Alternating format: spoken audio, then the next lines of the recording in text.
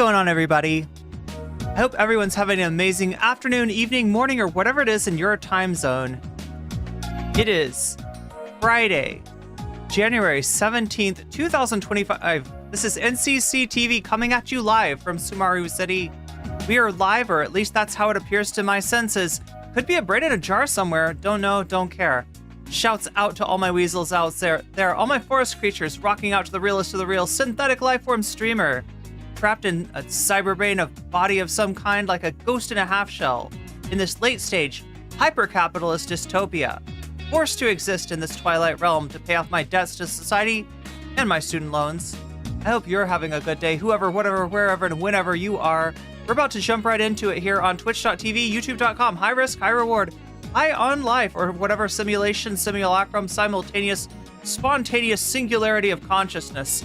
This is, was, or will be sometime in the distant hyper future. Cyber future. God, why do I always want to make it the hyper future? What is the hyper future anyway? Is the future not futuristic enough? Like hyper future, it sounds like something that they just used to sell you on something that you don't need. You don't need, like, it's like the upgrade that you don't need. You know, oh, like, can you make me this? You make mine the cyber hyper future, and it's like not really that different. It's just got one little thing. What's up, King of William? Good to see you.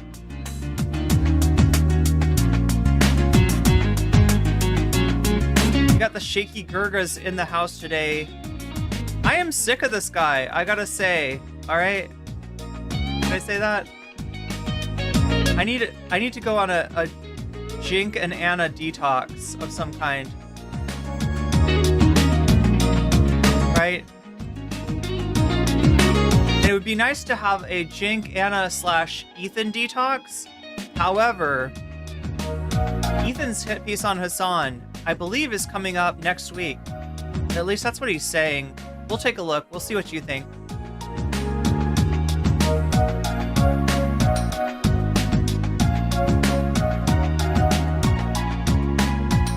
Yeah, wouldn't it be awesome if he was like kidding about the hit piece? If he was like, haha, psych. Like, does anybody in chat know what the eel pit is? Anybody familiar? It's an H3 reference, okay? The eel pit. Anybody know what I'm talking about?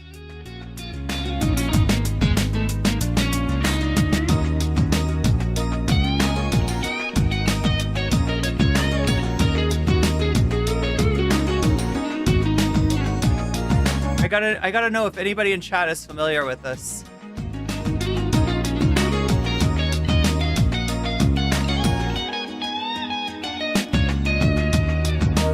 Will says, I don't believe it will come soon. That would suggest it's an eel pit kind of situation. Good morning from Israel. Good morning, Marcelo.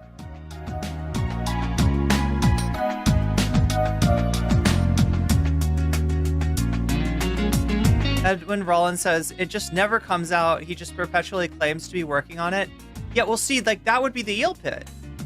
All right, so it was a segment that H3 promised. I think one day they never got to it. And then they had it on the schedule for the next day. And they never got to it. And it was just, I think it became a joke. I feel like it must have been a joke. Right? Because to my knowledge, at least, they never covered the eel pit, but it's a good story. What is an eel pit? There's a guy who lives in a house that's got a cistern.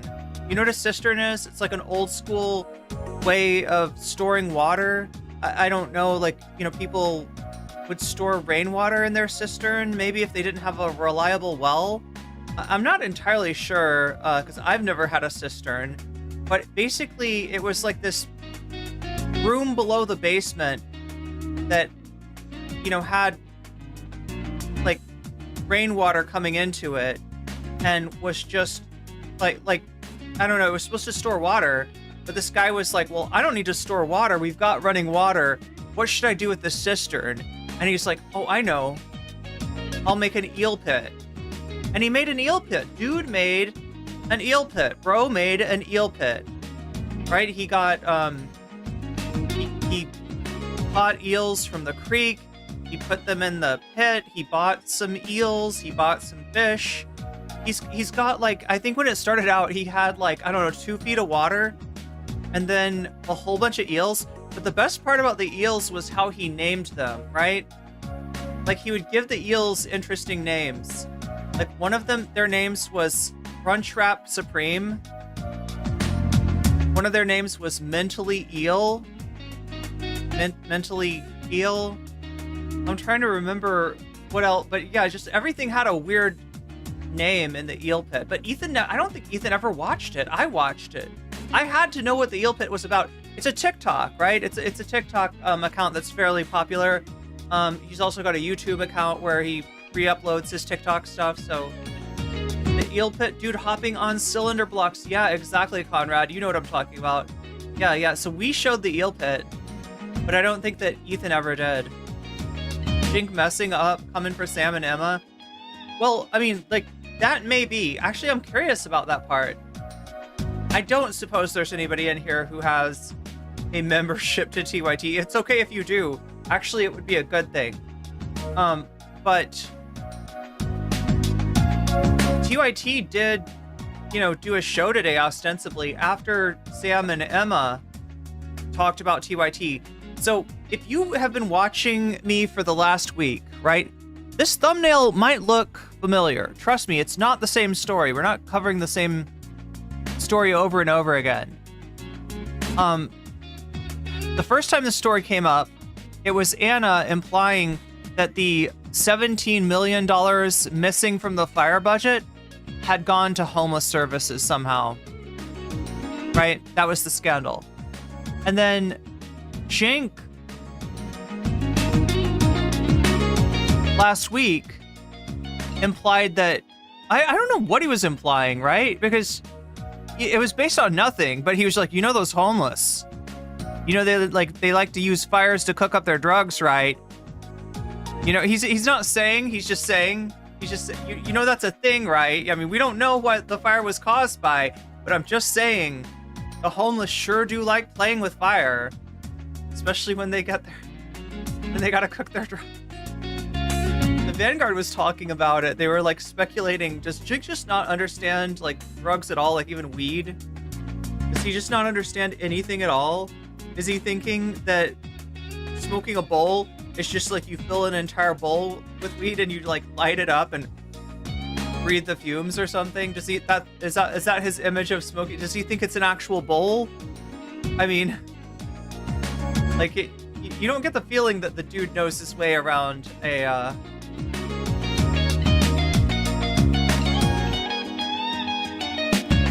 smoke shop, let's just say.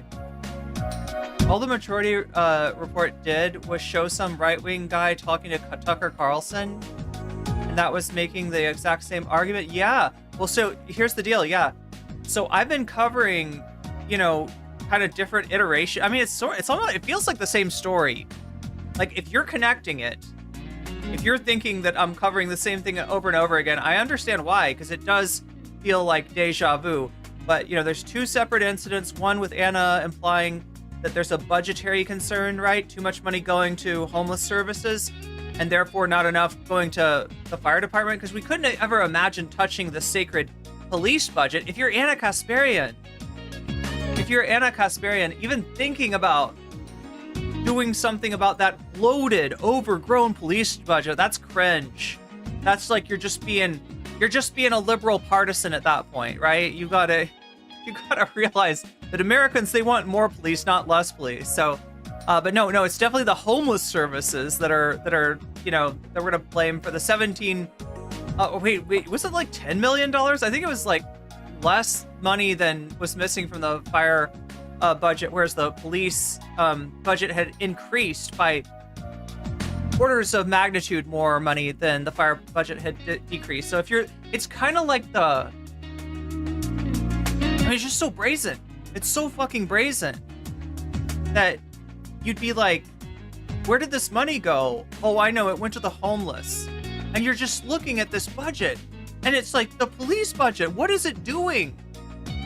How is it going up by so much when everything else is getting cut. So anyway, yeah, this is that same story. And I feel like the Majority Report, they finally had to cover it. I think they were waiting for an angle where they could show other right-wing outlets. And I do mean that it was not a misspeak, chat. Other right-wing outlets. They showed other right-wing outlets covering it, because TYT at this point is a right-wing outlet. You can tell by their coverage. Right, and yeah, I mean, like, you know, you're not gonna, not everything, like, you're gonna see some criticism of Trump on TYT. You're gonna see some, you know, criticism of you know, that, like, the Biden's inability to do anything about what's going on in Gaza. It not like Ben, was it Ben Dixon that pointed this out? Maybe it was Marcus that pointed this out, but like, not everything that's on TYT is like super right wing, but it's getting there. And there's certain patterns that you see on every single right wing channel. So the thing about the right wing is, and this goes back to like Fox News. In Fox News, there used to be memos, right? There would be memos that would go out to every Fox News broadcaster saying, these are the talking points that you're going to use. You're going to use this phrase. So when the Fox News viewership watches, they're hearing the same phrase, they're hearing the same slogan, they're hearing the same talking point in Hannity, in, you know, Fox and Friends, in everything that's on Fox, right? They're all kind of repeating the same talking points, and that gets it stuck in people's head, and they start to think, right? Because it's kind of like when you've heard something from multiple sources and it's the exact same, then you're like, oh no, that's what the news story is, that's what the term is. And it's like, well, no, that's actually a slogan that they market tested. Like, they had a meeting to decide on what is the best way to spin this. Oh, I know this slogan. They send out the memo and they're like, everybody say these words, make sure you get these words in your coverage. And so, you know, now you're seeing that from the Patrick Bet Davids of the world and the TYTs of the world. They are repeating the talking points. They are doing the echo chamber.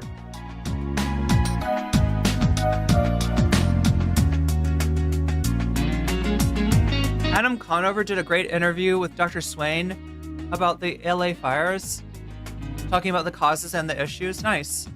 I never know if I can watch Adam Conover on stream, just because Adam Conover's on like television, and generally that's dangerous.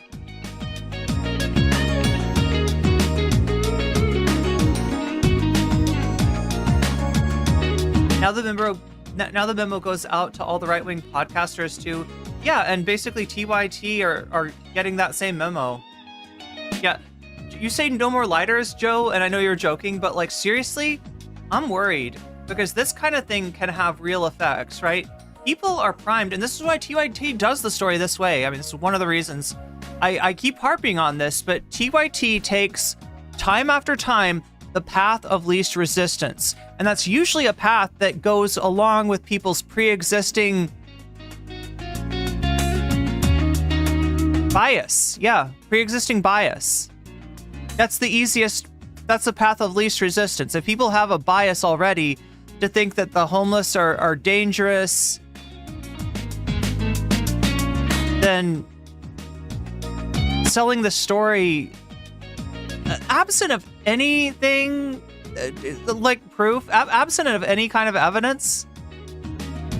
And I mean, like, look, even if there was evidence of like a homeless person being responsible for starting a fire, it should not mean that we justify group punishment towards everyone who's unhoused. But unfortunately, in this atmosphere, that's exactly what happened. That's exactly what happens. And I just want to, I'm worried that they're going to end up like, look, Trump's already got his eyes on not homelessness, but on the homeless, and has talked about doing things like camps, right? Has talked about, like, you know, and he'll portray it as if it's a kind thing that he's doing. Well, you know, they should get somewhere to live, like a camp, but outside of town. So, like, you know, busing them out somewhere into camps, right? So, I mean, like, it's a dangerous time already. If people start going on a full-on moral panic about the homeless as the cause for this and maybe every other issue, if you're listening to TYT, I mean, you're going to hurt people. You're going to cause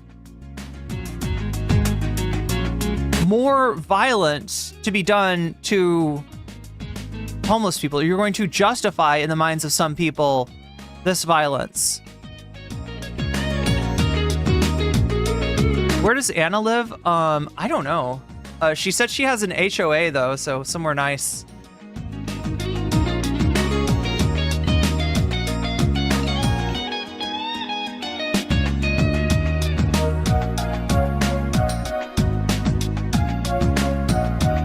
Cimera says it's elitist.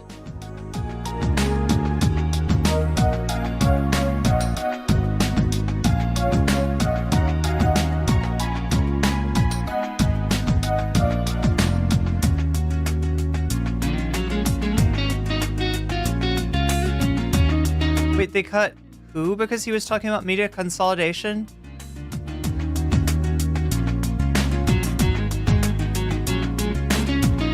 Sorry, I was set to top chat. Chat, if you don't know,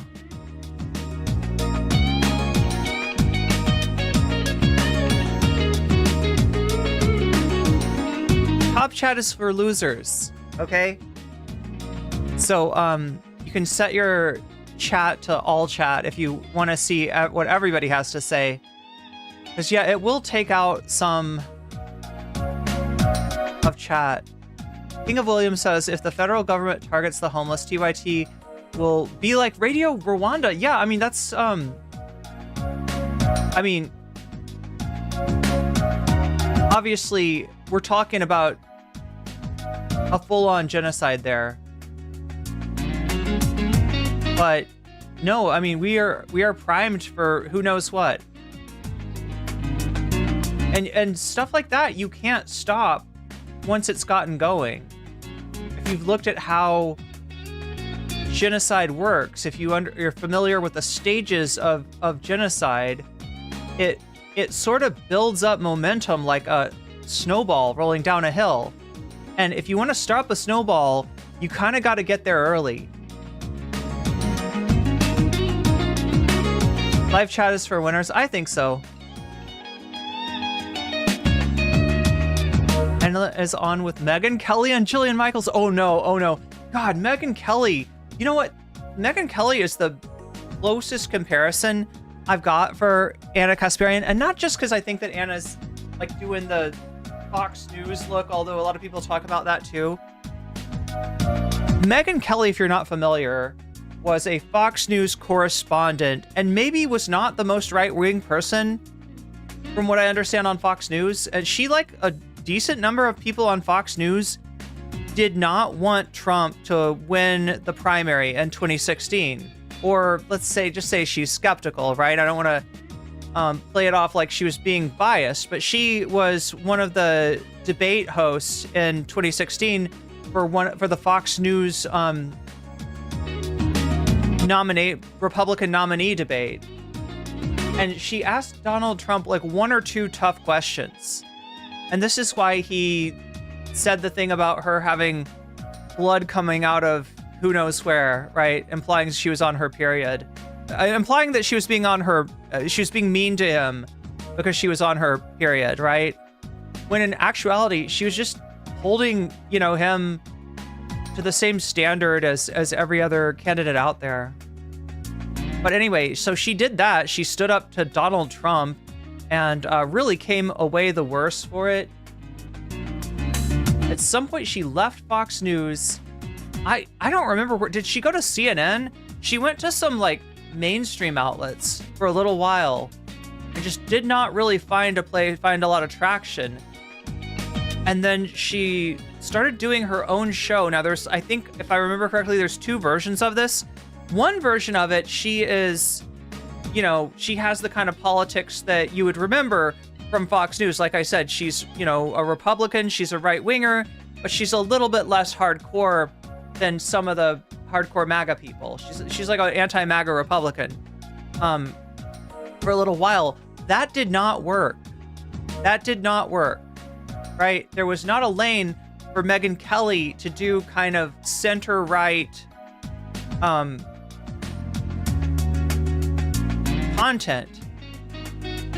So she disappeared for a while. She retooled, and she came out with what she's got now, which is a podcast where she comes out angry, just dripping with anger, and got kind of a cast of villains that she likes to play off of. The primary one being Thomas Jur, super chatted $5.45. S&M Kelly. Wait, S&M Kelly? Oh,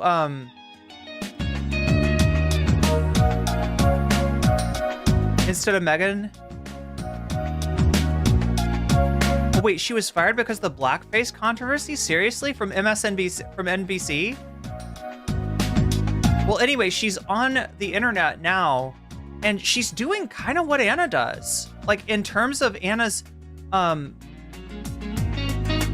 tone, right? The tone that Megyn Kelly has is real. It's the closest thing I can compare. Also, thank you for the super chat, Thomas. It's the closest thing I can compare to Anna Kasparian's tone, because you watch Anna Kasparian from back in the day, and you'll see that a lot has changed. More than just her politics, right? Her presentation has changed. And I used to kind of compare it to being like, well, she's doing what Jink is doing, right? And I don't think it works for Jink, and I feel like it works even less for Anna. But now, the more I think about it, I mean, maybe she was inspired by Megyn Kelly. Who knows? Wait, Megyn Kelly says white people should be allowed to wear blackface for Halloween?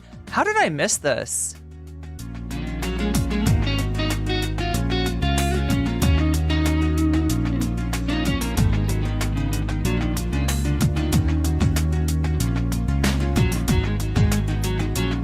I just got to satisfy my own curiosity here. Megyn Kelly takes heat defending blackface Halloween costumes. NBC host Megyn Kelly apologized. This was when... 2018. Yeah, that's a while ago.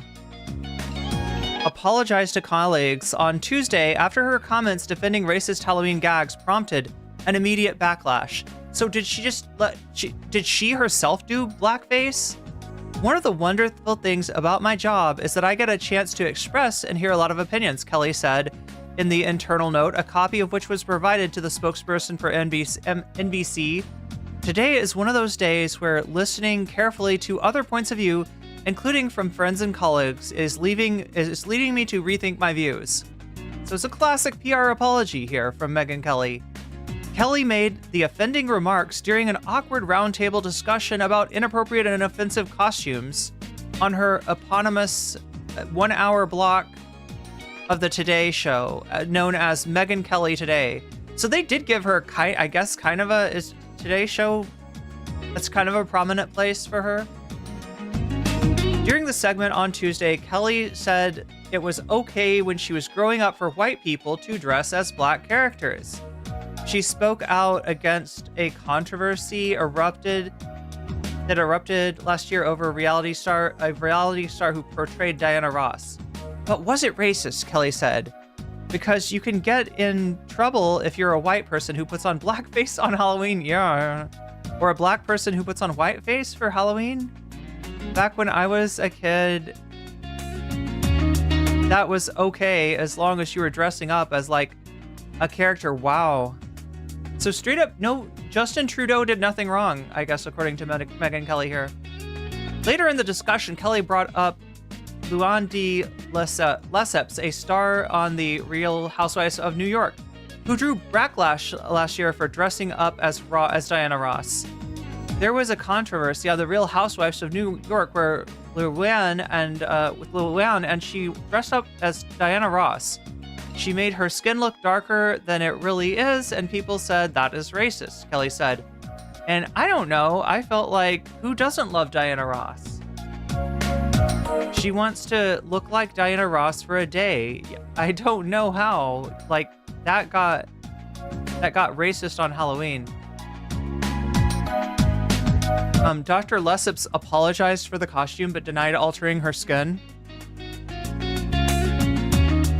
So she's actually maybe even inserting this part about the,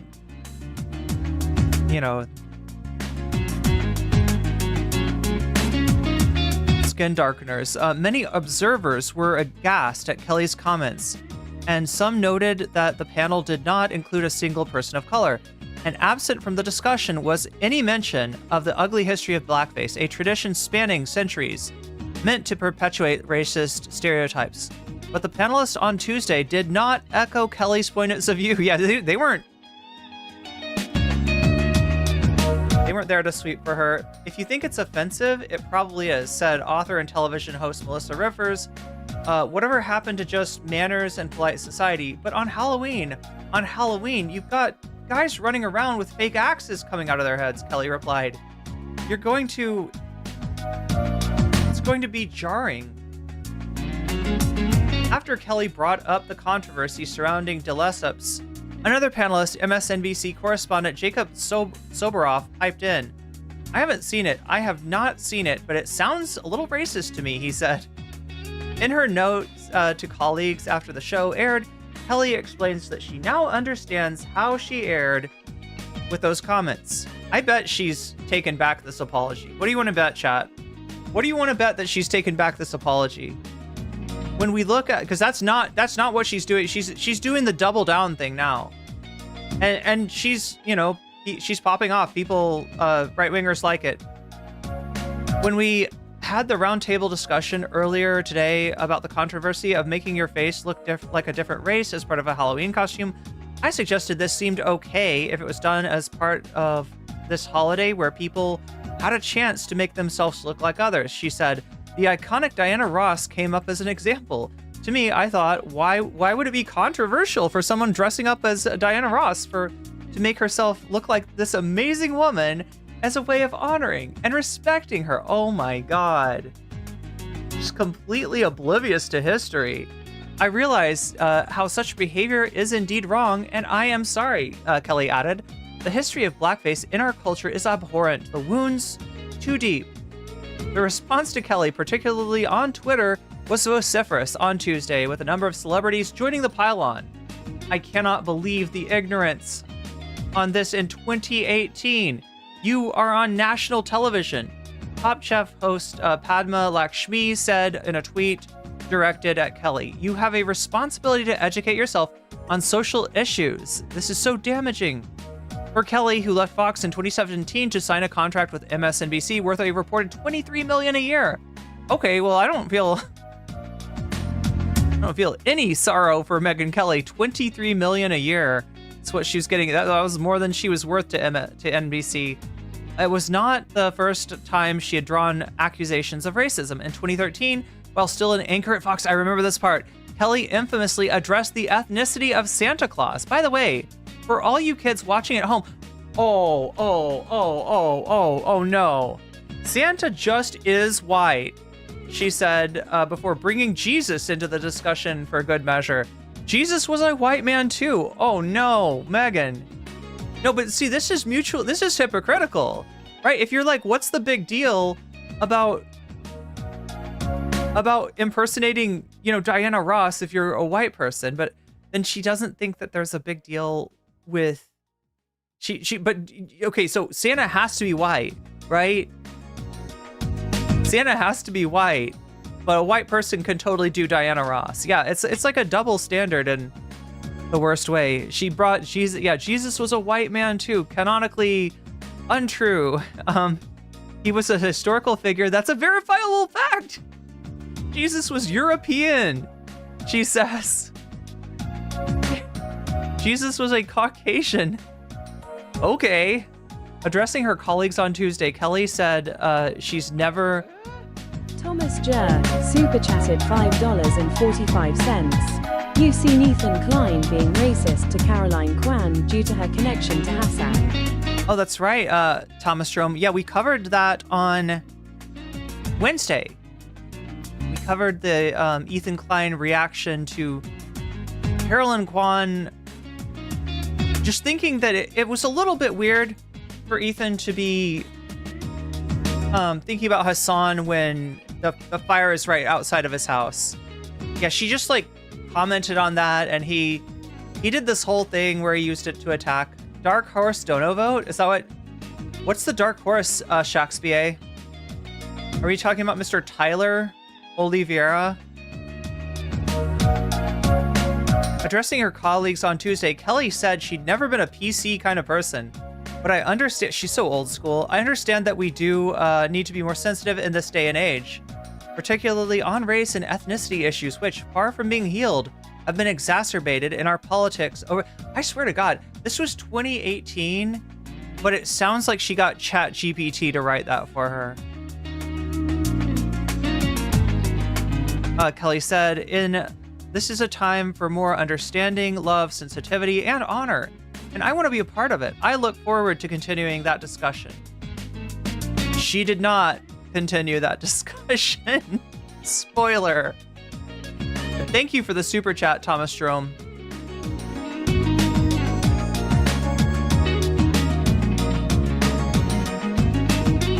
They should let Rage Against the Machine play at the inauguration.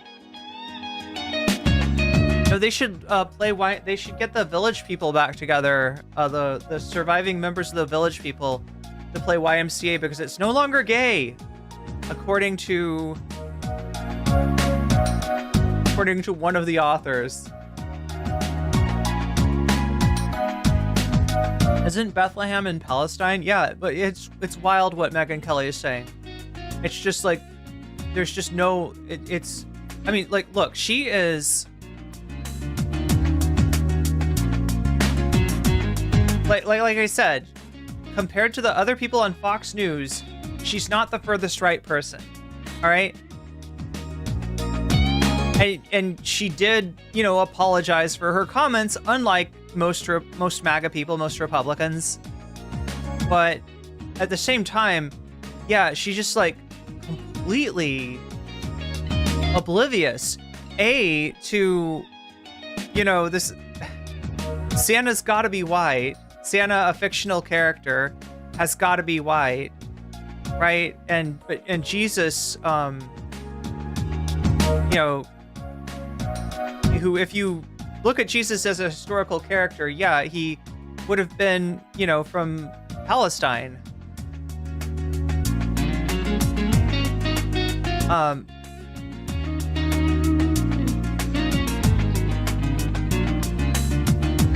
The Village People are playing the inauguration. Are you serious? Did I call it? Yo, 2 chatters. Wow. See, I didn't even know, chat. I just threw that out there. I manifested. And it's not the Village People, right? Aren't most of them... There's a lot of people in that band, though. The Village People. Famously, a lot of people in that band. Oh, wait. Why did I get the Villages? No.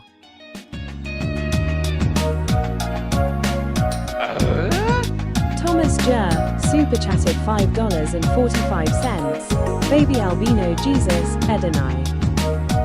Baby albino Jesus, indeed. Damn. Pre-watch? Wait, you're telling me to pre-watch? The Village People. Wait, what would I have pre-watched? I think this is more of like a pre-look at the stories in the news about the inauguration that you're...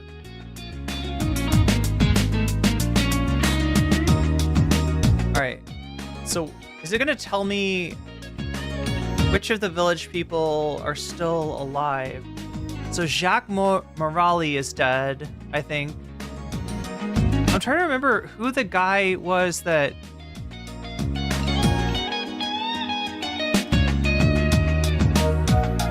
lineup. Oh my god.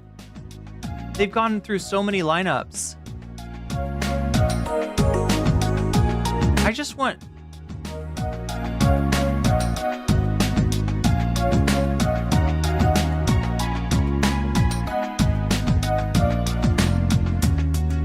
Jesus Christ, there's like 30 people here.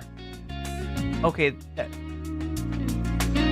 Wait, there's another controversy. The songs that were performed by the group were not heard in the Soviet Union due to being ideologically harmful? I mean, maybe according to Stalin. Wait, that's a little surprising.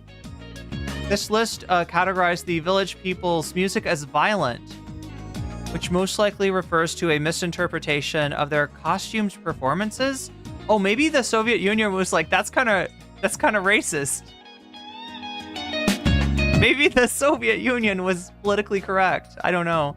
But they classified it as violent because of the costume performances, not because of the lyrical content. So it wasn't like an anti-gay thing, I guess. Just a misinterpretation. At the end of 2024, band member Victor Willis alleged to the news media that the group's hit song YMCA was not a gay-themed anthem and threatened to sue anyone who disagreed. Yes, he did. But I'm just saying, like, a lot of the Village People are not, like, currently living. Like, I know in fact, like, the main songwriter for YMCA, I think, is dead, so he cannot answer. Yeah, Jacques Morali, I think, is definitely dead. Victor Willis is the...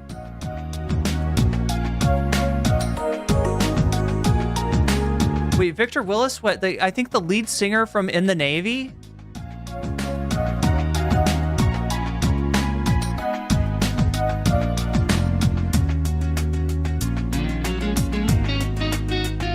So one wonders what incarnation of the Village People is going to show up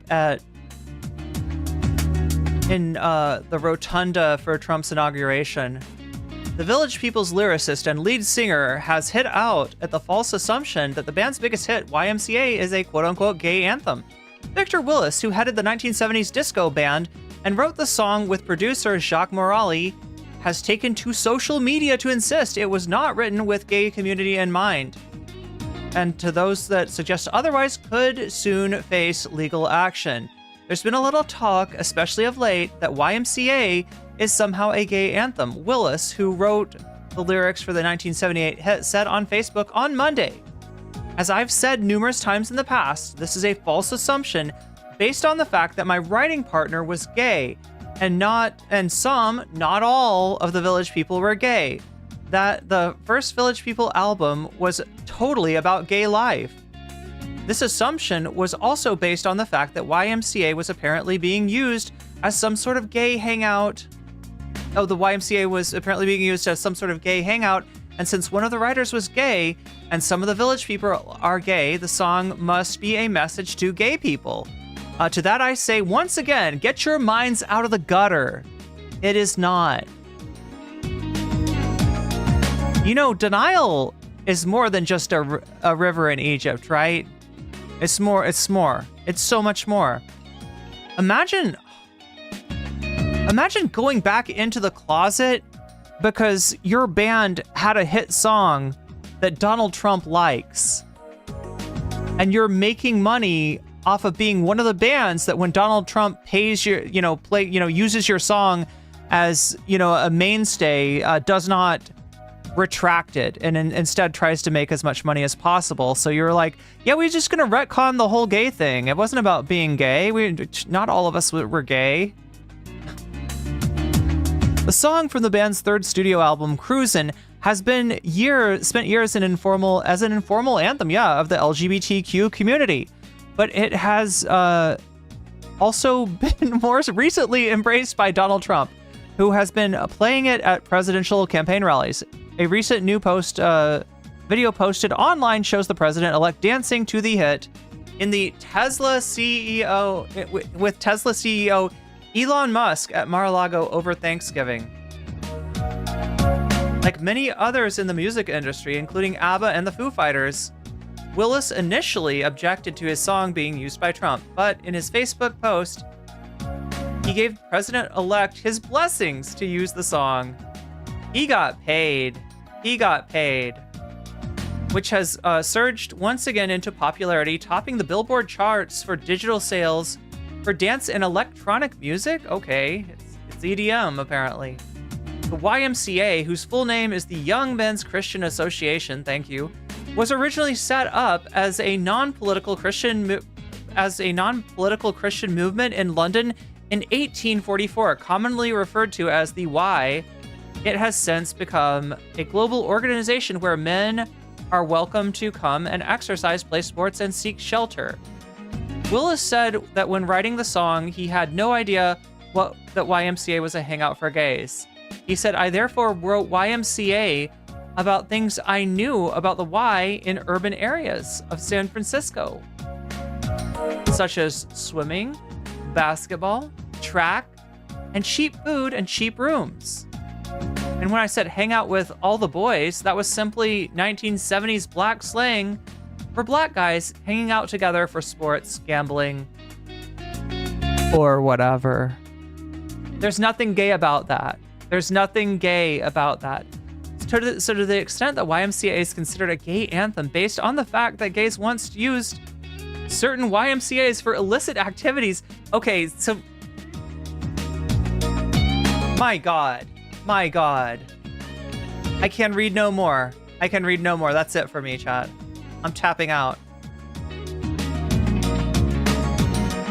But yeah, thank you for the super chat, Thomas Jerome.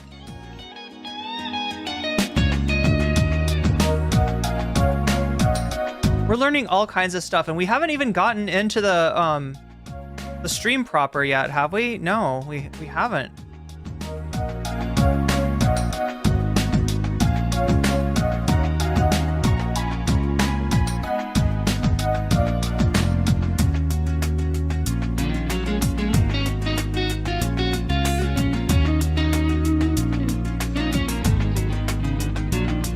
Where are we? Sorry, I'm trying to find the... There it is.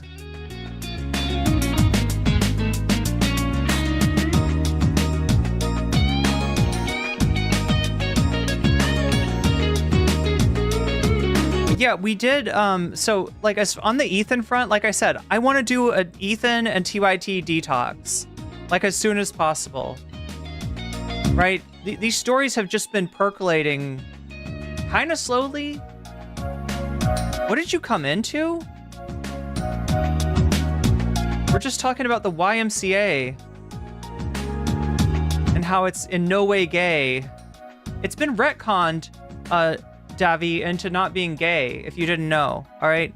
According to one of the authors of the song YMCA, who I'm sure it has nothing to do with an amount that he may or may not have been paid by the Trump administration. They're performing, apparently, or some iteration of the Village People are going to be performing, I'm told, at the inaugural festivities on what is it, Tuesday?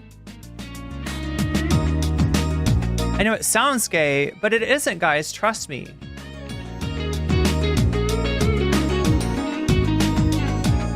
But yeah, look at this. Oh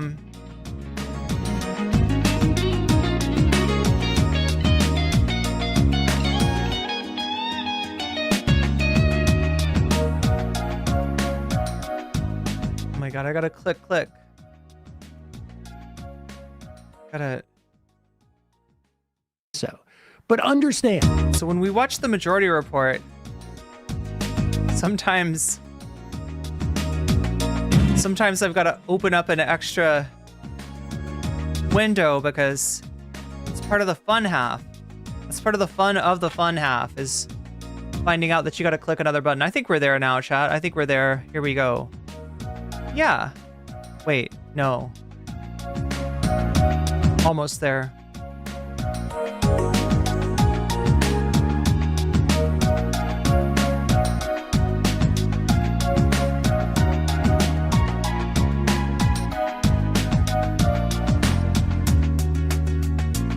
There we are. All right, so as you can see, we're already at 25% of the dono goal. If that dono goal goes from 25% to 100%, which is just 75% away, we'll get some extra content. What content? Well, it's the content that you're voting for. If you're watching me on YouTube right now, if you're watching me on Twitch, feel free to come over to YouTube just to make your voice heard in the poll. I'm not suggesting you switch places. You watch me wherever you want to watch me. If that's Twitch, that's fine too, but I'm just letting you know that the only place you can vote for bonus content is on YouTube. So come over if you haven't already, make your voice heard, place your vote, and give me a like while you're there because it helps me out a lot and I do appreciate it. So 109 of you have voted so far for bonus content. 60% of you are voting for Jink steals Hasan's IP, which sounds like he's a hacker, doesn't it? How do people take that? Obviously, I meant intellectual property, and shouts out to Ben Dixon for having gone through the Hasan Sean O'Brien conversation to find out about this. I don't want you to think that I dug this out myself. I found out about it through Ben's video. So shouts out Ben Dixon doing some good work over there on his own channel, as well as the clickbaity political thirst trap podcast. Good stuff. Good stuff, Ben. So yeah, apparently Jink, according to Hasan,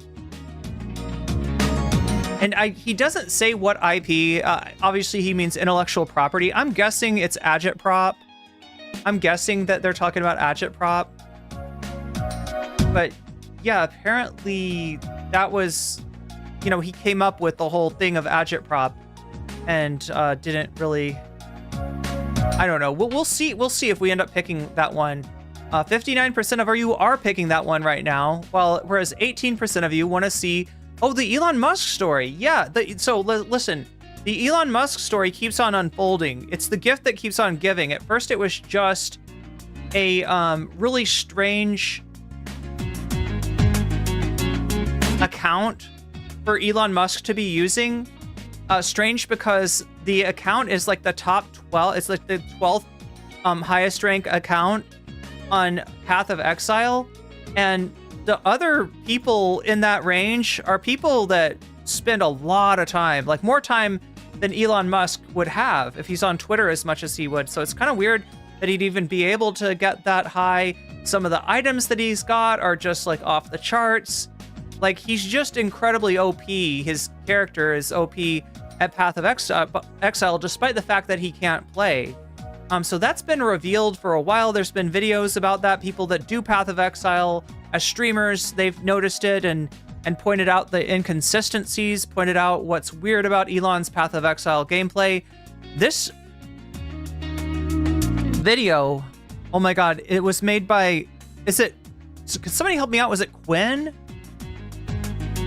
I'm trying to remember who all has had their hand on it. Just found the video from 2016 where Jink says he thinks kids are being influenced to be gay or trans. Ooh, because of does he say the T slur in that one?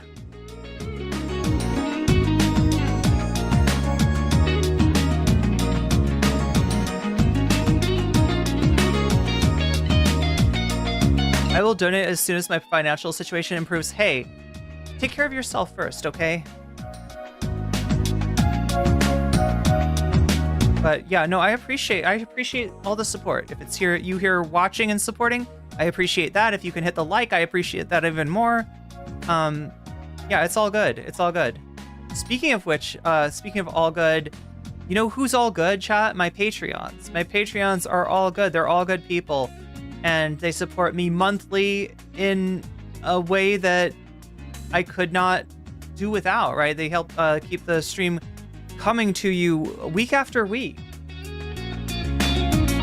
And I like to shout out, in fact, it's a perk that you get at the $5 level or higher to be shouted out. Everybody that supports me on Patreon gets my videos first, gets the videos before they come out on YouTube, and often in a uncensored and sometimes uncut sort of way. So sometimes it's like there's a few extra scenes in there that the rest of YouTube is not going to get to see. So that's one perk, getting the videos early and getting the videos uncut. The other perk at the $5 level or higher is to get that shout out. So let me give you those shout outs right now. Shouts out to Or Else Ellipsis. Shouts out to Tracy Eva. Shouts out to Temporal Insanity. Shouts out to Funky Monkey. Shouts out to Shakespeare. Shouts out to Nadia. Shouts out to Moe Noe. Shouts out to Just Julie. Shouts out to Jules K. Shouts out to Infallible Fowl. Shouts out to Hot Ham Radio. Shouts out to Good for Gabby. Shouts out to Buffy Geek. And a fancy shout out to Zero Xerix, to Rachel K, to Crystal Saphira, and to Omega Star. There we go. So we're moving right along. So yeah, Emma, Sam, Majority Report, right? On Friday, you get both. You get both Emma and Sam. And I don't know if they were holding off until they were both there. Maybe that's it for the story.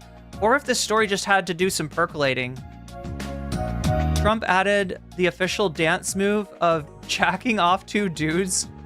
And okay, yeah, I mean, I guess so. Yeah, Trump really embellished that one. He made it extra not gay, didn't he? That's the great thing about the zesty president-elect. He makes everything extra not gay. The village people were as straight as they come, says Woody.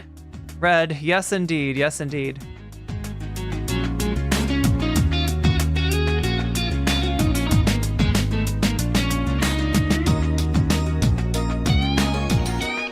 Anyway, we gotta get going here.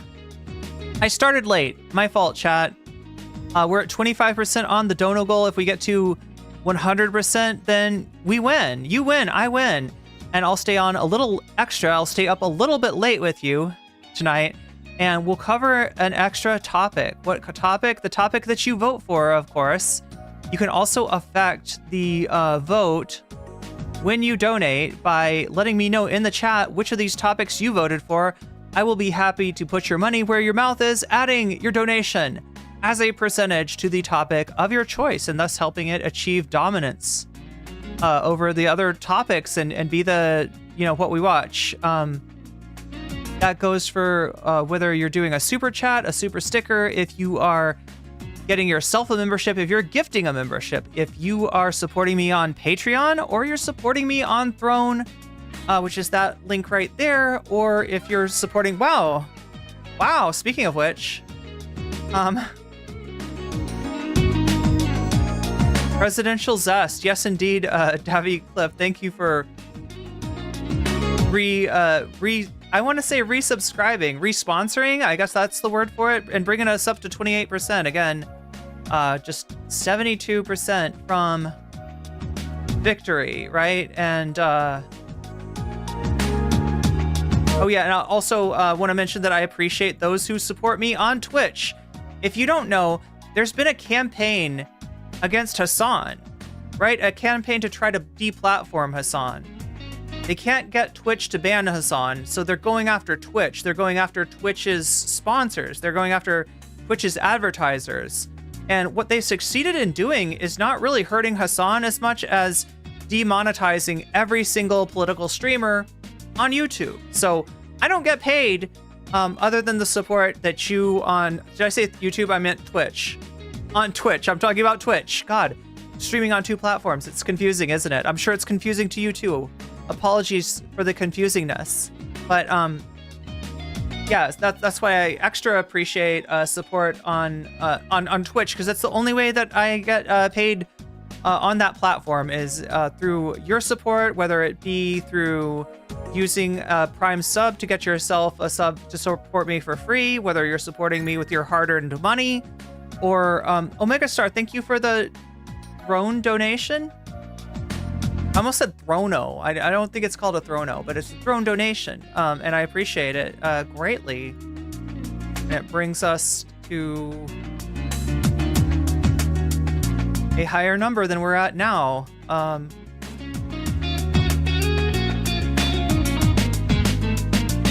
right. So what are we at? Oh my gosh, chat. Before even starting, we are at 53% of the dono goal. Thank you so much, Omega Star. And make sure that you know that you can let me know in the... God, I'm not talking right, chat. I want to make sure that you know that you can add your donation to the topic of your choice just by letting me know what it is down in the chat. And I will try to pay attention to that. Let us get on to the entertainment of the night. Which, believe it or not, considering the music, is not me doing a playthrough of Persona 2 Eternal Punishment, but rather is the Eternal Punishment of the fun half. That's right. Should we do like a fun half? I feel like Sam would not begrudge me a fun half. Since we're gonna cover the fun half. Fun half. Song. Majority. Report.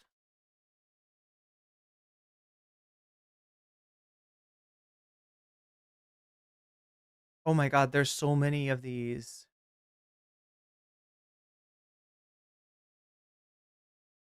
MR Fun, is that the one? There we go. Wait, is this the one?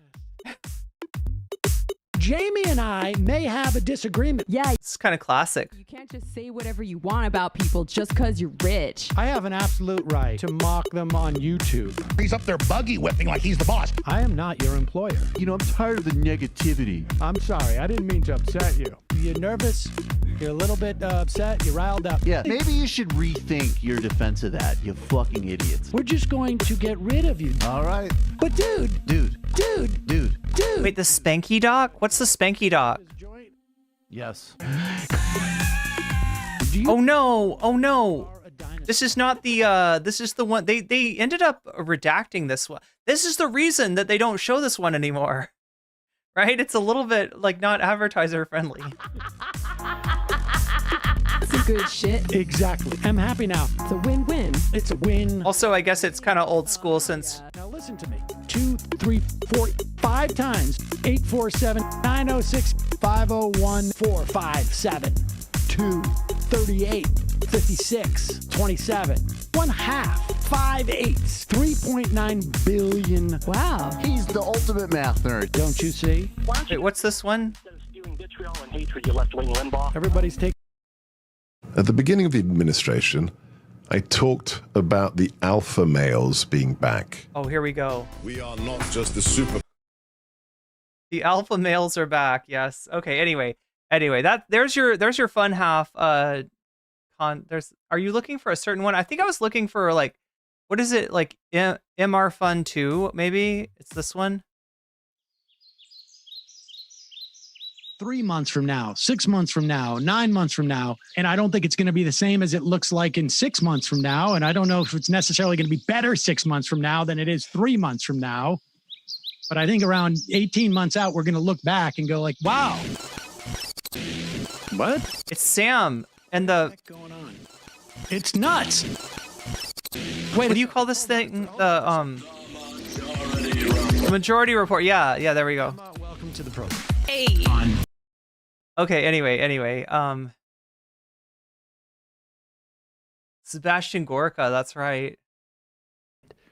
When they talk about making America great, it is primarily, we'll bring a couple other people along because, you know, in any, you know, when you're going Oh yeah, the poker with the boys. out fishing, you're going to get some fish that you didn't mean to get in those big nets. Wait, are we talking about TYT? Is TYT the fish? It is to enrich the wealthiest. Oh geez, I think I'm not advanced far enough yet. There's Digby.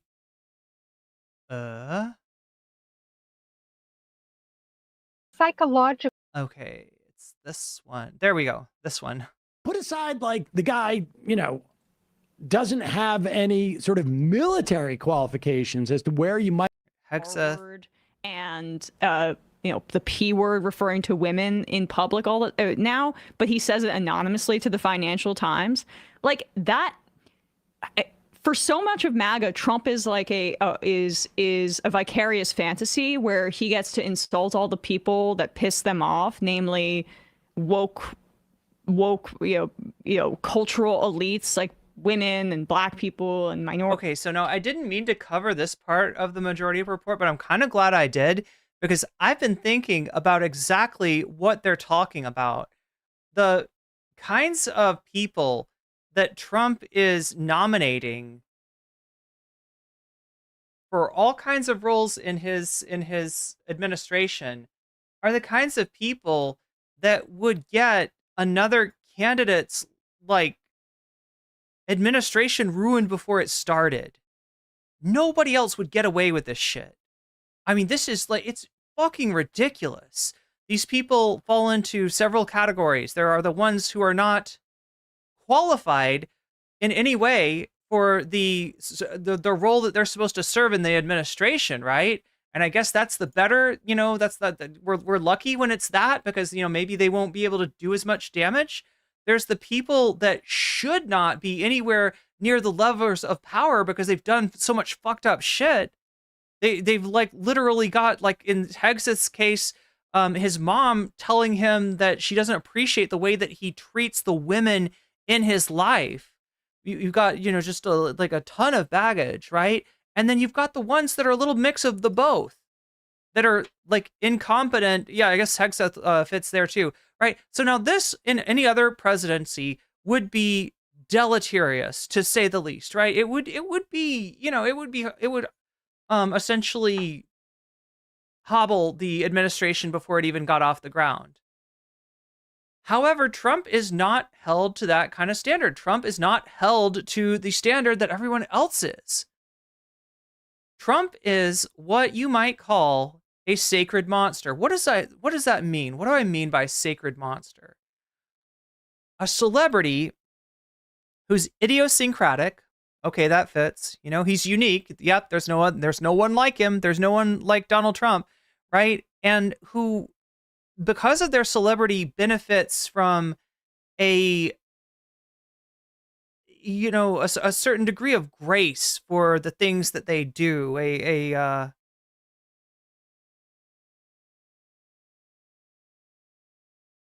like benefits from a double standard, right? Because it's just like, people are just kind of like, well, that's just Trump being Trump, right? We reset the bar for Trump.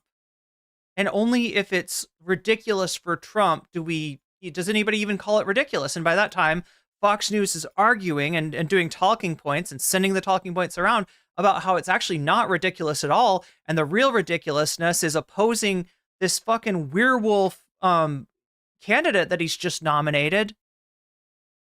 And the bar is reset to be even lower. The bar is constantly being lowered for Trump.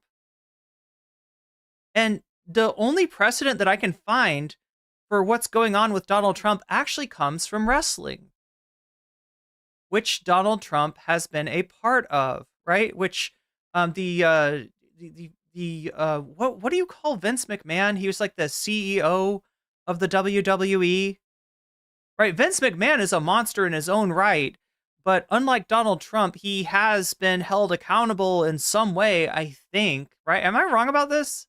Is McMahon somehow back in the operations of the WWE?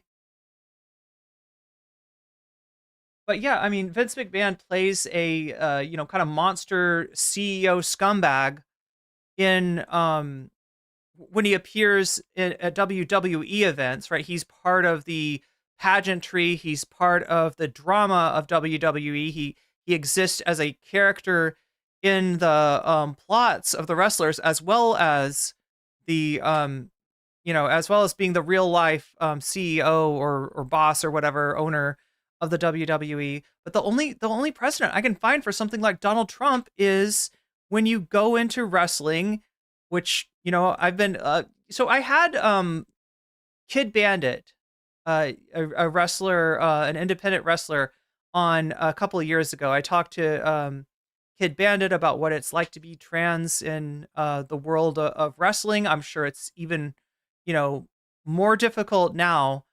But I did a lot of research about it because it's like a somehow strangely perennially relevant social like institution, I guess. And that there's something about the way that works that seems to be relevant to the modern media it seems to be relevant to the world of shit posting, that you can have people that have just really spotty backgrounds, that have a lot of baggage, and because of who they are, because of what they represent, because the character that they portray is not supposed to be a good guy, is supposed to be some kind of an anti-hero, they're giving like a larger sway. They're given a lot of versatile layer books. Thank you for resubscribing with a Prime. Much appreciation, my friend. Anyway, basically, I think that you can understand how Donald Trump operates in social media and how much of the right wing operates in social media by looking at wrestling. And it's not something that I was ever that into myself. I actually, it all came up when I was doing debates, and the main streamer that with the biggest debate platform was Dylan Burns, and he made no bones about the fact that he was trying to do something like pro wrestling, but for debates.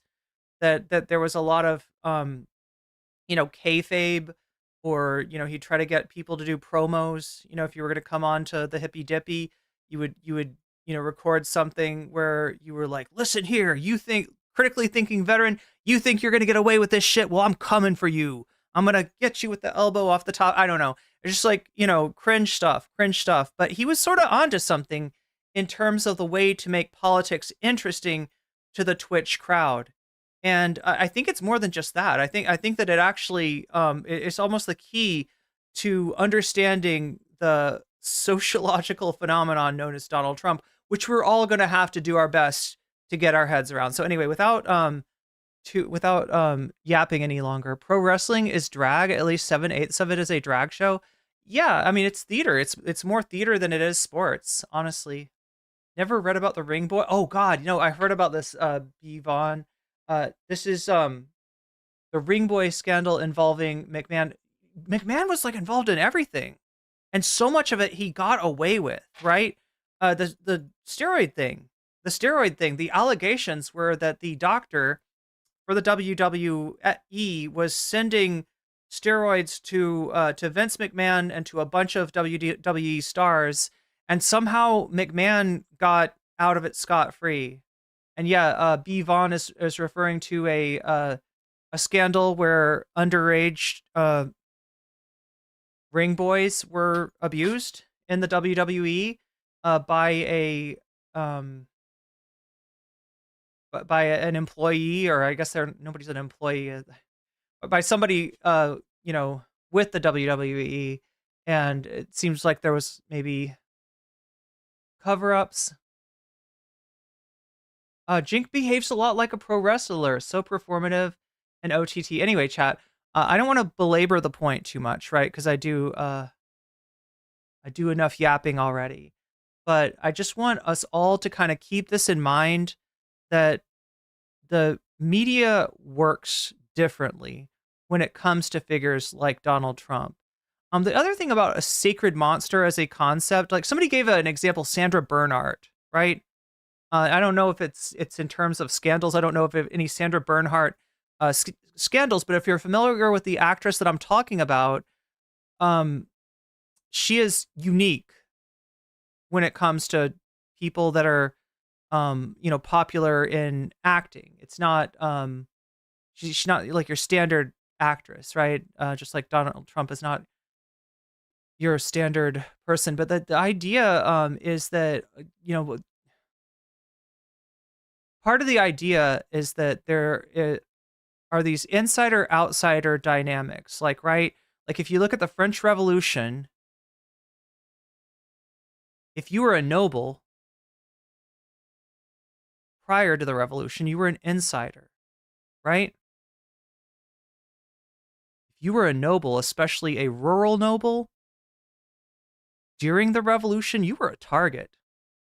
But if you were a noble that committed yourself to the revolution and said that you love France and patriotism wells up within you and you believe in the revolution and you believe in liberty, fraternity, egalite, that might buy you a little time. It also depends on who you're friends with. It like depends on, are you an insider with the powerful members of the National Assembly at that time.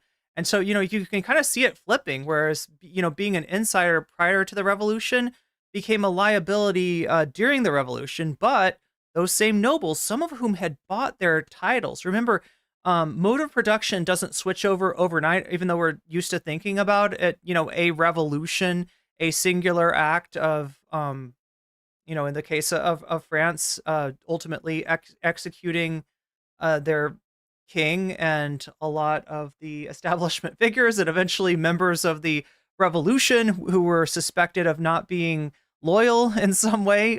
Just about everybody got to visit the guillotine. But yeah, the insider and outsider dynamic is malleable, and because of that, somebody who's able to exist in both worlds as an insider and an outsider. Look at Donald Trump. Yeah, he's super rich, born with a silver spoon in his mouth, but he's not rich in the same way as some of the.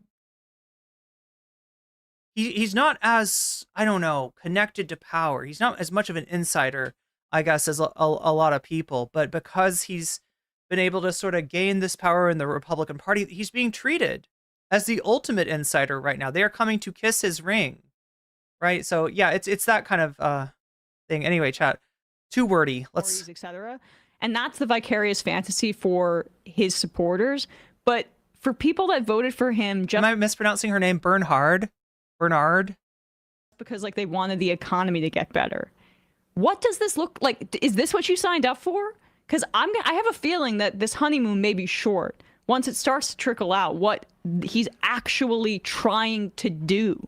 Yeah, it really, I mean, I don't know if he just doesn't take this stuff seriously, Trump, and doesn't think he needs somebody qualified, or just doesn't want anybody in the room who's going to say, boo to him in any way. But this guy, and then Hegseth is gross in the way that you're talking about that. The guy was a cheerleader for a war crime perpetrator. Right, that too. I mean, so just a horrible guy all around, but just incredibly unqualified. And to be fair, we should say weekend host of Fox and Friends. Did you guys play the Warren clip yesterday? Yes. Right? All right, damn it. Do you want to do it again? Clip.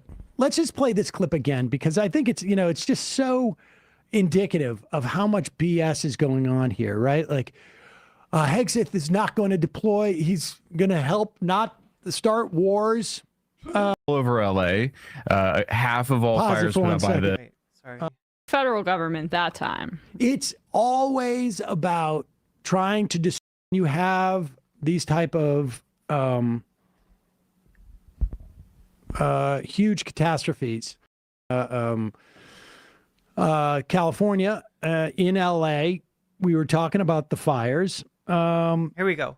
Tucker Carlson had Michael Schellenberger on. Schellenberger seems to be doing some tour now, because I saw him on Glenn Beck saying that very possible that these drones over New Jersey were from. If the name doesn't ring any bells for you, he's one of the guys that Elon used as a surrogate in the Twitter files, right? Barry Weiss, Matt Taibbi, and Michael Schellenberger were selected as journalists who got special access to these these files that Elon Musk got access to by virtue of taking over Twitter, and tried to imply were some kind of smoking gun as far as government interference in social media.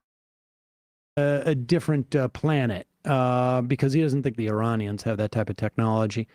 And you need me to finish the Sandra Bernhardt thought. I'm just mentioning Sandra Bernhardt because she's one of the names that came up as far as, people having referred to her as a sacred monster. I honestly, when I think of sacred monster, I think of somebody who's Teflon, much like the president-elect. I think of somebody who's, got a lot of baggage, and and wrestling's the perfect example for this, right? Because in wrestling, you suspend your disbelief in a strange way. So wrestling, when it started off, pro wrestling was presenting itself as being a real sport. This guy is trying to pin this guy, and this guy is trying to pin this guy. And they're both trying their hardest. They're trying their darndest, and whoever the better wrestler is going to win, right? That's how they sold it, and some people bought it. But if you looked at wrestling, there was some shit that was just, obviously not real. Obviously done for effect, for to gain attention, right? Because that which gains attention is that which survives in wrestling. And so at some point I think it was actually during the steroid scandal, they had to admit that it was not a sport, but it was sports entertainment. And I think that's kind of like what got people off their back as far as if it's a sport, if they're both, if people are trying as hard as they can to win, then it's a situation where, okay, well, performance enhancing drugs give you an advantage. And if we allow those to be used, then people will they'll be obliged basically to use those to be even competitive. But if you think of it as sports entertainment, then you can say, I don't know actually, because it's still, a big part of somebody being successful, selling themselves as a big tough wrestler is having a lot of muscles. And that's still, something where you're going to get an advantage from. But for some reason, they found it efficacious to admit that they were doing a performance, that these performances were set up and pre-planned for the most part, not entirely, right? There's a few examples of some things not going according to how they planned them. And that's another interesting aspect of of wrestling, is that it's fake, except for maybe a few moments, right, where somebody tries to change the script in the middle of a match. That's happened as well. But in wrestling, you're asked to suspend your disbelief, right?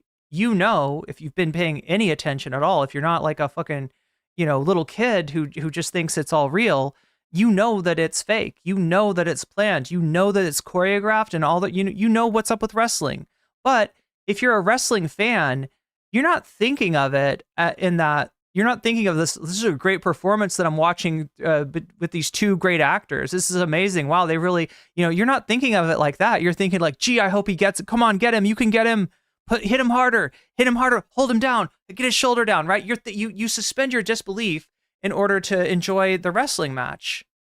And because of that suspension of disbelief, I feel like, Donald Trump, the person, becomes Donald Trump, the character. And he's a character that we know is dishonest. So then when he lies to us, we're just like, well, yeah, but like, it's like saying, yeah, hey, I don't like Stone Cold Steve Austin. I think that he is, got some unresolved issues, or nobody says that, right? They like Stone Cold Steve Austin because he's a scary guy and you don't know what he's going to do, right? It's the same sort of thing with Trump. And not even a year out from him having to apologize for accusing Brazil of some sort of coup-like activity over the Brazil Twitter files. It would be illegal for the United States to be putting that technology up there. So more likely, probably from outer space. Oh, sure. Around New Jersey. And he's on Tucker Carlson's show. I got to be honest, I wasn't fully aware that Tucker still had a show. It's on X, the video streaming platform. He gets, I'm sure he gets a lot of right-wing views, but he doesn't have the same salience as he did in our culture back when he was on Fox. That was to be expected. The machine makes the man, not the other way around. Sorry, there Tucker. You go. And here is, we mentioned with Heather that there is an attempt when you have these type of huge catastrophes that are a function of. So X is still asking me, And I don't blame you, X. I kind of opened a can of worms and I haven't closed it yet. So let me try to see if this helps. All right. I couldn't find the interview earlier where somebody called her a sacred monster. An interview that I looked at earlier, where somebody was referring to her as a sacred monster. But let me just read you this Reddit post. All right. This is American Horror Story. Was she hit TV franchise American Horror Story? Yeah, I guess was she in this? All right. So watching NYC for the first time. Yeah. Wait, NYC. Wait, what is NYC?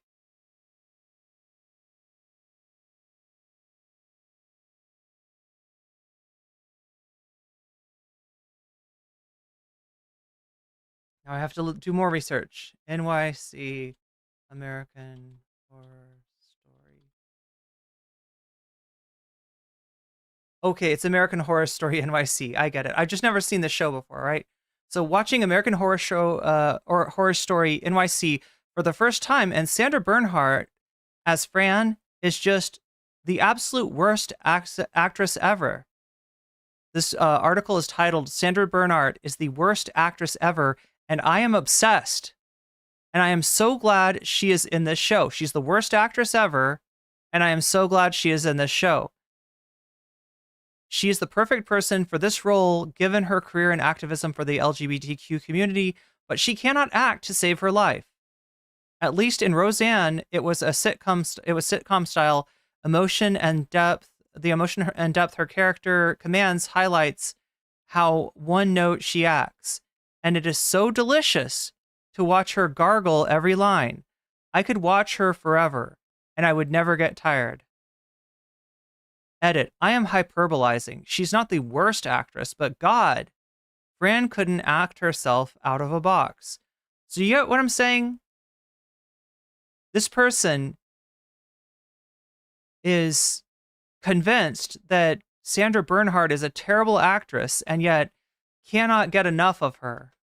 Right? It's that kind of thing. It's that kind of combination of I am painfully aware of the character flaws or the unlikability or the darkness to to this celebrity, and yet I can't look away, and I love it, and I want more, and I want more of them. Right? That's the idea. Does it make sense now? She's a force of nature. Well, look, I'm not signing off. X says she's in no way the worst actress ever. I'm not signing off on this Redditor's. Remember, it's a Redditor, okay? I'm not signing off on this Redditor's opinion. However, what I'm noticing, what I'm pointing out, is that she is beloved by this person despite their conviction, utter conviction that Sandra Bernhardt is a horrible actress, right? That's there it is right there, right? You got cognitive dissonance going on in this Redditor's mind. She's terrible actress. I fucking can't get enough of her. I love her. I want more of her. I want this show to go on forever. This is the best thing I've ever seen. That combination. Does that make sense? Climate change and the dynamic between the changing weather and how we've built our society. Where and how we've built our society. That's an example of somebody forgiving her for what they and anyone else would be a damning flaw, and anyone else would be a reason not to watch the show because she is so unique as an actress. She is so unique as a celebrity, right?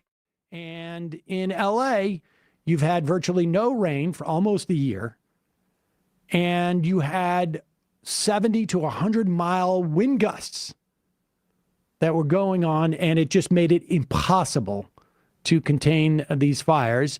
And this is a function of climate change. Everyone who studies this agrees, but the right wants to make it about competence, even though you have firefighters who say we could have had 1,000. It's so funny. They're talking about competence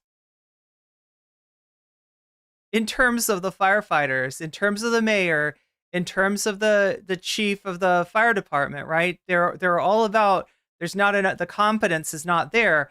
And yet at the same time, they're like, oh no, Hegseth, super competent, right? All these fucking jokers that Trump is not. Other firemen, it wouldn't have made a difference. They want to make it about who may have set the fires. This is DEI. Really, in DEI. Karen Bass is immigrants. Ghana. Yeah. And, you even saw this in the context of North Carolina when there were unprecedented. So the DEI thing, is an example of them thinking of any sort of effort to redress the like sort of biased hiring, right? The fact that so many of, so many industries, in this case, the fire department, in this case, firefighting, it's such a boys' club, right? Any attempt to redress that is taken as, oh, I see what you're doing. You're taking the competent white man firefighter and replacing him with a not competent, not white, not male firefighter, right? So they see that as DEI and they see that as wrong. However, Trump saying, we're going to take this person who knows what the fuck they're talking about and is, from all we can see, like an upstanding citizen, and instead of giving them the job, we've got this person. And what's their, what are we being inclusive of here? We're being inclusive of the loyalty to Trump. So we're going to replace this with this. That's not a problem, right? Replacing competent, administration officials with incompetent Trump sycophants, that's not a problem. But the idea that the fire department might make an effort to try to do some outreach and hire people who might not normally apply, who might not normally feel like they have a place or feel welcome in the fire department, right? That's terrible, and you shouldn't do that. And you're necessarily going to end up with a less competent fire department because of trying to include other people. Floods in areas that had not been flooded before, and roads washed away, towns were destroyed. They couldn't necessarily talk about the local officials in these North Carolina towns, so they made it about FEMA. It's coming in to take away your money, your business and your house, and et cetera, et cetera. Oh, so it was the federal government that time. It's always about trying to distract. Debbie Cliff super chatted $9.99. How are you supposed to cheat on your wife with your fellow firefighters if you allow women to join? Exactly. Yeah, you got to keep that stuff on the. How's that stuff going to stay on the down low? If there's outsiders allowed into the.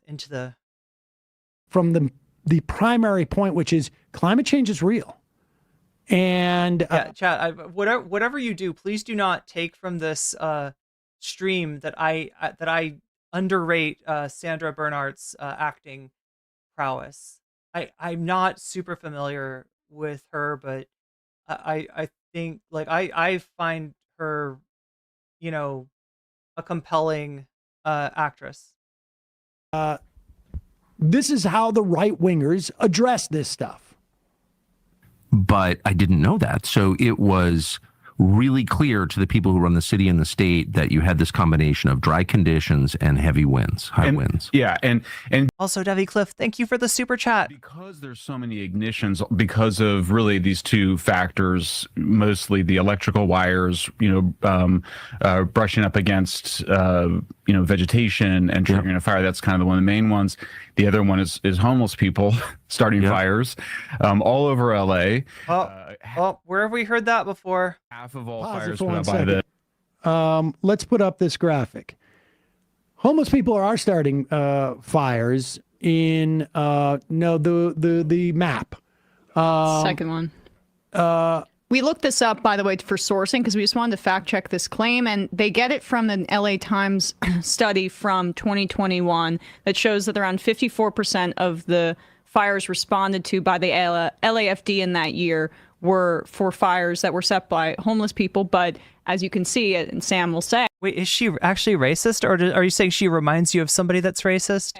Where most unhoused people are concentrated is in downtown LA. And let's be clear, set by homeless people, all fires, well, I'd say all fires that happen within the context of like where people are living, generally in some fashion or another, are set by people, right? Like it's people who. It says it in the article. Caught fire. Tents caught fire. It's people who set up electrical lines. You know, occasionally you get a fire from a lightning bolt, but it's people who set up electrical lines. It is people who drop cigarettes. It's people who have forest, the campfires, and homeless people living downtown in LA. Undoubtedly, you have these small fires. They're trying to conflate these two things because there's no indication that deep in the woods in the Palisades, there's a homeless person living there setting a fire, or that it was the fire that, to the extent that people have any ideas of what happened in Altadena, it was a transformer that blew, and it was an electrical fire. But got to bring in the homeless thing, even though, granted, it's fire, but it's not, it's very unlikely the cause of these two major fires. But you got to bring it in because we got to do some work on this. The LA Fire Department are started by homeless people. It's been that way for years. Why do homeless people start fires? It's been that way for years. What do you mean, Schellenberg? It turns out meth-head. What does that mean? It's been that way for years? Love to start fires. You know, there's just every drug. Okay, so he's saying since what, the advent of, oh no, wait, that's weird, right? Isn't that one that's been around for a really long time? It's kind of weird. Pause it. The question is, what does he mean by for a while now? Why do homeless people like to start fires? Well, first of all, you've got a canister of kerosene and you're cooking your food, or you're in your you got a candle because you don't have any batteries or a flashlight, and your tent catches on fire. Or it can be cold. Some nights in LA, when there's no sun, it can get really low. I mean, in New York City, it gets even colder, and we know that here there are fires that are sometimes started by unhoused folks, but the conditions aren't the same as in Los Angeles. Just decrepit and gross. And look at how they jump. Why do they like to start fires? Not fires started by homeless people. The vast majority. And again, this is apropos of nothing. This is not like, based on like a news article or a suspect, or there's not like really a lead here. There's just an assumption that, well, who likes to start fires? I don't know, homeless people. Some of them are on meth. Of which we have every reason to believe was accidental. Just like fires that were set in, you have low income fires in this city generally happen in low income situations because there's a lack of heat. We're going to use the stove for heat, or we got to put in a electric heater. Those are more prone to catching fire, or the electrical system is bad in a building. But and then Schellenberger's first response is to talk about meth heads. I mean, is he suggesting that these are synonymous? That all homeless people? See, like the thing is, when you're dealing with a bias that a lot of people share, right? A correlation that a lot of people make, not based on any knowledge, but just based on a stereotype. You don't have to suggest it. You don't have to say what you're saying. You don't have to say, I am saying that, this is a one-to-one correlation here. People just think that. People already think that. People, or the majority of homeless people, well, they get into meth that. heads? They get into it, yeah. Okay, we can go back to that. Yeah, no, it's okay. It turns out meth heads love to start fires. There's just every drug has its kind of weird element to it, but meth heads love starting fires. They love destroying things. Like meth is like the drug of nihilism. So it's like perfect drug for LA and California at the moment. So these are not cooking fires.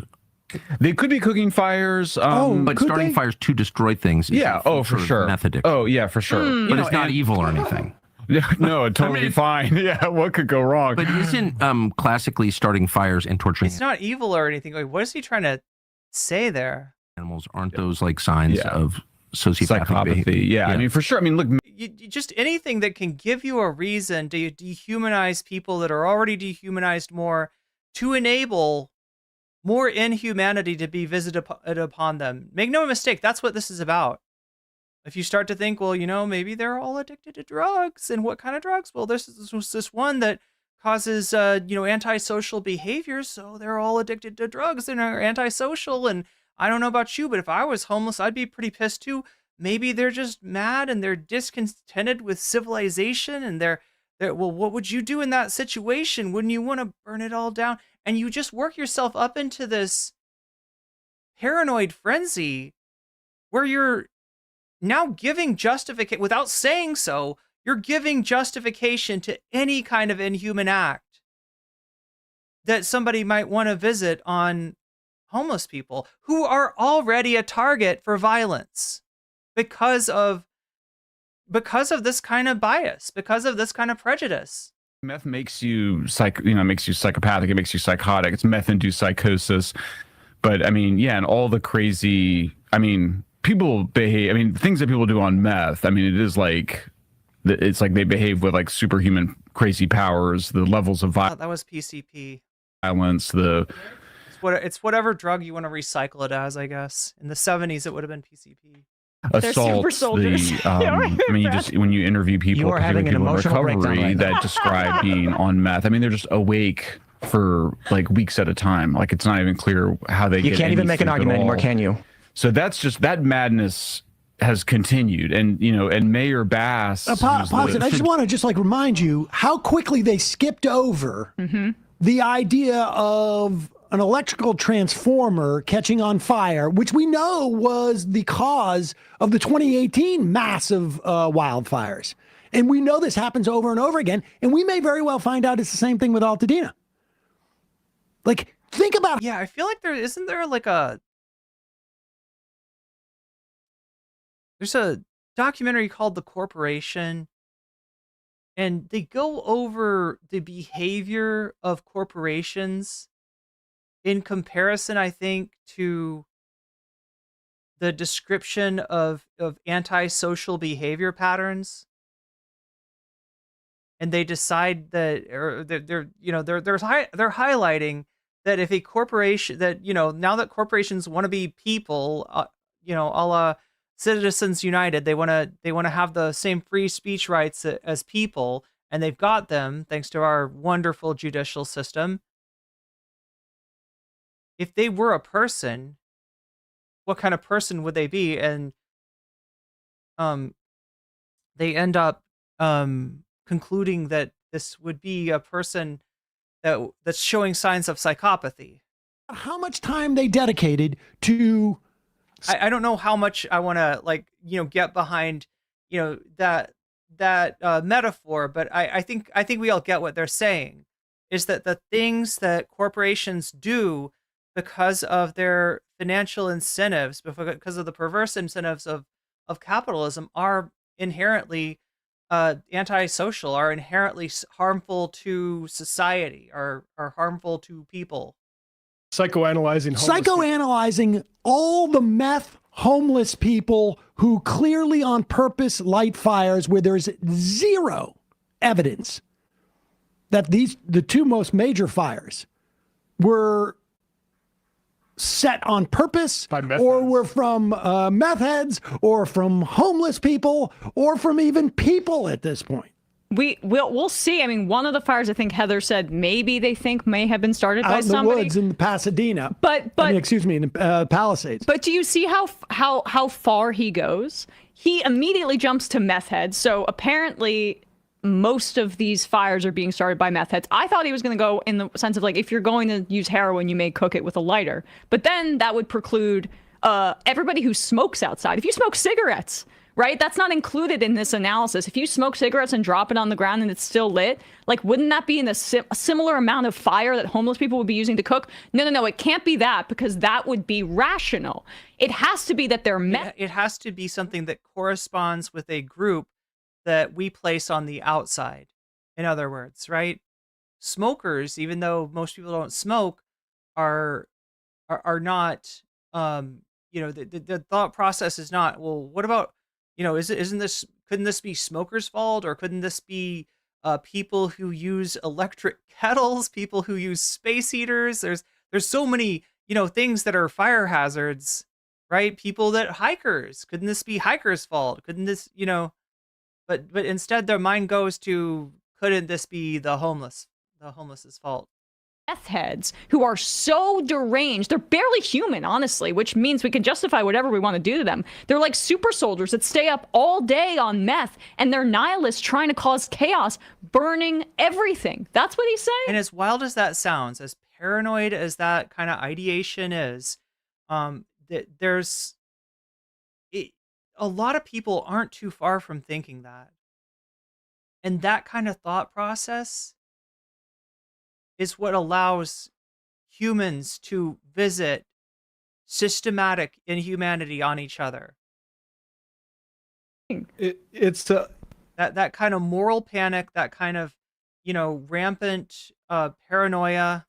Michael Schellenberger knows that the best defense is a good offense, because Michael Schellenberger is exactly the type of liar who has been snowing people on this issue for decades and decades and decades. Now, I think when Matt says the best defense is a good offense, I think that what he's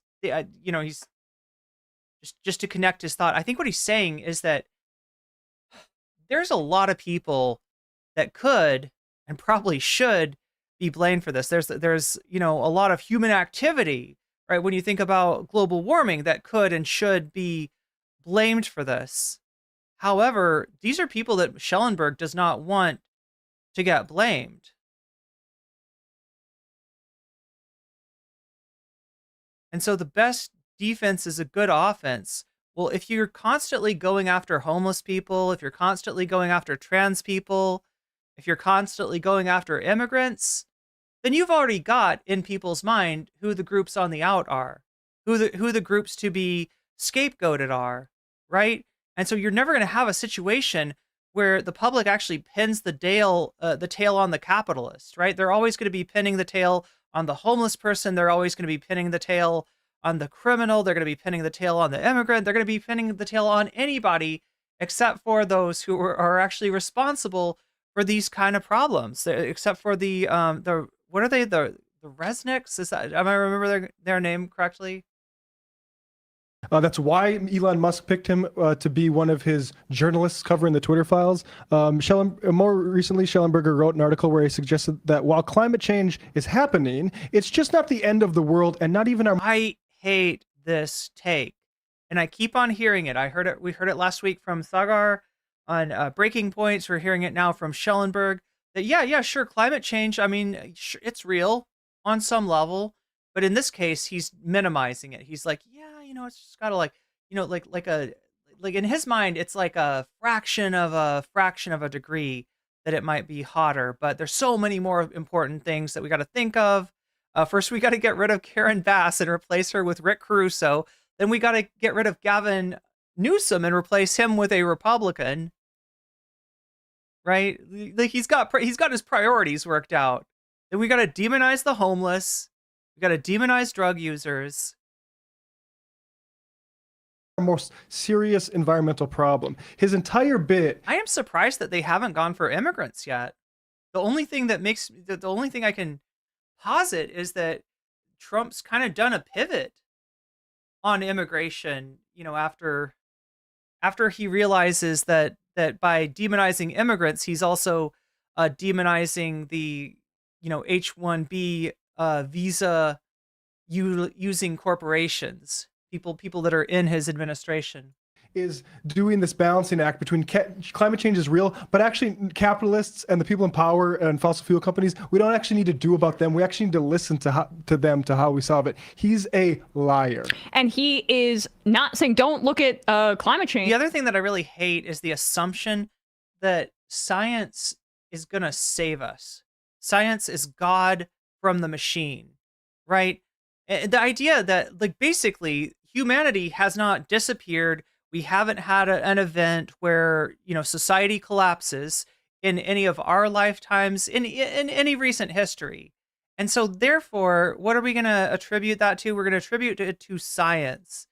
And we're going to just make this assumption that there's somebody out there tending the light at the end of the tunnel, so to speak. There's somebody out there protecting us from utter and complete disaster. And there's not. There's not. Right? I mean, science is great, but at the heart of it, real science is a method, and that's it. And, you know, people that utilize this method, we call scientists. And they are, you know, they're trying to proceed in a way that is, yeah, I'm going to say scientific, and I get into tautology there with that. I get into a circular definition. They're trying to proceed in a way that makes sense, in a way that is pragmatic, but that doesn't mean that they are able to see and fix every potential future problem. And especially in a situation where scientists, like the rest of us, have to put food on their table, have to get a job, have to work for an employer, right? When your employer is disinterested, or maybe, you know, has an interest in people not understanding the threat of climate change, like, what are you going to do? Right? There's only so much you can do. Scientists are not magic. And the idea that somehow they have replaced magic in the popular imagination is actually, I don't think that's a good development. That's not a very scientific way, ironically, to look at science.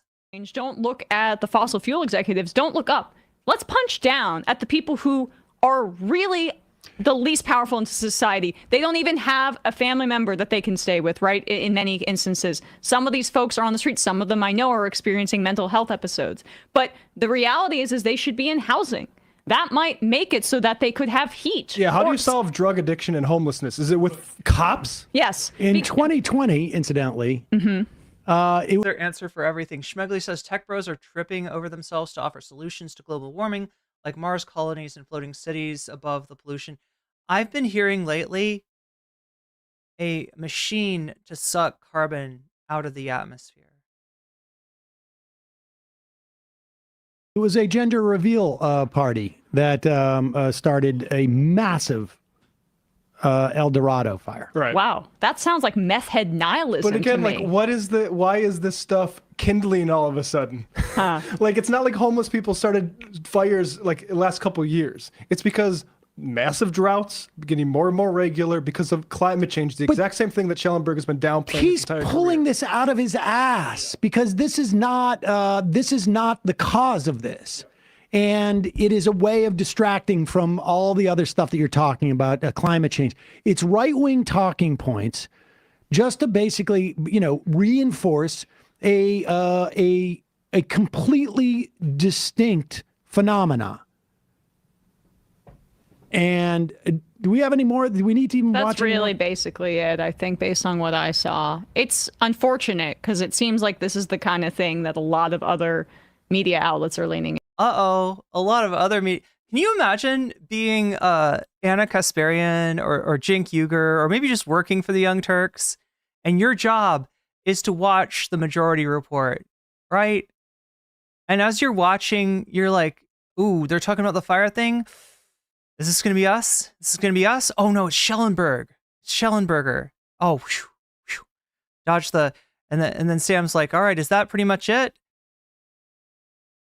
You're like, yes, please be it. Please be over. Please be done. Please be done. And then Emma's like some other, well, wait, what does she say? I mean, this is the moment where your stomach, like, the pit in your stomach sinks. Do we have any more? Do we need to even watch? That's really basically it, I think, based on what I saw. It's unfortunate because it seems like this is the kind of thing that a lot of other media outlets are leaning into. Fox News. Who else? You know, whatever. Like, yeah, just whatever. Saw Daily Wire stuff. That's what Daily Wire, Fox News, some of these right-wing outlets. Oh, they're talking about right-wing outlets. That's what they're all running with. Let's analyze this. How this went down. Busted.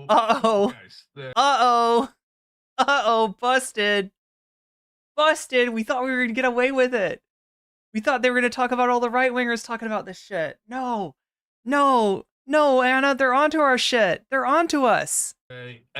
PG&E has been the cause of most of the most amount of fires that we have tracked. Pause it. Okay, this is exactly what Tucker and Schellenberger did, right? They concede that the electric company, in many respects, they know, like if anybody knows that there's going to be wind, I got news. Now, what's the deal? People are telling me PG&E is not the electric company serving most of these areas. Is it called Edison? For you, the electric company knows that there's going to be wind. They've been sued on this many times. Why do they not bury more of their power lines? Because it would cost them money.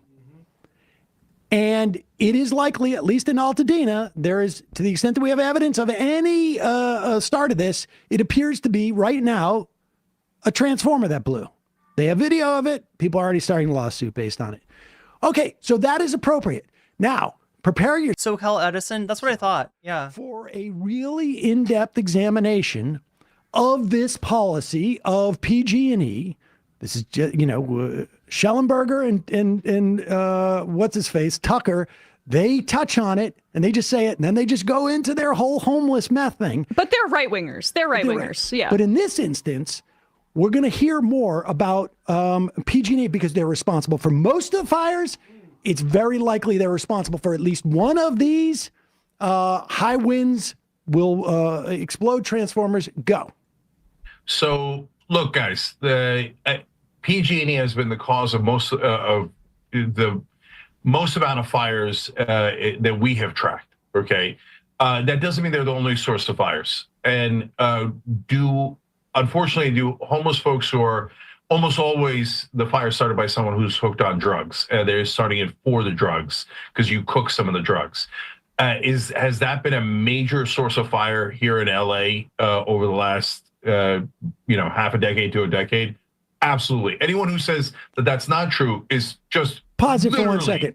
This is funny because it tracks almost exactly what the conversation with Schellenberger and Tucker were. But we know that the fires that are started either by homeless people accidentally or via them cooking their drugs or whatever it is that they're supposedly doing, and there's no definitive data on how these fires started. We know these are primarily in downtown LA.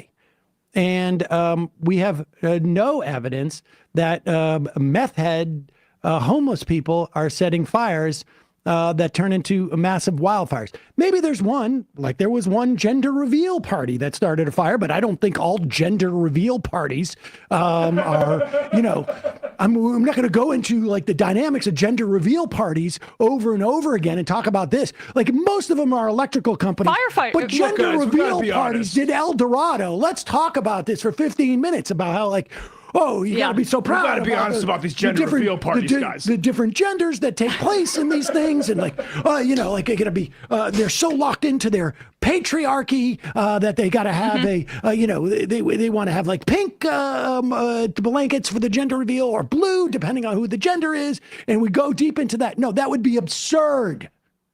That would be absurd. Go ahead. Fire here in LA over the last half a decade to a decade.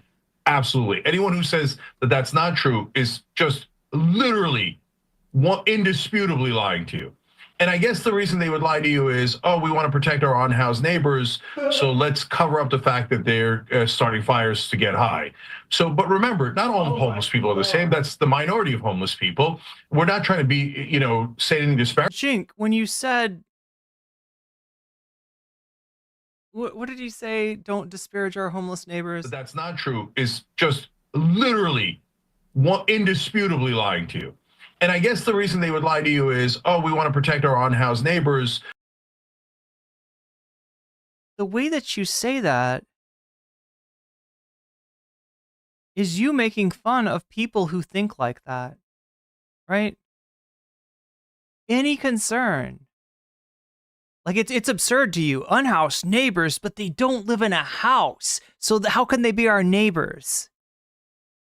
Like if you're one of those, who thinks of our unhoused neighbors or whatever, then you're going to be sweeping. You're going to be covering up. You're going to be like, this is actually reminding me of the whole, we haven't talked about this yet. I've been meaning to get to this, but there's a whole scandal in the UK. I don't cover UK stuff enough. There's a scandal in the UK around something called grooming gangs. And it's a term that came about recently. I mean, we're talking about, minors being, exploited in gross ways, right? But the whole grooming gang angle only really came about when there was an incident or two involving some Pakistani men. And so they started, being like the idea when they're talking about grooming gangs is they want you to think this is a thing that Pakistani men do, right? This is a thing that just like, I don't know, in the culture, the way that they describe it, right? And the problem that they're concentrating isn't the exploitation and abuse of children, right? And it certainly isn't what actually went on, which was the abuse of children who were lower class, and then the police kind of looking over this incident because of the class of these children, right? No, it's that it's that immigrants are doing XYZ. It's just more anti-immigrant shit.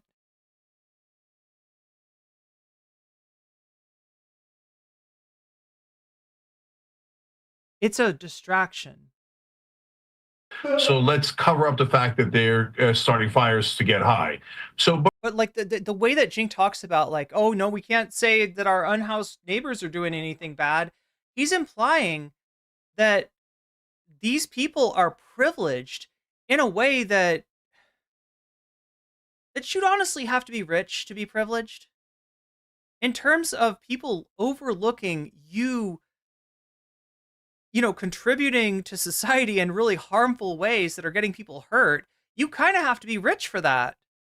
No homeless person is getting their trespasses forgiven in that way.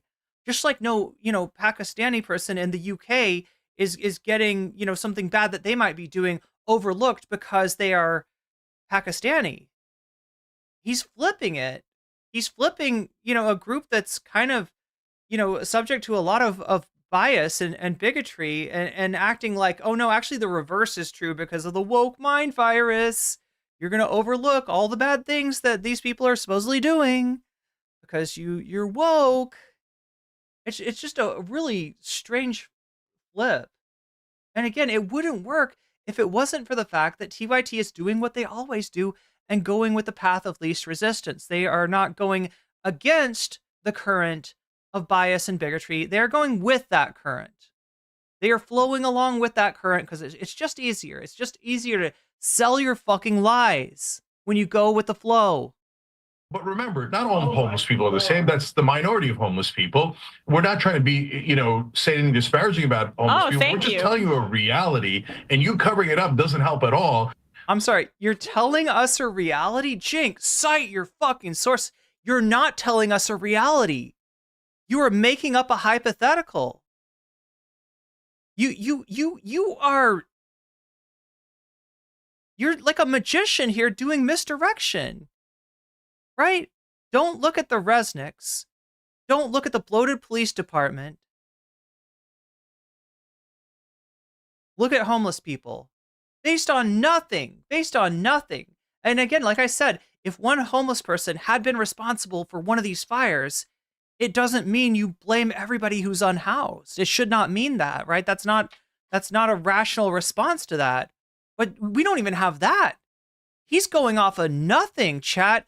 He is going off of fumes. There's no gas in that tank. It's only fumes. Oh, helping. Well, like, so there's definitely a gas leak going on at TYT still. Some sunlight light on it. If we're covering it up, This is- shine some this is the sunlight. thing. You know, I also use a lighter to cook my drugs, aka when I put my joint into my mouth and then light it like that. But I guess not people smoking pot in LA aren't being blamed for starting these wildfires. That's what's so frustrating about this. Tucker and Schellenberger and Cenk and Anna do not have the solution to this problem of let's divorce entirely from the fires.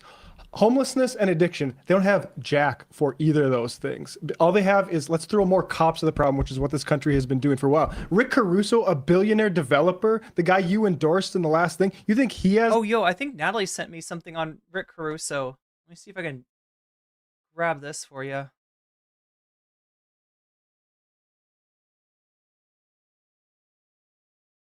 Oh, no. Do I dare, chat? Apparently, TYT has got a story about a person of interest. God, I'm serious though. Like, I know that some of you are sick of hearing about TYT and sick of the fact that I have talked about them and Ethan Klein an inordinate amount since maybe even like before. It feels like before the holidays even, or before at least. Oh my God, what's going on with Destiny? Oh my God, chat. There's too much shit going on.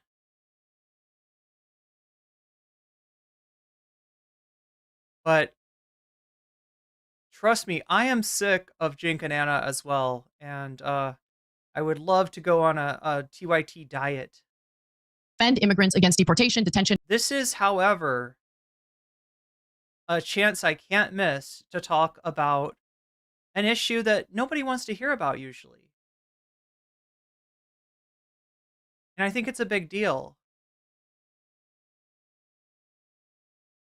Like, certainly when people like Anna and Cenk are targeting our unhoused neighbors, ha ha ha, aren't I a fucking SJW for saying, oh my God, I said unhoused. Oh my God, I'm so politically correct. Look at me, I'm cringe. I'm cringe, chat. I'm cringe for giving a fuck. But yeah, it's like one of the only chances to talk about housing as a human right. Because generally it's very hard to get attention towards this type of thing. But if they're going to attack people, I'm going to take that best defense is a good offense. I'm going to take that to heart, and I'm going to go on the offense. Because I don't know when I'm going to get another chance. And wage theft. The $25 million proposed by the Senate would fund grants. Oh, would you look at this? For legal nonprofits. That's where all the money in California goes. It goes to nonprofits. So it'll go to nonprofits and immigration support centers.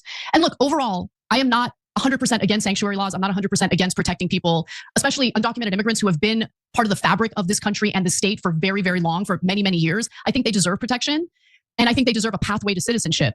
But while I do not want to throw the baby out with the bathwater, I certainly do not want to use our limited resources in harboring and protecting. Wait, I'm sorry. Wait, what? Did I just miss? She's talking about sanctuary cities? For the alleged arsonist being... Oh, this is from the... Yeah, this is from the person of interest. Oh, no. I knew they were going to... Oh, God, this is TYT's... This is their wet dream. And the state for very, very long, for many, many years. I think they deserve protection. And I think they deserve a pathway to citizenship. But while I do not want to throw the baby out with the bathwater, I certainly do not want to use our limited resources in harboring and protecting people who are here illegally. Look, as far as the whole, vocabulary thing, like,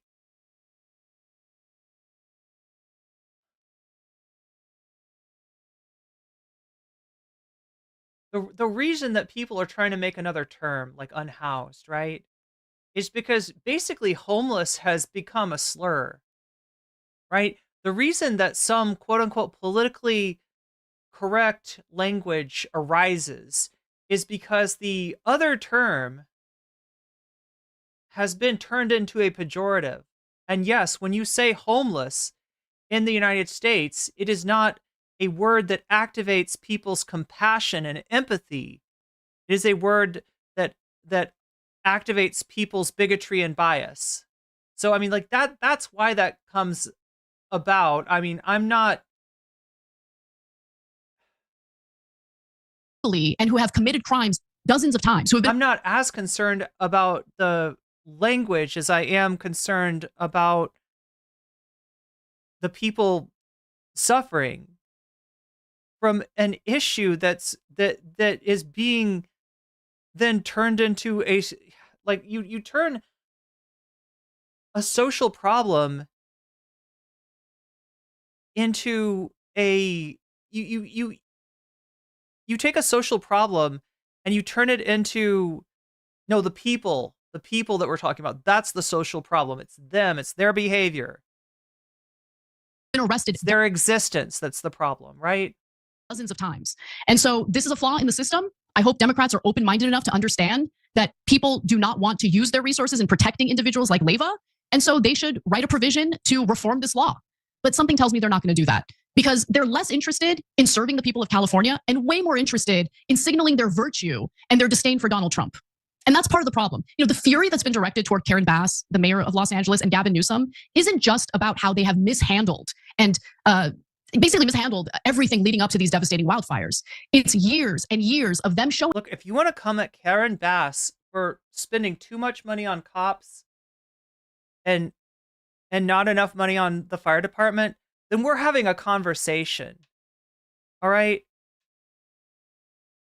Us where their priorities really lie. And but if you just want to get Rick Caruso elected or some other shitty Republican, some other developer, because essentially, chat, in LA, you have this really toxic politics. You have this really toxic form of politics where instead of people voting along class lines according to their class interest, they're voting according to their housing status, whether they rent or whether they own. And the conventional wisdom is that if you own, it is better for you to vote these developers like Rick Caruso in. And it's a way to, alienate the people from their own class interests. It's a way to divide people up and wedge people out. And Anna's helping them do that. Caruso, who ran against Mayor Bass for the position of mayor in Los Angeles, is getting all this flack because he hired private firefighters to protect his business in the Pacific Palisades. But I actually think that it shows you something else. Rick Caruso saw the fire weather warnings, and he immediately positioned these private firefighters where they needed to be in case a fire broke out near his business to protect his business. Why didn't Karen Bass do that? Why didn't Karen Bass? So while your shit is burning down, don't get mad at the guy that has enough money to hire private firefighters at, from what we heard, chat, from the Hasan segment, $7,000 a day per firefighter. Right? Don't be mad at that person. Praise him because he had the forethought to have them on call? Have them in the area to start employing them before the actual event starts? To do something, in other words, that the LA city budget, with its requisite, and I say requisite because if you try to cut police, if you really say that the right way, if you try to cut the police budget, right? That's what I'm saying. If you try to cut the police budget, you'll have people like Anna Kasparian kicking and screaming. They will not accept that, right? So that requisite amount that has to be spent on the bloated police budget does not allow for the city to, state, what's she asking for? She's asking for them to station firefighters in anticipation of an event. Yes. And from what I know about the budget in LA, there is not money allocated for that. So yes, say what you want about Karen Bass. I'm sure there's lots of stuff that she does that's fucked up. Gavin Newsom, I fucking hate the guy, right? Like, talk about somebody with terrible policies that impact the homeless in a really negative way. There's a lot of I got no problem with having issues with that. However, all the issues that Anna has with Newsom and with Bass are the exact opposite issues that she should have. The precautionary measures to ensure that if a wildfire breaks out, which was likely considering the dry conditions, okay, considering the high winds, it was likely. I mean, we've been dealing with this in Los Angeles, in California for a long time. This is not a new thing. But rather than prepare, like, they're set up to use any kind of natural disaster in which there's any kind of human suffering. of which there's going to be more and more because of global warming. They're set up to use that every single time. Do you have a progressive that is an elected politician? Great. We're going to use this to ruin them. We're going to use this to support their Republican or conservative opposition. We're going to use this to try to get rid of anybody who's progressive. That's what they're doing right now, because it's not based on the situation. It's not a situation in which the problem was, the major problem was the operations, what was the actions or inactions of elected officials. It's a situation in which, first of all, global warming, and second of all, the budget were the problem, were the limiting factor. When they asked firefighters about this, a lot of people said, no, like having extra people, ready to go would not have, like, it wasn't an issue of lack of personnel. When we're talking about the fire hydrants, it wasn't a lack of one certain local reservoir being offline. They said that wouldn't have helped. That wouldn't have, made a night and day difference. The closest thing that we've even touched on that would maybe make a difference is the budget for the fire department, And again, if you're looking for a culprit for that, look at the bloated police budget. Understand what kind of constraints cities like LA are working under, given the Kasparian effect, given the fact that rich people on the coast, first they were NIMBYs, now they're chutifying. Now they're supporting Republicans. And ensure that we are in the best position possible to immediately respond to fires if and when they break out. She decided to go on a trip to Ghana, and that's the issue. It's not just that she used taxpayer money to go see the president of another country get inaugurated. It's the fact that she made the decision to leave at a time when the city needed her the most. And her leaving also shows you that she underestimated what the fire weather could potentially do to this county. And that's a huge issue. Okay, well, yeah, I mean, I don't disagree that, if you're a public official, you should do everything you can to be in the city, even if it's not, even if you being there doesn't make a material difference. You not being there definitely, is not portraying a responsive government. It's not. So yeah, I mean, like.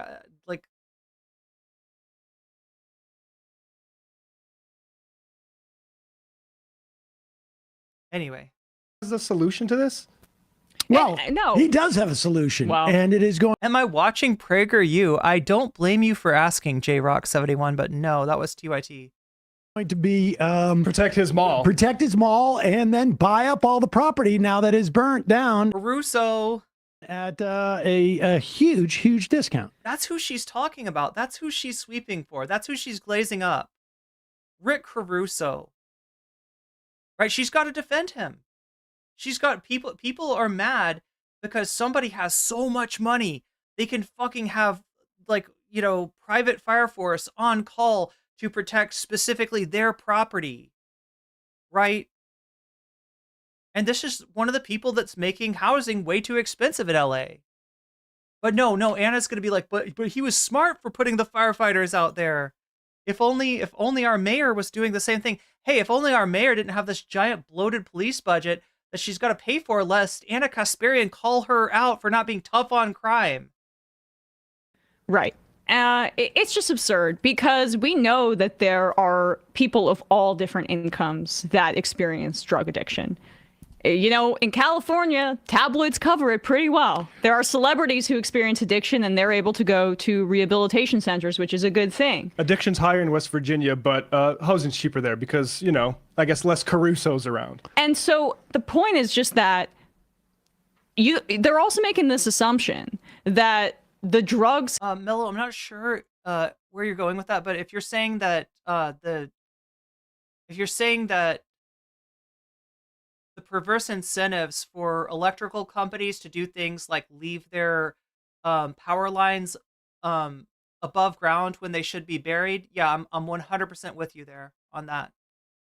Happen first, as opposed to sometimes when people are unhoused and they've experienced financial immiseration. Yeah, power companies making decisions that help that are good for their profits, that are good for their bottom lines, but that are not good for the public. That's exactly what's going on. Drugs are available, and it's sometimes the only thing that helps them and gets them through the day. We all do our own things to cope and self-soothe. But people who are on the higher income part of our society, they can fall into addiction, and then sometimes it doesn't work, and sometimes they die, and it's horrific. But sometimes they get help.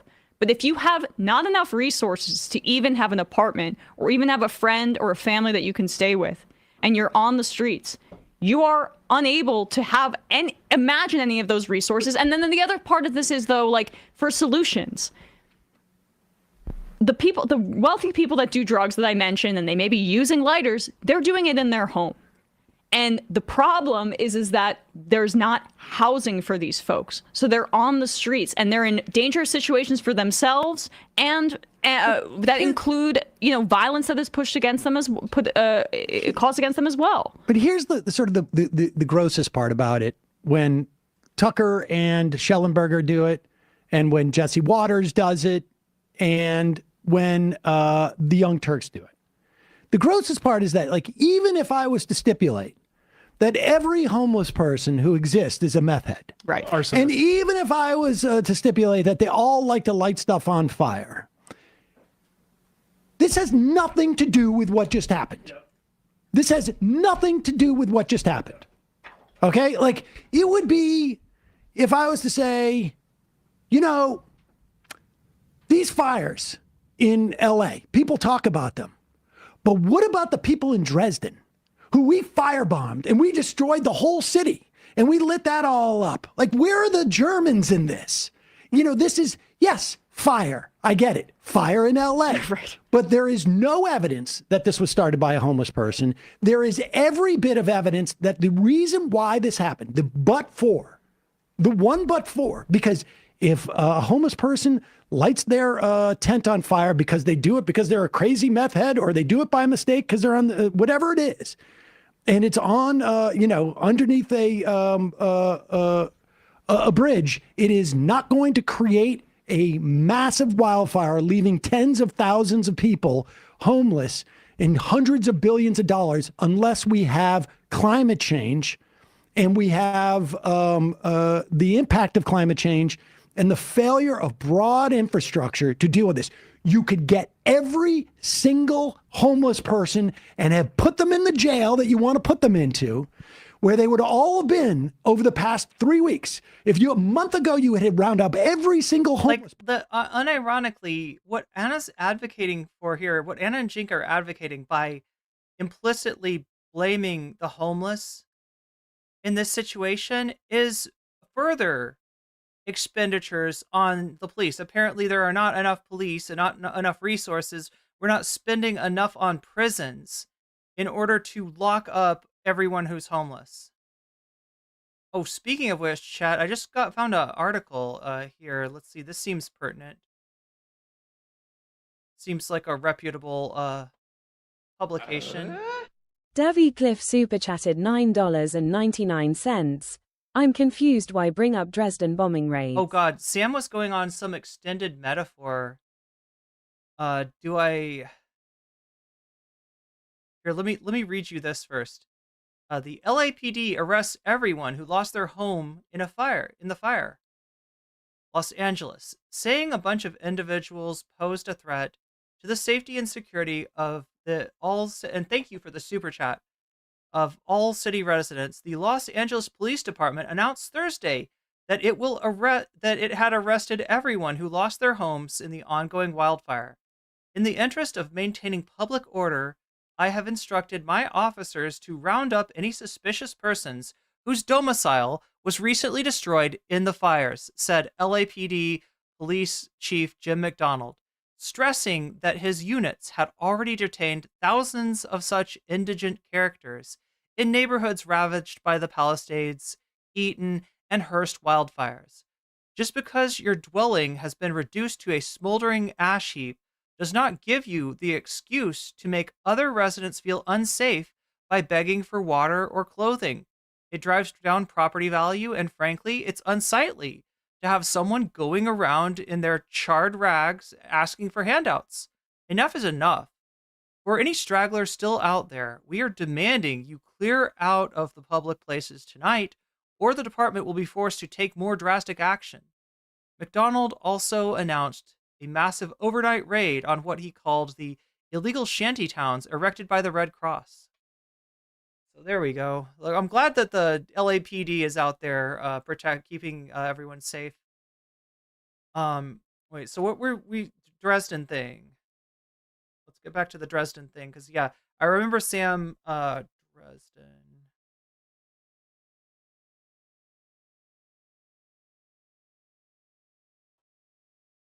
Like, even if I was to stipulate that every homeless person who exists is a meth head. Right. Arsonist. And even if I was to stipulate that they all like to light stuff on fire, this has nothing to do with what just happened. This has nothing to do with what just happened. Okay? Like, it would be... Yeah, that was the Onion, but I mean, look, I felt like lately that the Onion is kind of falling off. That was a pretty poignant article. If I was to say, you know, these fires in LA, people talk about them. He's saying it would be silly to start blaming Germans for starting fires because of Dresden or something. Yeah, I think so. Yeah, it's like a... But what about the people in Dresden who we firebombed and we destroyed the whole city and we lit that all up? Like, where are the Germans in this? You know, this is, yes, fire. I get it. Fire in LA. Right. But there is no evidence that this was started by a homeless person. There is every bit of evidence that the reason why this happened, the one but for, because if a homeless person lights their tent on fire because they do it because they're a crazy meth head, or they do it by mistake because they're on whatever it is, and it's on, underneath a bridge, it is not going to create a massive wildfire, leaving tens of thousands of people homeless and hundreds of billions of dollars, unless we have climate change and we have the impact of climate change and the failure of... Yeah, there's a multiplier effect with climate change. Natural events happen naturally. Events involving, a company like a PG&E in the past, or now Edison SoCal, cutting corners in order to make greater profits, like that is going to happen too. But all of these things are going to be, the effect of them, the effects of the fire is going to be multiplied under conditions of climate change. Broad infrastructure to deal with this. You could get every single homeless person and have put them in the jail that you want to put them into, where they would all have been over the past 3 weeks. If a month ago you had round up every single homeless person in LA, put them in the jail like you want to with all the cops that you want, guess what difference that would have made with those fires?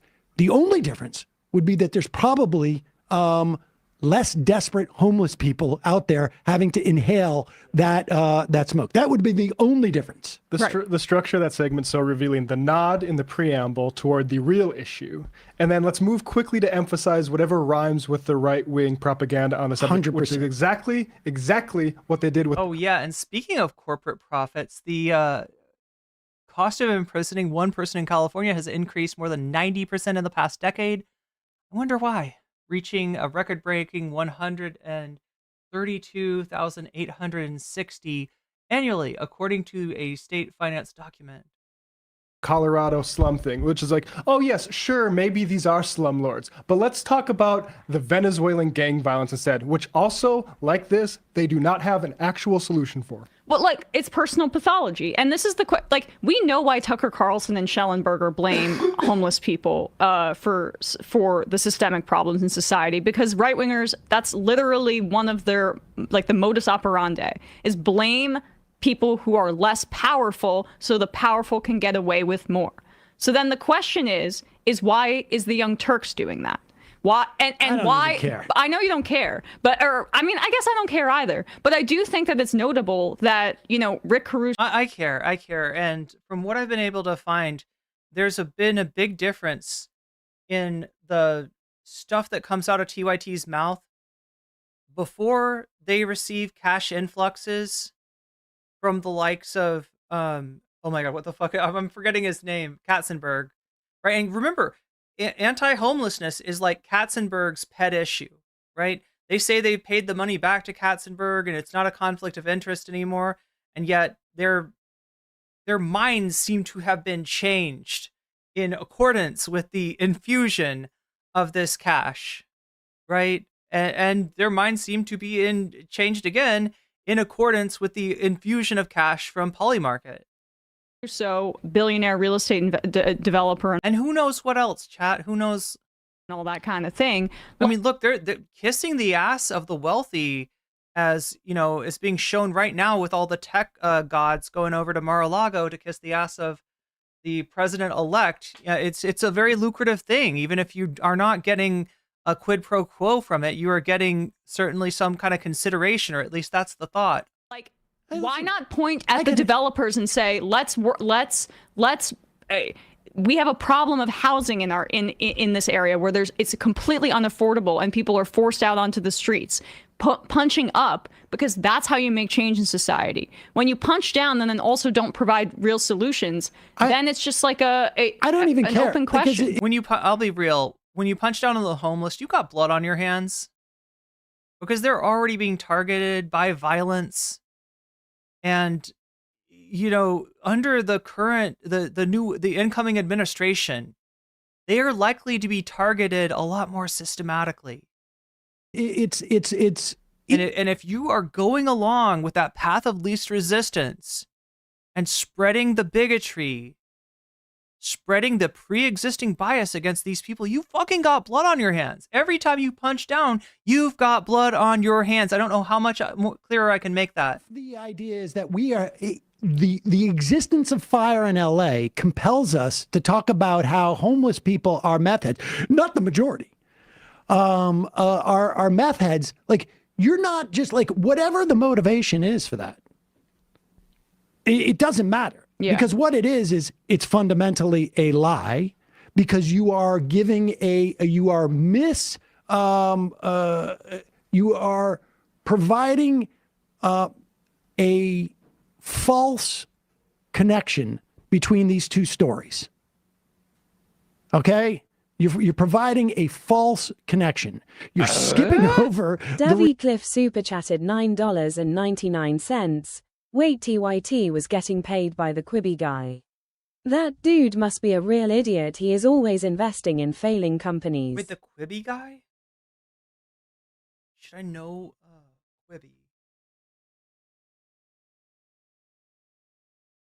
Short-term video streaming service that offered news and entertainment.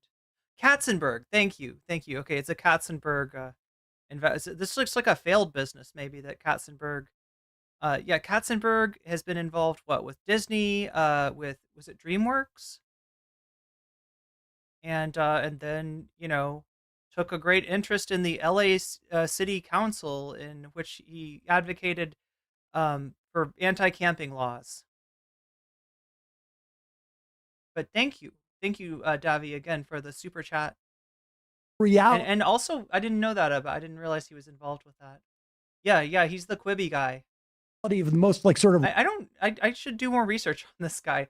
I mean, the story that TYT gives about Katzenberg is that they took the money and then somehow considered it to be a mistake and they paid the money back.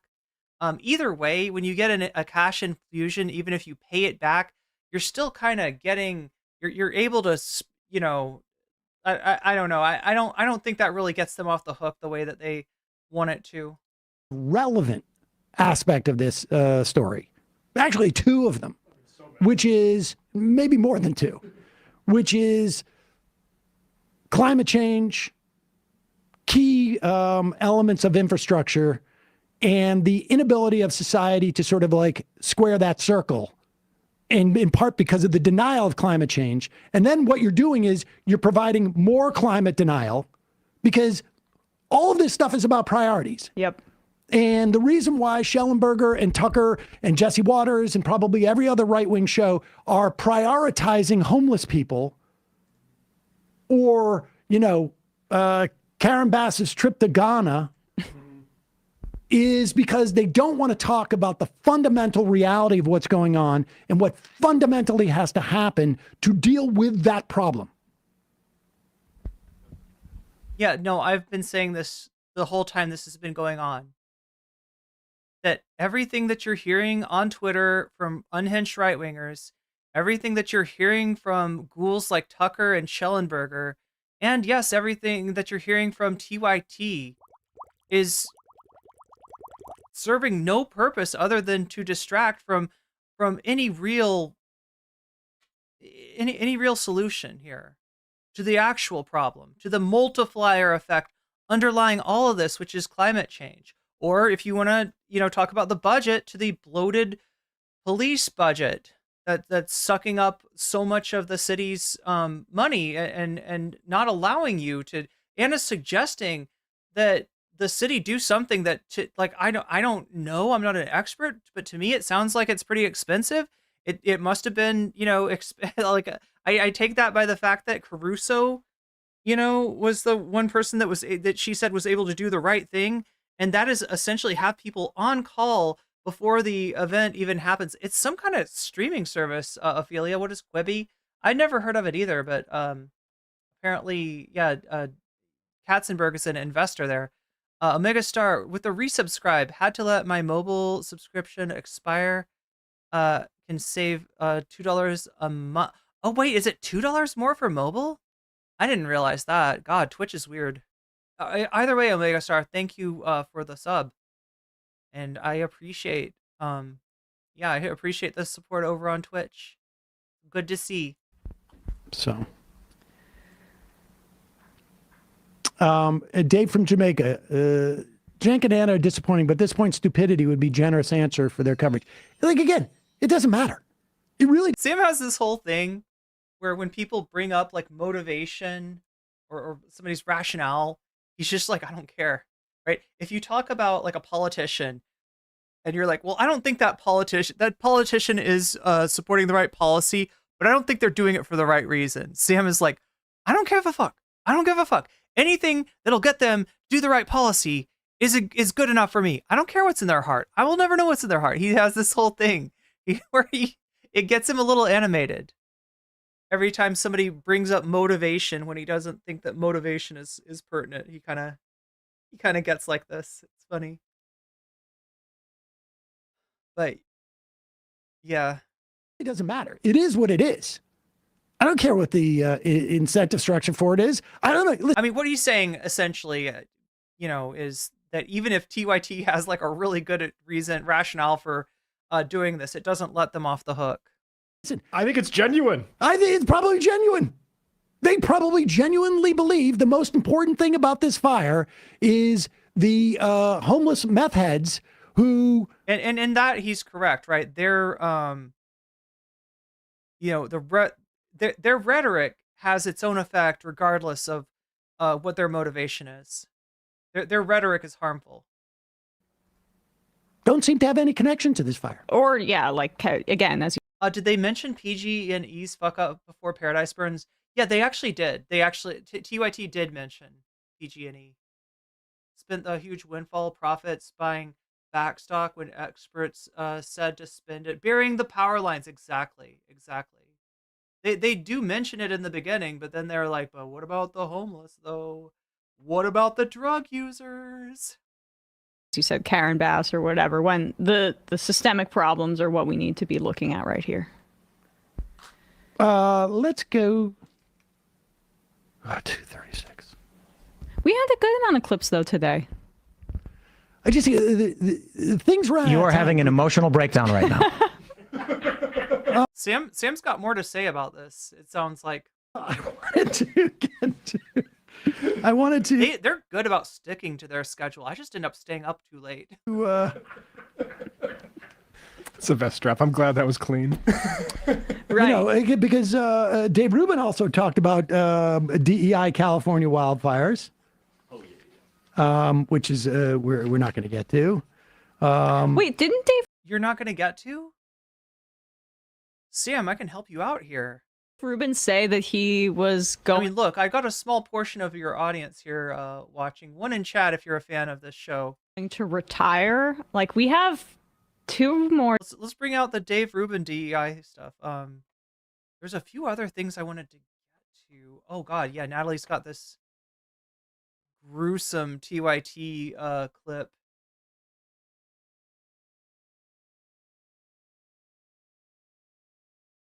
Outside London. From when is this from? 2016. Yeah, let's find that Dave Rubin clip. See what Dave Rubin's been up to. I have a little bit more flexibility than TYT has at the moment. We have to start with the obvious one. So I can cover the things that they don't have time to get to.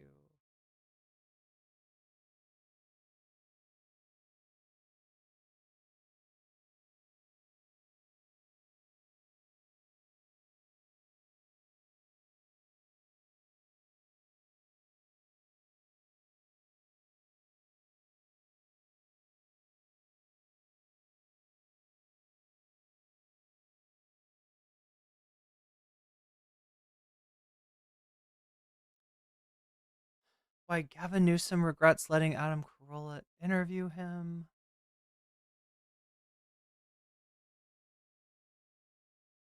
Gavin Newsom humiliated as Elon Musk's Unity note correct his lie.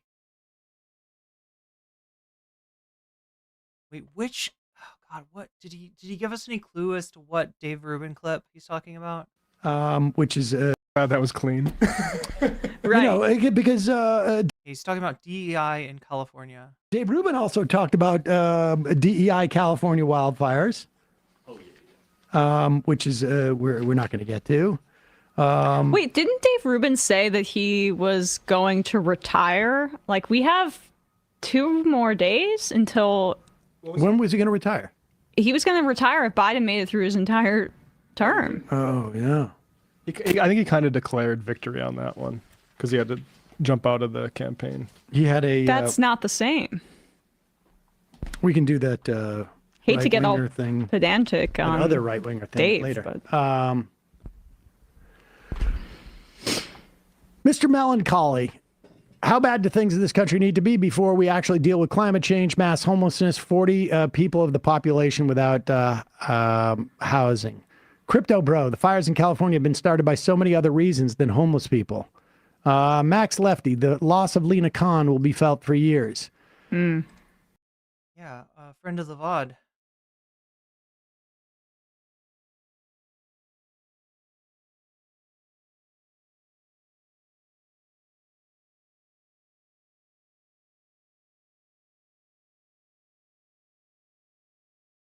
See, is this the one that they're talking about? Did they fail you? That is our job. And I tell you, that's why I'm here. So let's get us what we need so our firefighters can do their jobs. Kristen Crowley. They're all Christine or Kristen. They're all Christine or Kristen. What all? Wait, what is he? Who is all Kristen or Christine? All these lesbos are named Christine. Oh no! What the fuck? Dave, you just took us back to the... What? Oh my God, Dave, you're so cringe. You're so cringe. That's like some 90s ass homophobia. Wow. I'm like, wait, who's he talking about? I thought he was going to be sly about it. I thought he wasn't going to say.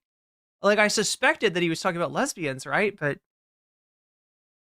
there he goes. He's like, oh, let me just say the slur. Let me just say the... Kristen. Here's Christine.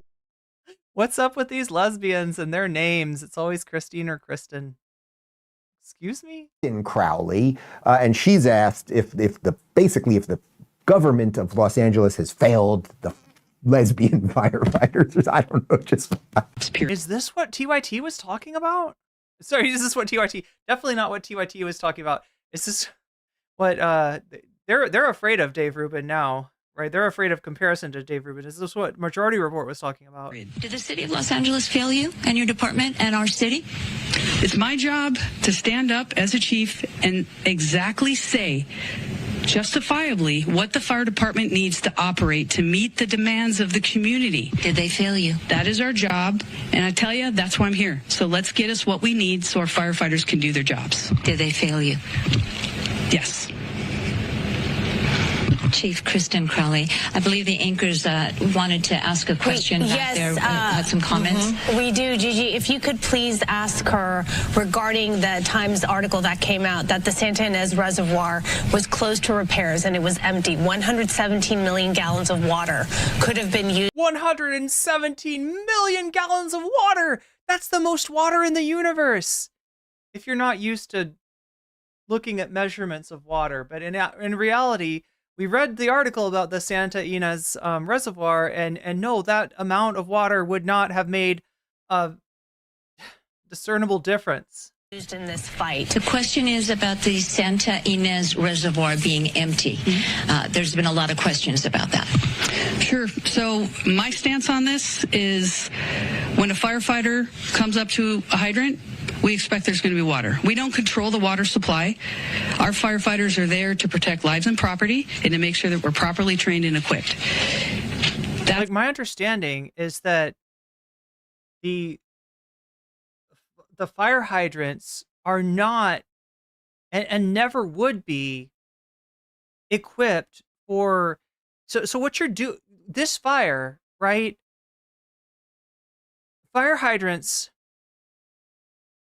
are for putting out fires in like a suburban or urban environment. This is a wildfire that is burned through like the entirety of neighborhoods. That's on a different order. And you know, had it not been for the winds, and some other factors in this particular fire, there would have been other options as far as obtaining water. It's a really fucked up situation.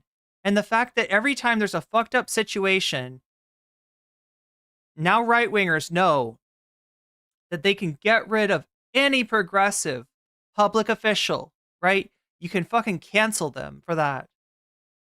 They're going to do it every single time, regardless of whether, you know, that person contributed to the, really made mistakes or not. That's my position on this. So if there's no water, I don't know how the water gets to the hydrants. Please defer that to DWP or whomever controls that part. But I can tell you the resiliency of our firefighters, if there's no water, they're going to go find water. They're going to figure out a way to do the best they can with what they've got in a very dynamic situation. And I know you expressed concerns that those DWP hydrants would not be inspected thoroughly because of the budget cuts. That is something to discuss, and we're going to look into that in regard. What do you want to think that? What do you want to bet that this Fox News affiliate connects the budget cuts to the police budget? To how we can ensure there's going to be water when we need it. But in the end, you know, I'm going to defer that to DWP and whomever else controls the supply. I can guarantee you that when our firefighters showed up on that day with what they had, they did absolutely everything they could do to rescue and to save people's lives and property. And that's the bottom line. Now let's get them what they need to do their jobs. Let's get them water, Chief, because I was with your firefighters and they literally... That 117 million gallons would have been more than enough to fight the fire. Oh, wait, it wouldn't? Because the entire neighborhood and many neighborhoods were on fire because essentially you had a forest fire moving through, you know, urban and suburban areas. Jesus Christ. Like, it's just so fucked up that they can do this. That people are, oh yeah, 117 million gallons. That's more water than it. That's like a whole ocean of water. That's all the water that anyone could need. God, if only this magical reservoir had been filled up, which we found out why it wasn't filled up. There was it's a reservoir for drinking water, and there was a tear in the covering of it, and there are issues in the bidding process for the city doing those repairs, right? So if that, you know, if there's anything to blame, it's the city charter. It's not the, you know, the fire chief who happens to be a lesbian. It's not the DEI, it's not, God, it's definitely not the homeless. It's the literal city charter. Rewrite the city charter. Watching a house burn down with pain in their eyes. Yeah, 17 million is a large number. Ergo, yes, of course, Andy Boom. Not being able to do anything except pull water from a swimming pool to try to save a nearby structure that wasn't burning, and literally watching a house burn to the ground because they had no water. That's exactly right. But did they continue to work? And did they continue to do what they had to do the best they could with what they had? Yes. Chief, follow-up. Thank you very much for talking to us. We appreciate it. I believe we have a follow-up question from the studio. Follow-up question on that reservoir issue. Is the fire department aware of when these resources are depleted? I'm sorry, but she's getting Karen'd. Like, I don't know if her name is Christine or Kristen or whatever Dave Rubin was talking about, but I do know that this is fucking Karen behavior. But why was the water not there when I needed it to be? Why was the water not there? And there was a house that was like, it's just like, let me just fucking take it out on this fire chief. Like, just like that reservoir had no water. Was she aware of that fact, that it was under construction and there was no water there?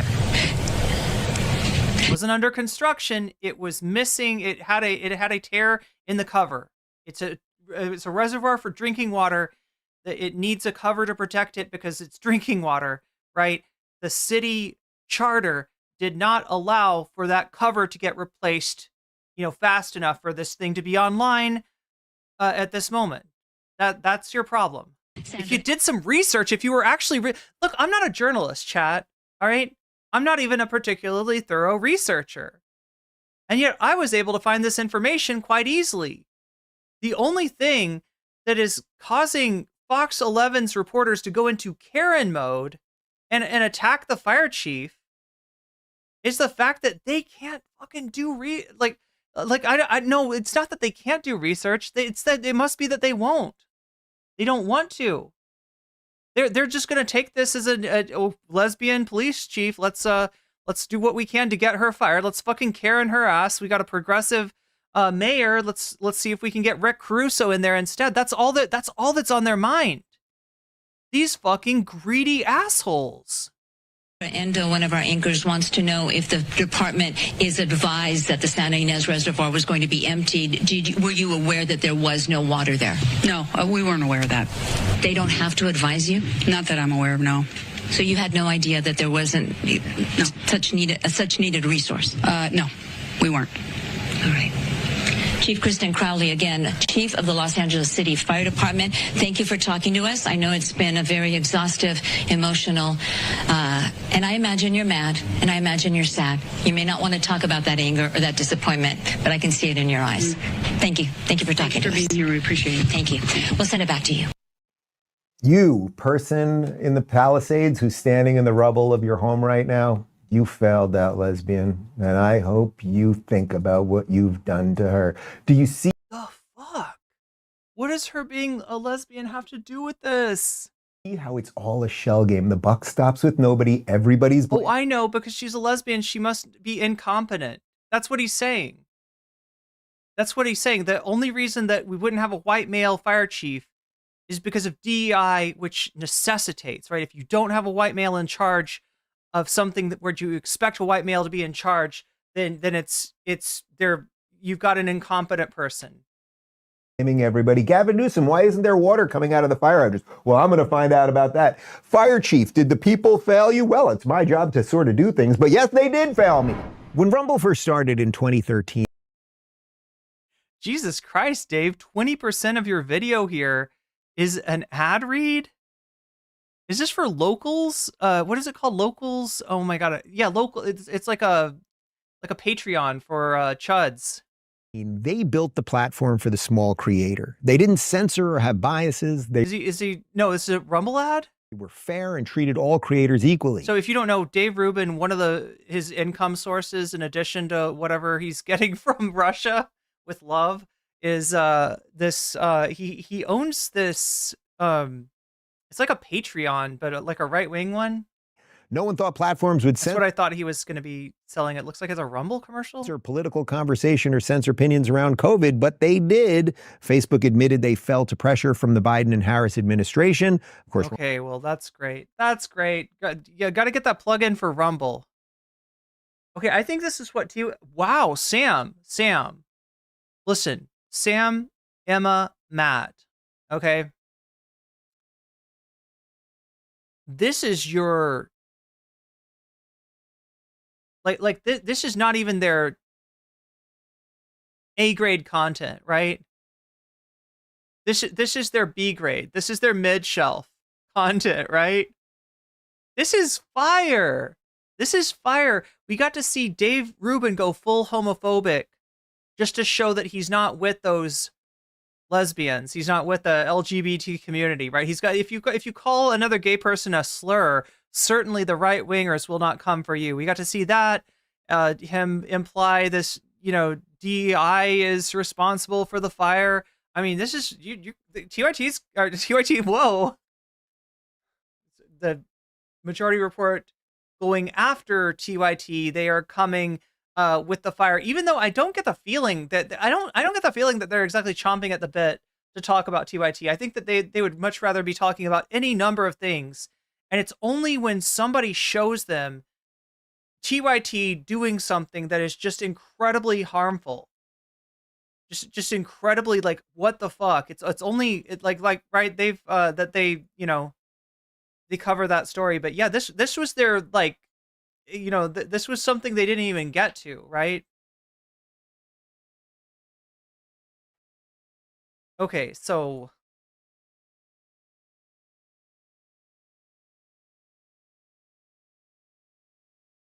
what's our B material? Oh, I know. It's this. Oh, I should take a moment and take a breath and say hi to chat. Hi, chat. And notice that we are at 82% of the dono goal. That is 18% away from getting some extra content. What content are we getting? All right, well, the poll tells me that 62%, that 232 of you have voted so far. 62% of those have chosen Jink steals Hasan's IP. 19% for Elon Musk cheats at video games, 11% for a visit to the Spankologist, and 9% for Final Fantasy VII. I haven't taken down anyone donating and selecting a particular topic here. If you've donated, feel free to let me know where you want, if you want to have your donation applied to one of these subjects. I'll be happy to put your money where your mouth is right here. Or if you want to say Vox Populi, that is acceptable as well. If you want to make sure that nobody skews the polls, or if you want to skew the poll, you can let me know when you donate. That is whether you are doing a super chat, a super sticker, if you are getting yourself a membership, if you are giving other people a membership, if you are supporting me on Throne, if you are signing up for my Patreon, or if you are one of the awesome people that is keeping me afloat over on Twitch, which I greatly appreciate, because you're putting your thumb in the eye of Destiny and Dan Saltman and Ethan Klein and all those assholes that want to make it impossible to stream politics on Twitch in an effort to go after Hasan. Thank you. I appreciate you. But yeah, anyway, we're 82% of the way there. So yeah, high chance of bonus content tonight. Before we get to that bonus content, though, Natalie just sent me this. This is old stuff, right? 8 years ago, 2016. We were different people when this came out. And, likely TYT were different people as well. Put all my chips on Unk. Oh my God, Unk is getting it. Unk is eating good. It's an Unk night. Damn, Davy, that's a lot. Yeah, like it looks like Unk's winning the poll and winning the dono poll. There is the Brighton and Hove City Council has started a new form of registration for children based on gender. Why is it so quiet? They say that they are giving out a registration form that encourages parents to sit down with children, and when you're saying what gender the child is, you can mark male or female, regardless of your actual anatomical gender identity, but rather your personal gender identity of your 4-year-old child. So this is the letter given out by the City Council of Brighton and Hove. It says, we recognize that not all children and young people identify with the gender they were assigned at birth or may identify as a gender other than male or female. However, the current system set nationally only record gender as male or female. Please support your child to choose the gender they most identify with. Or if they have another gender identity, please leave this blank and discuss with your child's school. So there's that. That's one side of it. And a lot of people are saying that's a good idea. There's another side. Here's a side. Look at their, they're calling this story the Born Identity. From one parent who tweeted back. What the fuck is that? And they got the like night vision on the kids. Like, what is this? Brighton and Hove Council. Like they got the night vision filter or the heat map filter. I don't know what that is. Asking 4-year-olds what I think they just inverted the colors or something. They identify with. PC madness at 4. I thought I was a dog. So that is the discussion. I think she might have had issues. Yeah, it turned out she was just a jerk. You know what's funny? All right. And this is some insight that you'd only have if, I don't know, you had like a trans person on the main cast. But traditionally, as far as the gatekeeping for gender therapy, for gender, confirming therapy, traditionally, it was heavily gatekept. And one of the criteria on which it was gatekept was at what age you, as a trans person, realized that you didn't feel comfortable with the gender that you were assigned at birth. When did you first start to have these feelings? And people who said, I had them in, college, that was kind of dubious. I had them in high school. Okay, maybe. Junior high, better. But essentially the answer that they were looking for is like as young as possible. Like, right, the answer that they were looking for in order to give you, access to whatever kind of, whether it be therapy or hormones or whatever kind of medical intervention you were seeking, was to say that you were, you recognized this at a very young age. That was considered to make you more valid. Now, hopefully, most medical providers who deal with this kind of stuff are going to be a little bit more accepting of a person's self-identification these days. That's the consensus that the medical establishment is coming to. But it's ironic here that TYT is looking at the possibility of a child, a child saying, somebody very, very young, saying, like, I don't feel like, the gender that like I'm supposed to be, like that something feels out of whack here, right? Which in the past would have been like, that is the ticket to whatever. Davy Cliff super chatted $9.99. WTF am I looking at? This is the strangest thing I have ever seen. Is this parody or something? WTF is up with TYT? What is up? What is up with TYT? Now remember, this is old, okay? Like this was like 8 years ago. But TYT, on most issues, 8 years ago, they were to the left of where they are now. But it's just, it's almost like the sports debate, right? In the sports debate, or you've got this weird contrast between the sports debate and the debate around puberty blockers, right? So in the sports debate, oftentimes you'll hear the you'll hear the point brought up that trans people ostensibly have undergone puberty with the primary sex hormone of, like if you're a trans woman, you went through puberty with testosterone, and therefore the changes that it caused to your body make you ineligible, make it unfair for you to compete with other women. And the thought is that you can compete in some trans league, or maybe if you're super ignorant, you think that trans women can compete with guys. You're not aware that the trans athletes that you're talking about have very low levels of testosterone and have hormone levels that are closer to that of a cis woman than to that of a cis man. But at the same time, you've got this but we don't want anybody getting puberty blockers, right? Because they're too young to make that decision. They should go ahead and go through puberty, right? So the one thing that might get you out of that would be well, actually, I didn't undergo puberty with testosterone. I got on puberty blockers.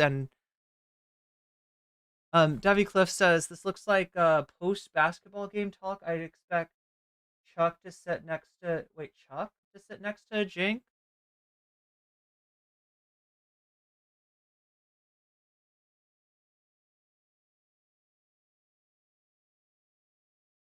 That Dave Rubin guy got crammed aboard. Anyway, what I'm saying is that there is a lot of inconsistency in these anti-trans arguments. Yeah, but look, we're gonna expect, looking back 8 years, when TYT was in most cases pretty progressive, we're gonna expect to see better takes maybe than we would now. But the sad truth about Jink and Anna is that if you look far enough back, you see really transphobic shit. If you look recently, you see really transphobic shit. And there was a flashing moment where they were not like that. But yeah, I would think that 2016 might be that moment. Maybe not. Charles Barkley. I'm very curious what you guys think. I think this is too much. I think that this is not actually about what the parents think it's about or what the article thinks it's about. I think that the only reason that maybe there would still be controversy, but the reason there's this particular type of controversy is because the letter had language that was slightly too vague. I don't think that they mean choose as in talk about, weigh the options, and maybe you'll go this way, maybe you'll go that way. I think they mean select on the paper what their identity is. It doesn't mean you're going to try to convince them to go one way or the other. So look, the people, trans people are a small portion of society. Trans people who recognize that they are trans and have accepting parents that allow them to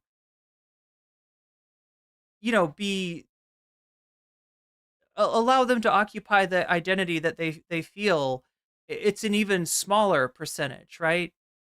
This is not a lot of people, but what they seem to be doing is making that available, for those who have identified for trans kids, essentially. To be okay, maybe we could not misgender trans kids. That'd be cool. That'd be a cool thing to do. Let's try to implement that. And here comes Jink with the elbow off the top rope. Just if they're going that way, and a very small percentage of children will, then on the paper choose the one that represents that. It doesn't mean try to sway them to be something other than their anatomical sex. Right. There was part of the dialogue back and forth. There's also another 24-part gender identity scale that another paper issued by a school district offered to their kids. And as part of this dialogue, the Brighton and Hove Council wrote back, we consider discussions around gender identity to be an option for parents if they feel it is appropriate rather than an obligation. And they wanted to address those concerns about whether they were being specific enough in their wording. Yeah. Yeah. Well, I disagree with him there. Well, so I think that they're doing it out of a good place. They want to give people an option. Like they don't want to foreclose. Hey, if that's how you feel, no, we're not going to allow it. I get it in that sense. I think that 25 options, including trigender, gender fluid, gender queer, and 22 others, might be a bit much. You know, and that's a slightly different case, not necessarily the 4-year-olds. If it was for 4-year-olds, not a little too much, way too much. Yes. Okay. Like if you look at the toys they play with, it's like, can you get this marble that's on a track to the other side? Like that's tough for them just to move it. Yeah. Right. Yes. But what is the goal of the letter? What is the goal of the letter? It almost sounds like they're taking like a survey of, you know, what. They're not that smart. Yeah, Let's just recognize that. They almost have Just have to see rewind madness this. at 4. I thought you can mark male or female, regardless of new form of. Regardless of your actual gender, Jesus Christ. I mean, this was 2016, so maybe you cut, is this Brett? Is that his name? A little bit of slack? Brett Ehrlich, yeah. Yeah, as opposed to your real gender, whatever gender you feel like, or, yeah, there's like not a lot of validation there, but. Registration for children based on gender. Wait, registration for children, okay. Outside London, there is the Brighton and Hove City Council has started a new form of registration for children based on gender. Wait, it sounds like a survey where they want to find out, you know, maybe amongst a whole bunch of different questions, like, right, what is your, you know, child's, like,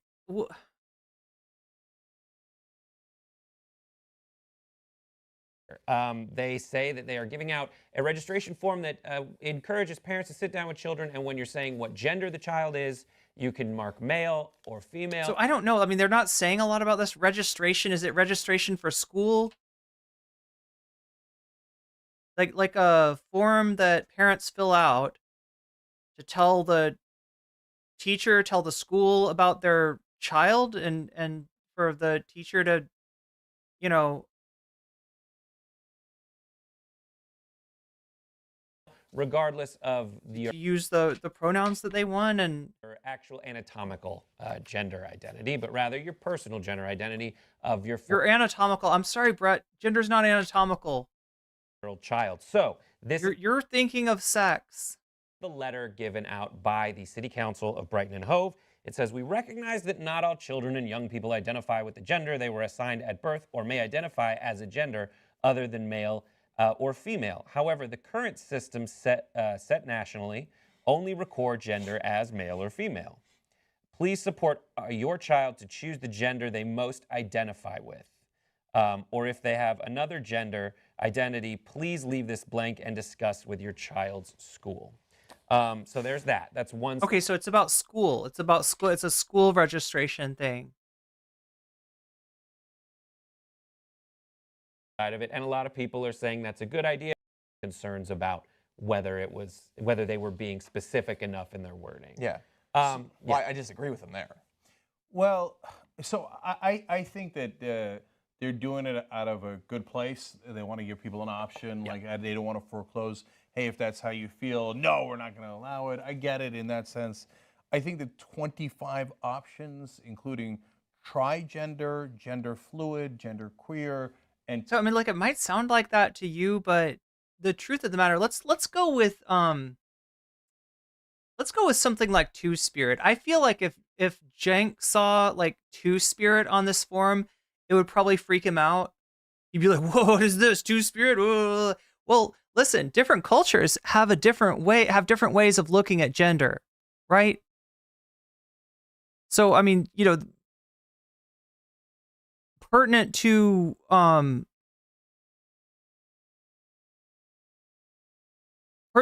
like Native peoples in the United States, seeing gender under the under the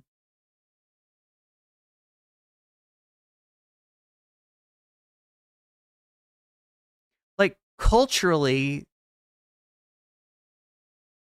there is a concept and has been a concept in of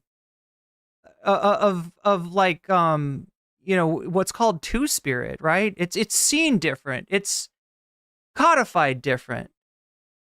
And so when you're like, are you trans, right? Well, okay, I mean, like that works for some cultures, but if you're from a culture that sees it in a different way, then I don't know. You're kind of having to shove yourself into like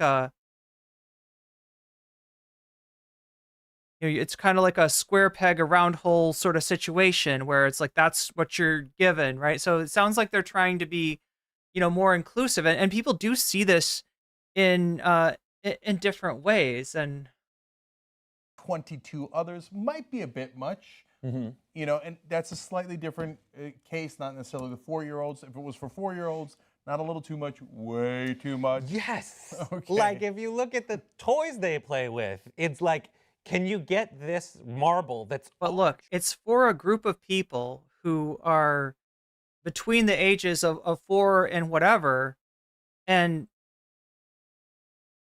they're asking you on basically, is your gender identity different than your sex assigned at birth, right? Which might actually and has been noted to be recognized by trans people sometimes as young as 4 years of age. And the irony, like I said, of this is that previously, before the spotlight was on trans people in the medical establishment, that they were sort of biased towards seeing a trans person who identified as trans early. In other words, recognized that they didn't feel like the gender that they were assigned really early. They would sort of preferentially give that trans person treatment, where as if somebody was like, oh, I realized it last year, then they're like, oh, I don't know if you're legit, I don't know if you're valid, I don't know if we can give you treatment, right? So it's just ironic that track to the other side.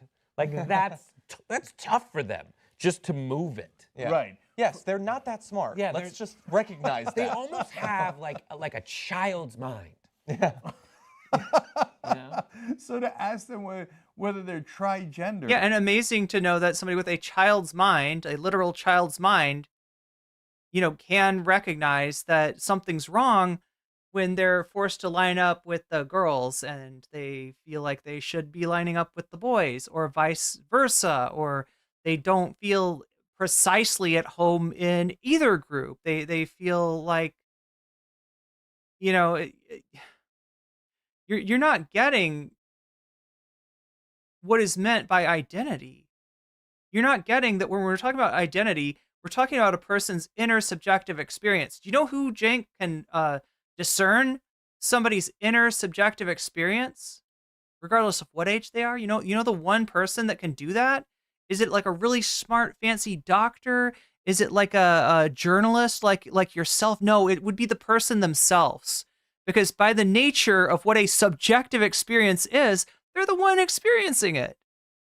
So if you want to know, what that subjective experience is, you've got one and only one resource to get that answer. And that is asking the person, hey, how do you feel? How do you identify? They'd be like I know because I have a 3-year-old and a 5-year-old, right? And they get that there are boys and that there are girls, right? If you ask them what a trigender is, they'd be like, right? Yeah. So, okay, I'll try anything. I just tried spaghetti for the first time last week. I would just say, in that case, it's a non-issue. Like, all they're saying is that if your kid is expressing that they feel like they have a gender identity that is different than their biological sex, then be receptive to that. And honestly, let's be real. Whoever's putting this together is like most likely a well-meaning cis person that is looking into and doing research and reading about all the diversity that exists, all the different, ways that people have and can identify. And if you want to let the school know about that so the school can do what's right and be tolerant and all that, then you can let us know that.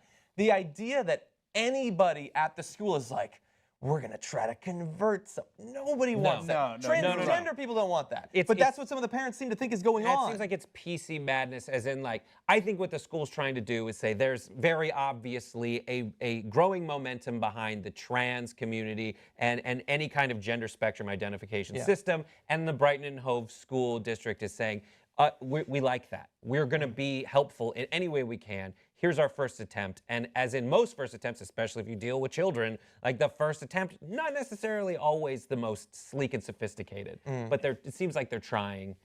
There's a dialogue that needs to happen to find out the right way. Yeah, and so let me I mean, I guess what they're doing is they're making an assumption that all this gender stuff that they don't understand is like niche discourse. It's like, terminally online people that want to, differentiate themselves, or that it will only like applies to, I don't know. Like in other words, what they're doing is they're looking at some of this stuff and they're saying, I don't know if, or Jink specifically, I don't know if that is like legit an identity, or if that's just something that you're doing to feel special. And clarify, I largely agree with John. The trigender thing is not for the 4-year-olds. Those are two different pamphlets, and that you fill out in two different situations. And I'm not saying that some people aren't trigender. I'd have to look up exactly what that is out of the 25 gradations. But my point of disagreement is actually a very small one. You do this in junior high, okay, they're hitting puberty, we're having a discussion, and you could begin to have this is where it picks up, says Natalie. A little bit more meaningful discussion about gender identity with your kids. But so they started 4, that's way too early. The kids don't know. And so, like, even don't speak for other people's experience, right? Don't speak for other people's experience. There are people who have identified at a very young age that they are not the gender identity they were assigned at birth, and they grow up and they're not. Asking kids at that point, to me, is like planting a thought in their head and I'm not saying the school's doing that. I'm just saying, if you're are the parents doing it? Yeah. So now we're gonna attack parents of trans kids. We're gonna go along this whole line where we make the assumption that parents of trans kids, the kid's not really trans. You just want your kid to be trans because you, the parent, are trying to get attention through your kid, and so you're foisting this on the child, and it's just like it's a kind of a cruel assumption to make for parents that are just trying to do right by their kid. They're trying to listen to their kid, and they're trying to acknowledge, they're trying to listen to who the kid says that they are. That's all. Asking people to like fill out a pamphlet with, okay, is your kid, how tall is your kid, kid? Whatever. Like, I think that it's okay to stick with male and female until junior high, and then if you've got someone who's like, no. Oh, there we go. You got to be this old. You got to be junior high before you can be non-binary. All right, non-binary. That's something. We're gonna restrict this to why? Because Jink, it makes sense to Jink, right? No particular reason, but Jink, the cis dude here, he's the one that knows that before junior high, nobody should be feeling non-binary. Maybe you feel trans, maybe you feel whatever, but you're definitely not feeling non-binary. I'm not in either one of those brackets. Okay, then let's have a conversation, and let's certainly be open to that. I disagree, and the reason I disagree, and again, I don't think we're talking about, like, people are going to get like freaked out about this because the transgender community, depending on how you measure it, is something like 0.3% of the population. Listen, this is an argument that sometimes really bothers trans people, and I've heard people make this argument around sports when you emphasize the, what he's saying is not wrong, right? That trans people are a small percentage of, by any measure, are like a small percentage of the population. I I think what John's trying to do here and what I'm trying to do here is say that this is not an attempt to insinuate that, I don't know, like 5% of kids should be trans, right? It's nowhere near that number from what we know. It's something that they're trying to do for the benefit of the, small percentage of children who, and this would really apply to like not just children who recognize that they're not that don't identify as the gender they got assigned at birth, but and have a parent that is going to be accepting and understanding and give that space, right? And that doesn't mean that everybody that feels that way is not going to feel some different way down the line, but you would be surprised how many trans people recognize that they're not the gender that they got assigned fairly early, right? You might be surprised at. It's a very small group. But again, we're talking about a small percentage of we're talking about a percentage of a small percentage, and I think that's what. The reason that we have to have the conversations is because despite the fact that it's a small group, there's a lot more people who want to make their lives a living hell and who will fight against stuff like this, not because of concerns about exactly what age is appropriate, but because they want to hurt those people for being different. I don't think they want the parents to ask, hey, do you think that you're a boy? Do you think that you're a girl? They simply want them to recognize if the kids are trying to communicate to them something. Because I agree, it seems impossible that kids that are 4 years old would do this sort of thing, except we know from hearing from parents that it is true. And some kids are 4 and think. And here's why it's important to start so soon. But you because don't know there's if a lot they're of gay years or transgender there's a or great, any of those things at 4. A lot of people say that they knew that they were gay from the Jink, you know who doesn't know it? You know who doesn't know this shit at all? You, buddy. You're not transgender. That's fine. I'm okay with that, Jink. I'm okay with you not being trans, right? Like, you know who doesn't know is somebody who's grown up completely identifying with the gender they were assigned at birth. In other words, you. That's who doesn't know. That's who needs to shut the fuck up because he's speaking from a place of fucking ignorance. their earliest memories. And the reason it matters is there's a lot of years between 4 and 14.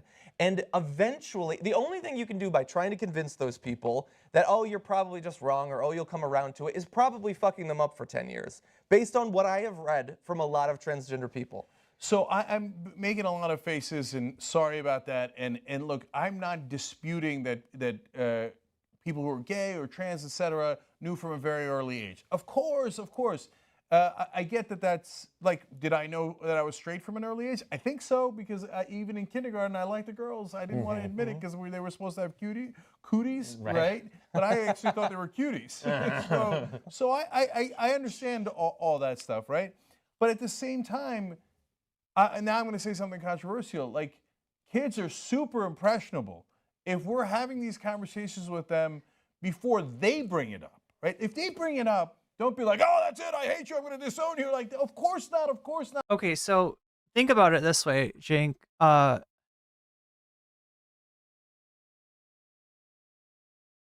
You're a parent. You get this survey, all right? Your kids never said anything to you about not feeling like the gender that they were assigned at birth. You never heard anything from your kid about this, right? Are you gonna,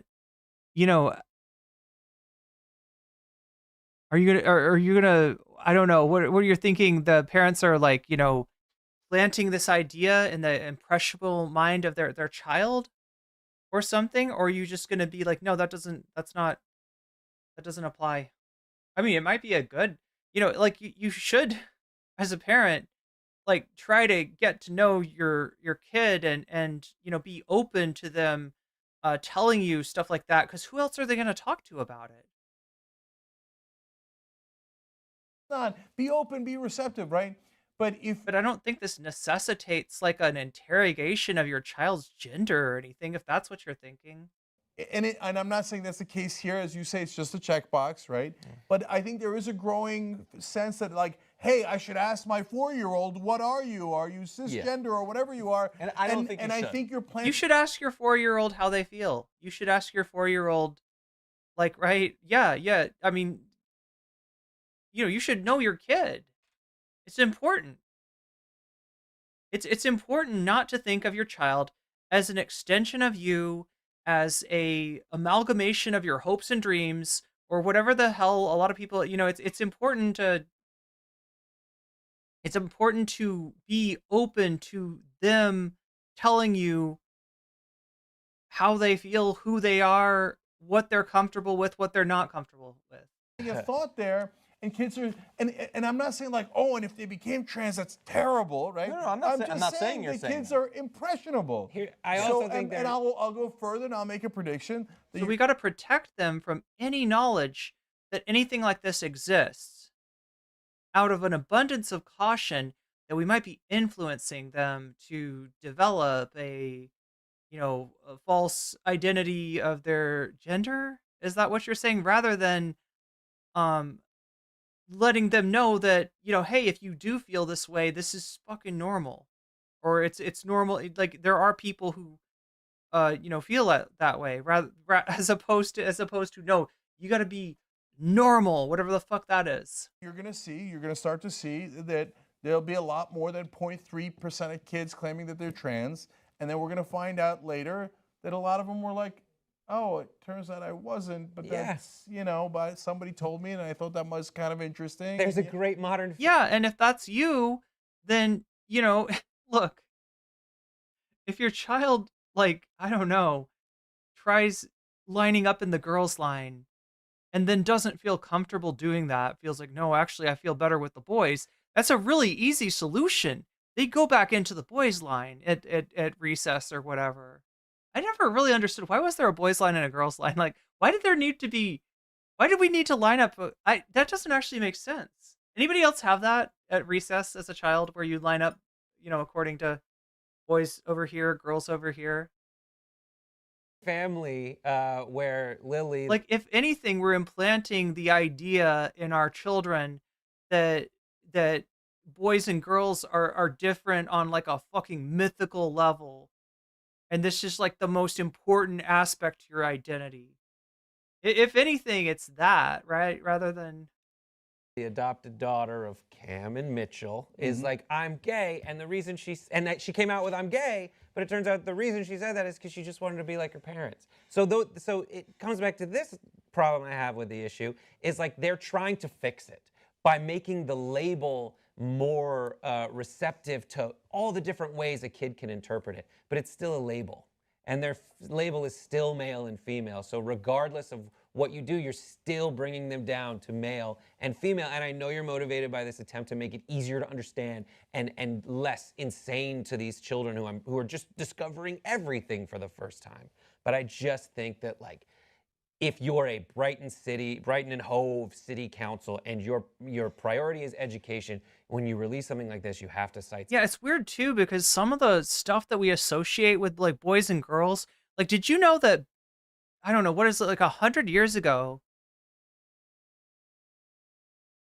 pink and blue were still considered, were still associated with boys and girls, but it was like the opposite way around. Like pink was associated with boys and blue was associated with girls. You can see, you can see pictures of, children from like, 150 years ago, where, lower than a certain age, that they're all like kind of wearing like, I don't know what you want to call it, but it's kind of like a skirt, right? Like, people think that this stuff is like real, and it is, they don't realize how cultural our perception of gender actually is, and how different cultures see it in a different way, honestly. Some kind of study that's been done. You can't just arbitrarily try to introduce something like this. You have to, and they tried to do it with their letter. They're trying to you know, they said, I'm sure they took every precaution going in, and they're being super receptive after people have responded. And I totally hear the parent who's saying, like, my kid thinks she's a dog, or I thought I was a dog. Like, there's going to be a lot of things along the way, compounded by the fact that, I mean, this is literally the Johnny the Walrus argument from Matt Walsh. you're always going to try to make your kid's life and development perfect, and you don't know what the thing is you're going to do that's going to totally mess them up. It could be this. It could be like not listening to a story when they wanted to tell you a story, and then from then on they hold you guilty. Like, it's so arbitrary. You know, it's so arbitrary that, like, they're trying, everyone's trying, and I don't think anyone's being mean in this situation. I think we have to put every resource possible into making sure that this process is the most helpful and not hurtful. I think what the big takeaway for me about this is, and I don't know what the discourse was like in 2016, but it kind of seems like Jink has just almost naturally gravitated to a view of uh of being trans as like a social contagion, as like a trend, as like a thing that if we like allow kids to, you know, identify this way, then the other kids are gonna think it's cool, and they're gonna do it too, just out of a, you know, kind of copycat. Like, he's basically invented like the social contagion theory without having read any of this like turf literature. Whose heart was in the right place. They were trying to do the right thing. And, you know, we have slight disagreements here on when you ask that question. It just comes down to that. And again, and my stance overall, last point I'll make, is I don't think the way it should be structured is not to ask the question, it's to listen to what your kid says. If they are saying it, if they're saying that they're confused, or if they're saying... Don't Jink and Anna usually take Friday off and John hosts? This is from, so just in full disclosure for anybody who's just joining us, this is from 8 years ago. This was 2016. And so we're just looking at old TYT. It's interesting to do. Sometimes you'll see that they had better takes than they currently have. Sometimes you'll see Anna, for instance, you know, you can find Anna Kasparian making the argument for inclusive language, like birthing person. And sometimes you'll see that there are some things that TYT was just always kind of bad about, even when they were, you know, for all practical purposes, espousing espousing progressive viewpoints. Not to say, hey, are you this, are you this, are you this, are you this, are you this? It's just listen to them. Just listen to them. Great idea. Great idea, John. Great idea. Amazing. Okay, there we go. Yeah, listen to your kids. Novel idea. Novel idea.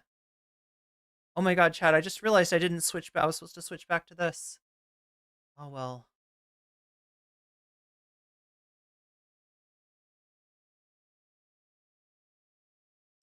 What does this poll say? This poll is still saying Jink steals Hasan's IP. Unk steals Hasan's intellectual property. All right.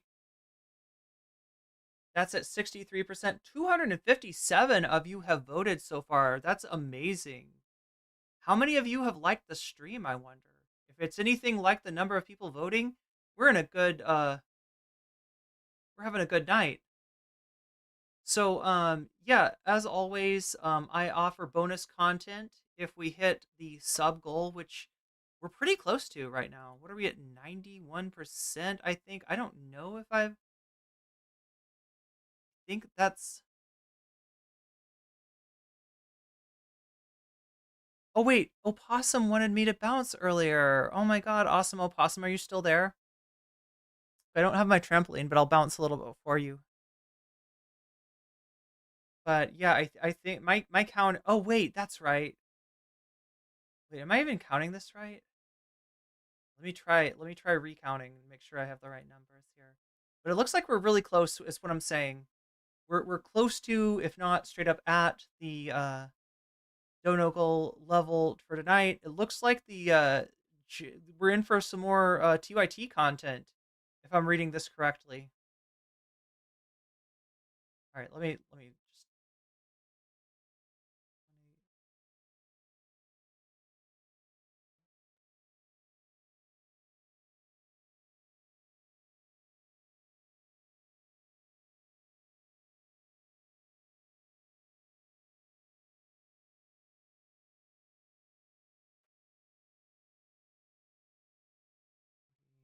Wait, I think, are we there?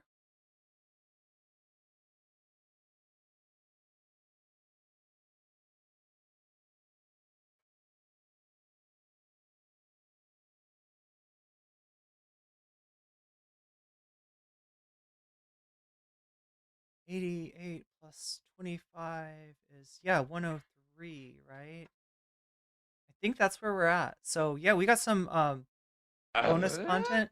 Izzy Sanchi, super chatted $10. Here you go to get you over the dono goal. Oh, we're definitely over the dono goal. We're over the rainbow, chat. That's amazing.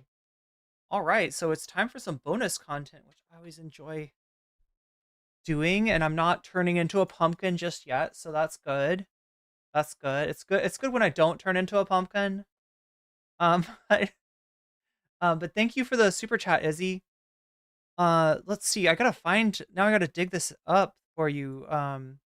It's in the Sean Fain interview. Not Sean Fain. Sorry, Sean O'Brien. The other union Sean O'Brien, Hasan Piker. And again, credit to Ben Dixon, right? I found out that this conversation happened thanks to Ben Dixon. So good work on, and Ben Dixon's been knocking it out of the park lately. Welcome to. So yeah, of the two union Seans, Sean O'Brien is probably the more right wing of them. He's the head of the Teamsters. He's gonna have a conversation here with Hasan. This is like his show. Better bad ideas with Sean O'Brien. Let me see if I can search this transcript here. Oh, we should ask the script if it's trans or not, right? We gotta make sure that we're. I don't know. We're gonna do a survey, chat, to find out which of the. Anyway, chat. Bad joke.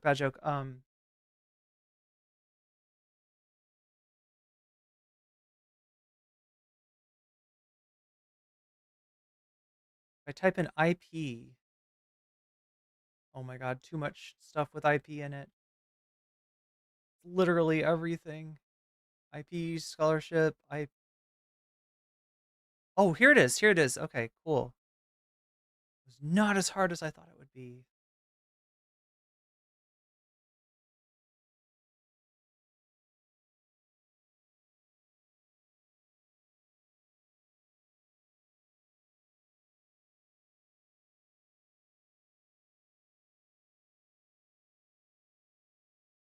I think this is, if I'm not mistaken, this is like Sean O'Brien maybe interviewing Hasan.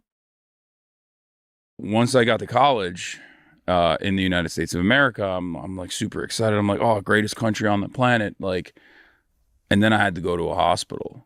And then I was like, oh shit, they just don't have free healthcare here. Like, this is crazy. Cause like even in Turkey's a poor country, but they still have nationalized healthcare. And on top of that, you can get private stuff on the side if you want. So for me, that was definitely like a radicalizing moment where I was like, this is crazy. Like, you have to pay $5,000 to get on an ambulance. Like, what the hell is this? And that's a struggle, that I think people don't realize. You coming from Turkey, where you wouldn't expect that there'd be free healthcare, right? And then you come to one of the richest nations in the world. Well, I feel like people from the United States don't know what to expect. I feel like we think that our healthcare situation is more common than it actually is. I think that we look at capitalism as being the natural state of things, and so when we find that something is nationalized or something is decommodified, we think it's weird. When in actuality, maybe we're the weird ones for commodifying things that are necessities like healthcare. And healthcare is outrageous, and the cost is passed on. So that was a defining moment, as you put it, on one aspect of it. But when you graduated college, and you weren't certain what you were going to do, what was the first job that you had? I worked with my uncle. Here we go. Jenk? Yeah, exactly. Shaky Gurga. I had nowhere to go. I mean, I graduated with honors, but it didn't matter. It's a terrible job market. There's Narco Arachnid says here in the UK, the NHS is going downhill because of privatization. Yeah. no applicable, I didn't have the network. Like, I didn't have any people that I knew that worked in, any of these like big four consultant firms or whatever, which is ironic. Now that I look at it, that's what I thought I wanted to do. I was like, oh, well, this is applicable. I'll become a consultant. Right. It's disgusting. The fact that those are the people that you target, I think, on your audience. 100%. And those are the people that, are causing a lot of these problems throughout this country. So that's quite a shift in. Don't be too jealous of the NHS. You try to get a dentist or a GP appointment here, but better than nothing, I guess. Hey, you try to go to the dentist. You better have enough money for a new car. Attitude in the U.S. Yeah, it is wild. When I think about it now, I was like, damn, I wanted to go work for like PricewaterhouseCoopers or like a McKinsey, and now I'm like, what the fuck was I thinking? were you like taking gummies or smoking weed back then at all? Or what was up? Gummies? Well, yeah, I guess for sure. But no, at that time, it was just like, I didn't have any sort of like serious principles. I was just thinking about it like, I want to make money and this is prestigious. That's what I thought in my mind. But I started working with my uncle, and look, I think it might be a little Turkish of him to do this, but he definitely took advantage of the fact that I was his nephew in terms of, the pay structure that I worked under. So you definitely needed a union with a relative. Oh, 100%. No doubt. Exactly. They actually did unionize the producers, but that was after I had left. But there was definitely... What was his degree? I actually don't know. Anybody know what Hasan's degree was in? There was definitely a little bit of issues there as well. And when I heard him say taking gummies, I thought he said dummies. I was trying to figure out, wait, what is that? Like an old-timey reference to some kind of... I don't know. What are dummies? I think that was my third, like, final radicalizing moment, I guess, was I had this IP, this intellectual property of the show that I, like, built out of for free that I did. So my best guess on what he's talking about here, I think he's talking about agitprop. His show, agitprop, which there's, like, 2 episodes of it. One of them, he's debating his uncle, Jenk, about capitalism. Because I wanted to do it on the side. It's something I wanted, and I knew they were not going to, like, originally they were not going to let me do it unless I do it for free, which is, kind of lame. And this is your uncle's company. Yeah, it's my uncle's company. So I'm just like, I want to help. So, like, whereas I guess somebody coming up with a concept for, and I'm just guessing that they're talking about agitprop here. Somebody coming up with a concept for a show on TYT would be, the TYT would purchase the intellectual property rights from them, but instead Hasan just gave it to them for free so that he could get on the network with his own show. I want to be beneficial, and I also want to do this thing. Mark Gold says poli-sci and communication studies from Rutgers. I'll just do it. I'll just do the extra work for free on the side and like maintain this thing so that like, I can prove that it's good. And so I did that. Oh yeah. So like what he did with Ben Dixon. So what was the deal? He contracted Ben Dixon for a show on Facebook, but then it ended up getting shown on YouTube as well. And he paid Ben for the Facebook stuff, but he didn't pay him for the YouTube. But it blew up. It got very popular. And instead of giving me additional funds to be like, here, let's build out the show more, let's give you a writer, because I did this in the supply closet, basically. I put a green screen up there and I started filming myself. They were like, oh yeah, we're going to take this IP and we're going to give it to all the other hosts so we can like make more of the same type of videos without spending any extra money. Wait, actually, I don't know what maybe it's not agitprop. We're going to give it to other hosts so they can make these same kind of videos. Money. And that's when I was like, damn, I have no ownership over this. Like, I have no control over my hours.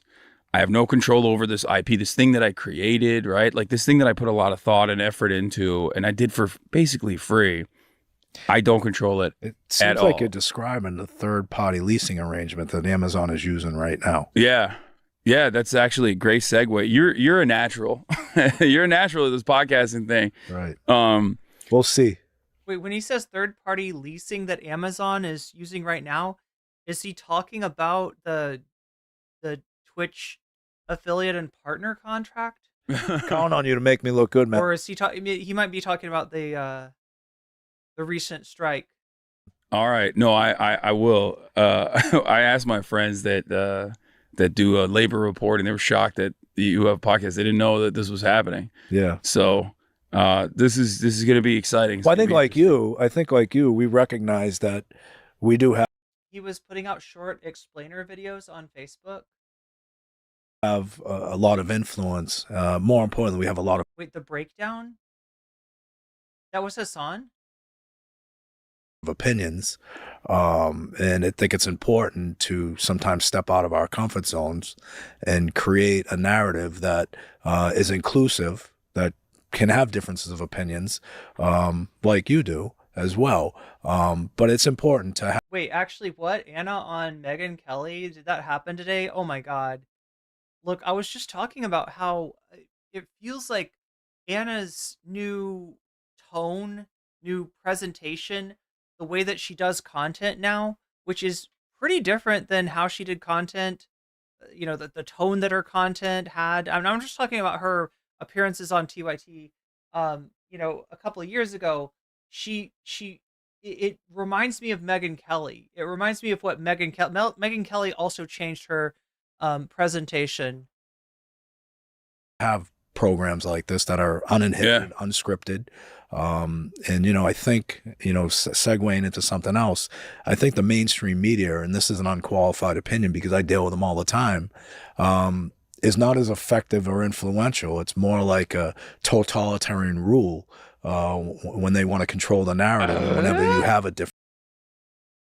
Sorry if this is unrelated, says Mark Gold. Sam Husseini is an American hero. Free Palestine. Vox Populi. Difference of opinions, or you want to have a Thank you for the super chat, Mark Gold. narrative that they're not comfortable with, they blow it up. So in your opinion, being a social media influencer is one of the best, one of the most brightest, based on your background, where do you see mainstream media moving forward in this country? I think you're nailing it. They're definitely cooked. They are losing their ratings. They have virtually nobody under the age of like 45 watching at this point. I mean, I look at those numbers, they're Nielsen TV metrics, and it's abysmal, especially post-election. I have a much larger audience than they do in these primary demographics, 18 to 35. And I'm just one guy who is filming from their living room, right? Like this is, it's incomprehensible. If you were to ask. Wait, Izzy, are you saying they covered it yesterday on the Leftist Mafia? Tommy Lauren and Anna Kasparian? God, that sounds cursed. Oh, not Tommy Lauren, Megyn Kelly.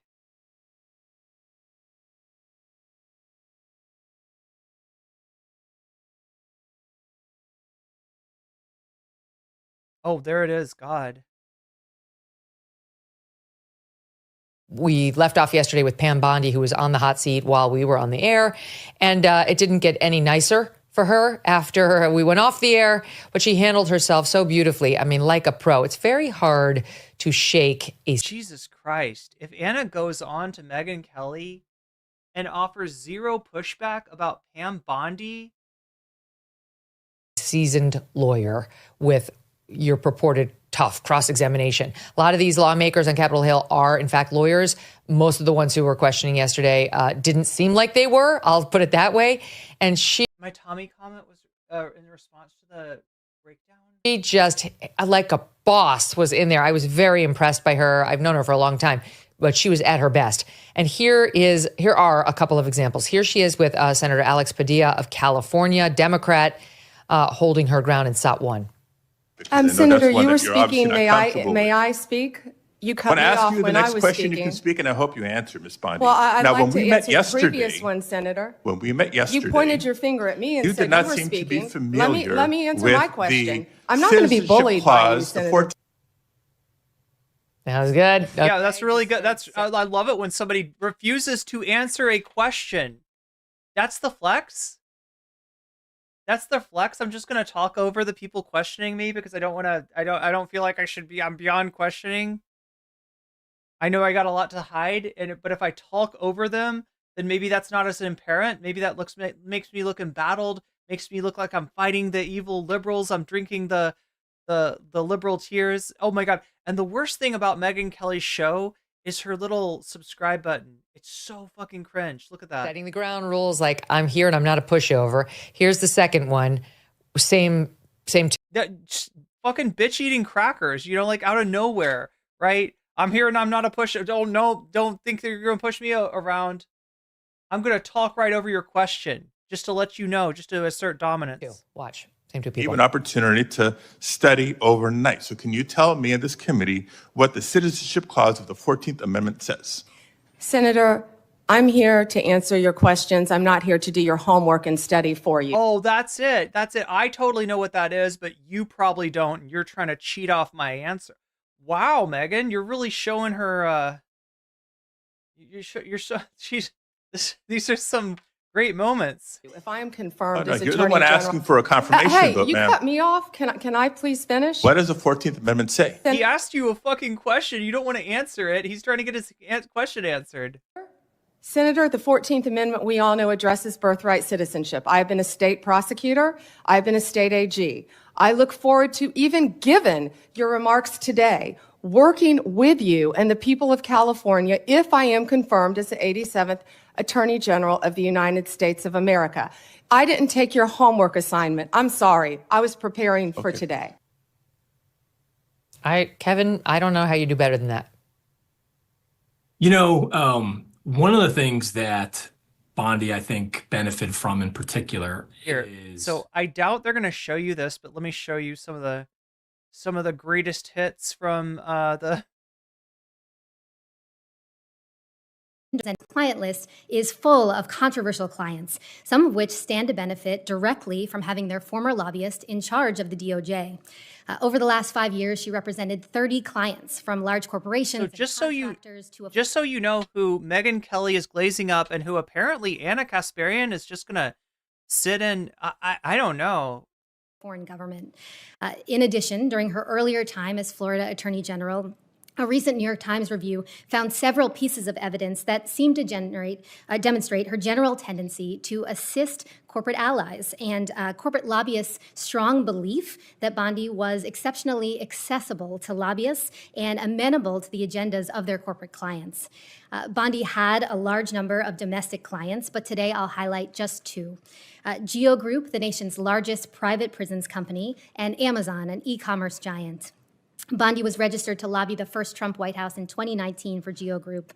Both DOJ and DHS inspectors general have been critical of prison management of Geo Group, and they stand to profit substantially if the Trump administration's new immigration detention and deportation policies result in filling empty or underutilized beds in their facilities. As a real precedent for this concern, Public Citizen did research back in 2019, which showed Geo Group's contract dollars Trump bribed her about his university lawsuit. Rose by over 40% in the first. 14th Amendment does not talk about birthright citizenship. It talks about barring a traitor from serving on office. 2 years of the Trump term. Now to Amazon. They're, of course, a very well-known tech company. Bondi was registered to lobby for them in 2020. In recent years, they've been investigated by the DOJ over injury rates and workplace safety at their warehouses, been referred to the DOJ by a bipartisan group of lawmakers for potential criminal obstruction, and had their robo-taxi unit federally investigated over safety concerns. In addition, DOJ... Wait, I'm sorry. Amazon has a robo-taxi? And the FTC recently reached a settlement with Amazon regarding children's privacy. How did I miss this? Violations via Alexa. And of course, Amazon also receives multi-billion-dollar contracts from multiple federal agencies, ranging from DoD to NASA. Beyond these examples of potential domestic entanglements, Bondi was registered as a foreign agent, lobbying on behalf of foreign governments and officials. To highlight just two, Bondi worked for both the Embassy of Qatar and a Kuwaiti investment firm. What Pam Bondi called a peaceful transfer of power.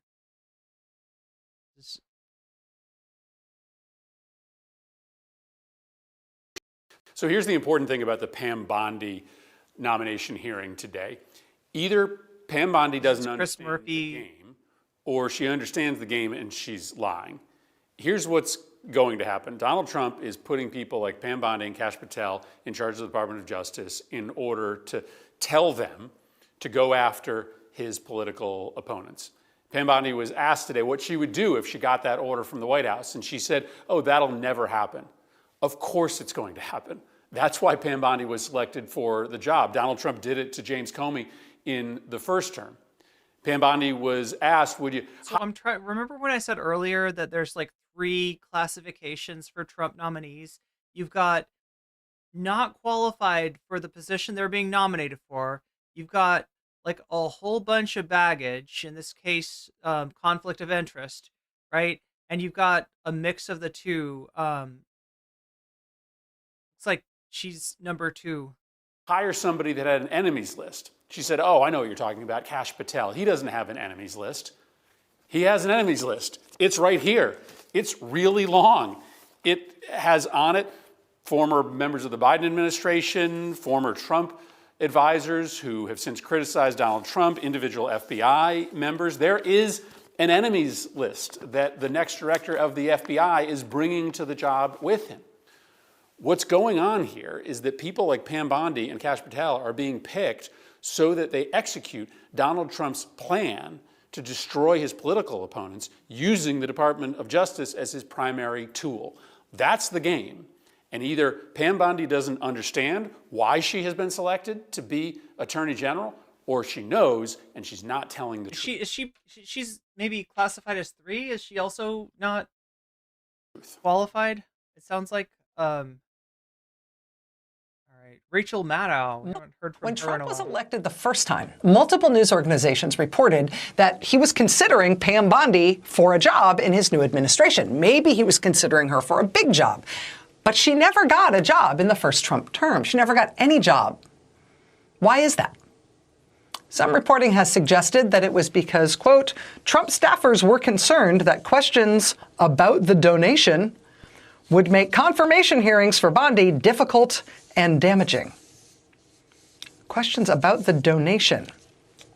The donation in question is this one, this $25,000 check. When Pam Bondi was serving as Attorney General in Florida, the Orlando Sentinel reported that her office was looking Okay, so this is DeSantis' Attorney General. into Floridians' complaints about something called Trump University. And she's being selected because Trump corrupted her when the Trump University stuff came up.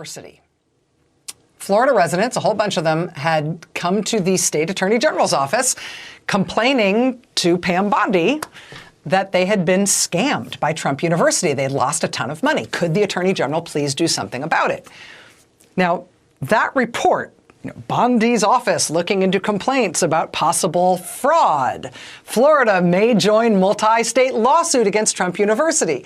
That report appeared in the press in Florida on a Friday.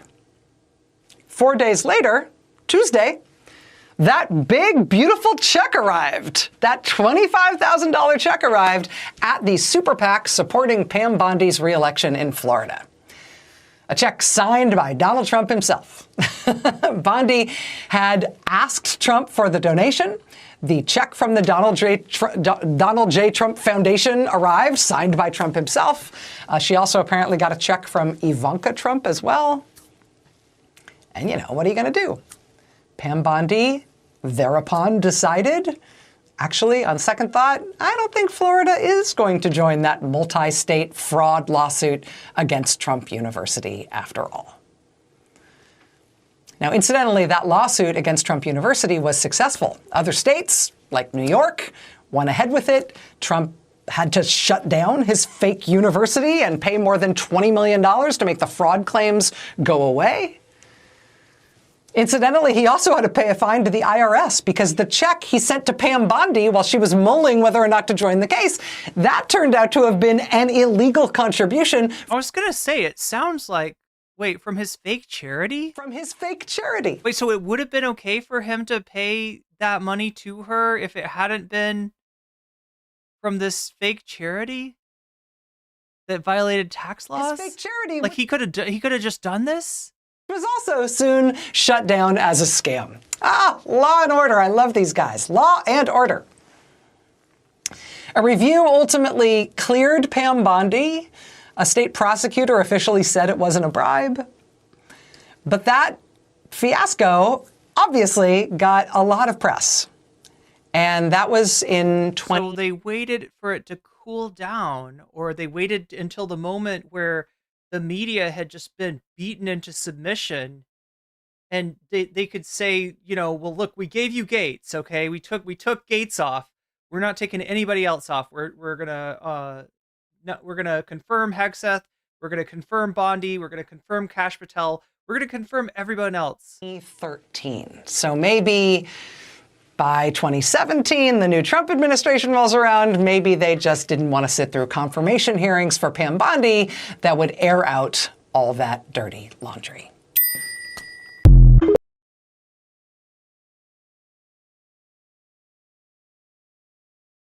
Oh, surprise, surprise. Washington Post has endorsed Pam Bondi. Washington Post, run by Jeff Bezos again. Amazon. Yeah, so conflict of interest, right? If what you want to do is get money out of politics, if what you want to do is even, let's just say, drain the swamp. Let's say you're MAGA and you want to drain the swamp. You think there's too much corruption in government. This is not the way that you would go.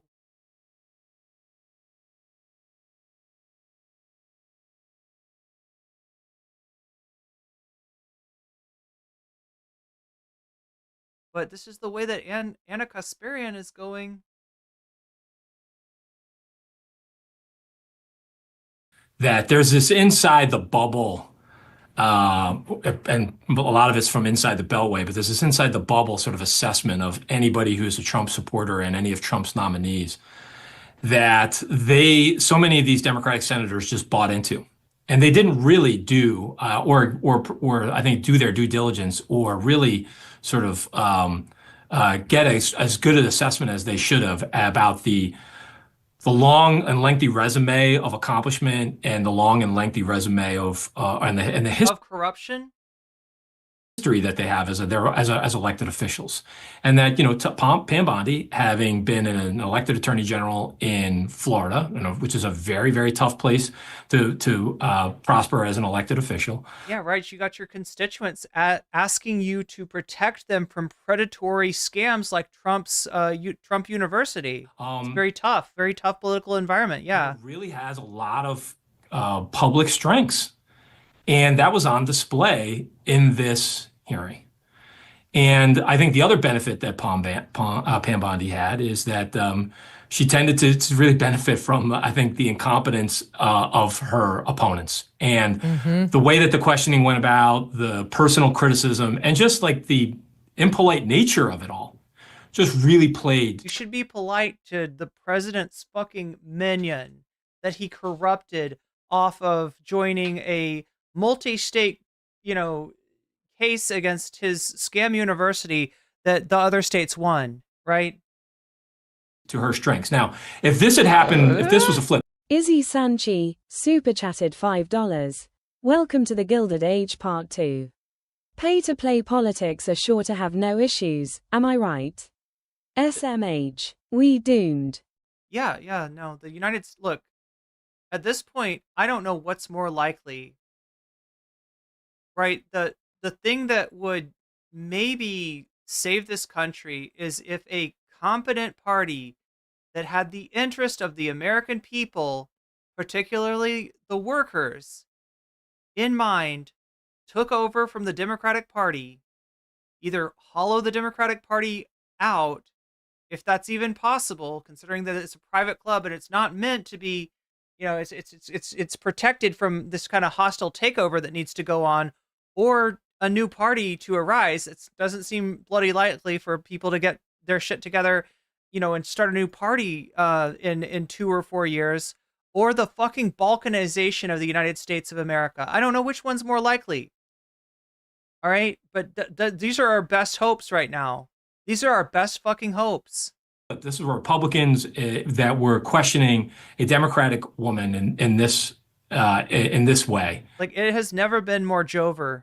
There would have been outrage across a lot of the cable networks about how rude they were and how insensitive they were and how this was going to turn. Yes, that's the story. That's the story, not the fucking just bold corruption of this fucking joke nominee. Women voters all across the country. And so, you know, those were my immediate. No, it's funny too that these chuds are gonna hide behind I don't know, feminism here. They were rude. They were the male, what is this called? Rude male Democratic senators get destroyed by Pam Bondi. Thoughts upon watching it and witnessing it yesterday. Mm-hmm. But they know that the media won't do that because she's a Republican, but also because she was so solid. Like, she was unbullyable, which is lovely to see. I have to say. Taji M says, I agree with Sam Seder. Biden is trying to be a video clip in the future. You're talking about his statement about the tech industrial complex. And he actually mentions the military industrial complex. Joe Biden talks about the military industrial complex and talks about how now that tech has turned on the Democrats, there's a tech industrial complex. And yeah, he wants to be the person that when the United States completely goes down the shitter, completely, you know, becomes the fiefdoms of the tech overlords, the new trillionaire class, right? Then people can point back to Biden and be like, oh, look, Biden warned us. No, Bernie warned us. Bernie warned us. And instead we got stuck with Joe Biden. Say, after watching the Democratic female senators at the Hegseth hearing on Monday, it was a delight, or whatever that day, Tuesday was, it was a delight to see a strong, smart, composed woman being on the hot seat and handling herself like... It's a delight to see a fake feminist like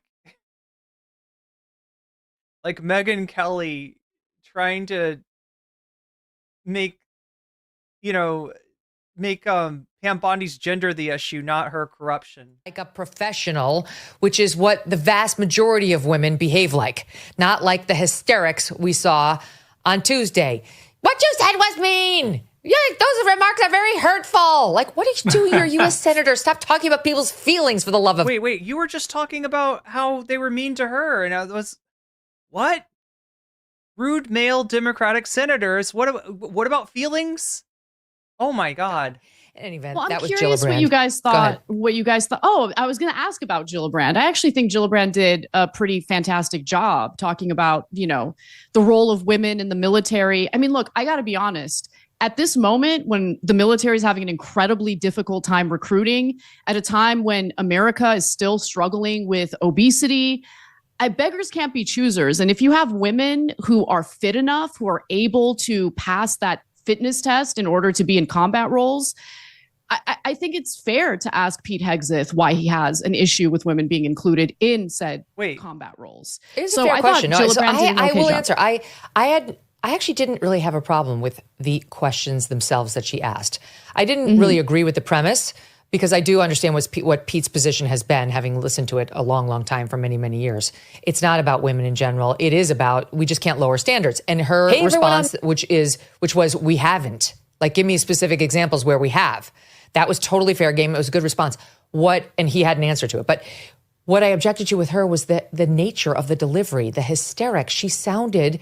I cringe when our fellow women who make their way into these, halls of power behave like the hysterical women many men still believe they always are. Like, would you keep it together, for the love of God? Like, she was shouting. I was in the room and she was like, what you said is hurtful. It's mean. Her facial expressions looked like she was losing it. She looked overly emotional, playing right to stereotype. And Chat, is this what Leftist Mafia covered? I guess there's a few other segments that Anna was involved in. Was unbecoming. And then you went down the line, it just got worse. She was the best of the Democrats, but they just got worse. I mean, Hirono was a nightmare. Tammy Duckworth, who you'd think would have been the most composed. I mean, an actual soldier who'd been in war. No, she wasn't. So a lot of what I objected to was you don't hear men behaving like that. And we really need to be a little bit more professional. You can punch as hard as you want to with the rhetoric and the must be looking at a mirror for Anna. Megyn Kelly is the future. I mean, there are some parallels for sure, right? Megyn Kelly obviously never pretended to be a progressive, but she was one of the less maybe right-wing people involved in conservative media. She did take a stint where she was on NBC and then tried to do her own thing with her own opinions and found out that didn't work. So she switched into this mode of this hyper shrill words, but keep your tone, the nasal nature of the comments, the facial expressions, the near tears look that the unbotoxed eyebrows will allow. Those are bad. Yeah. Megyn, I wouldn't be talking about Botox. I mean, look, I think a lot of these hearings end up being performances. It's really political theater. 100%. And at the moment, good point. Right now for Democrats, it's nothing but political theater because all you need is a simple majority in the Senate to, confirm these Trump nominees. And so they're using this as a moment to Okay, so it was Megyn and Anna without the guy in the middle. Okay, so it wasn't this one then. Is it this one? Hey everyone, I'm Megyn Kelly. Welcome to the Megyn Kelly Show. More of President-elect Donald Trump's top cabinet nominees are on Capitol Hill today after Attorney General nominee Pam Bondi's dominating performance yesterday. She crushed it. We will bring you more of those highlights. They really are. I'd be surprised if these nominees Anna are changing the game on how this whole thing is done. There's no genuflecting. If Anna there's no defended kissing of the Pam ring. Bondi, that'd be. Senators, they don't need their votes. They don't go in there trying to be rude or looking for a fight. But if you're going to treat them like shit, which is clearly what's happening, they don't go in there. She's literally interrupting somebody's question out the gate. What are you talking about? She's too afraid to take questions. Wait, so it was a clip with Anna and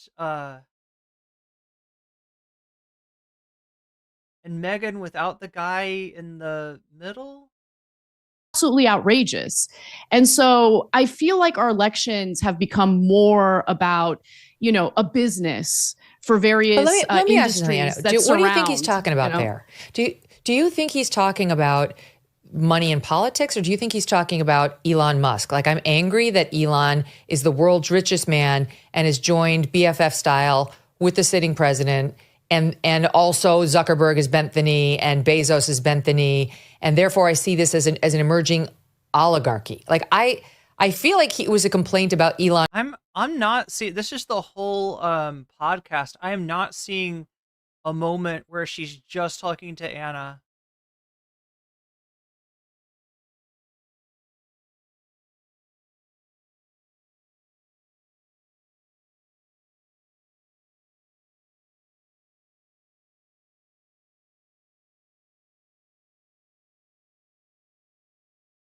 Party has one speed and one speed only.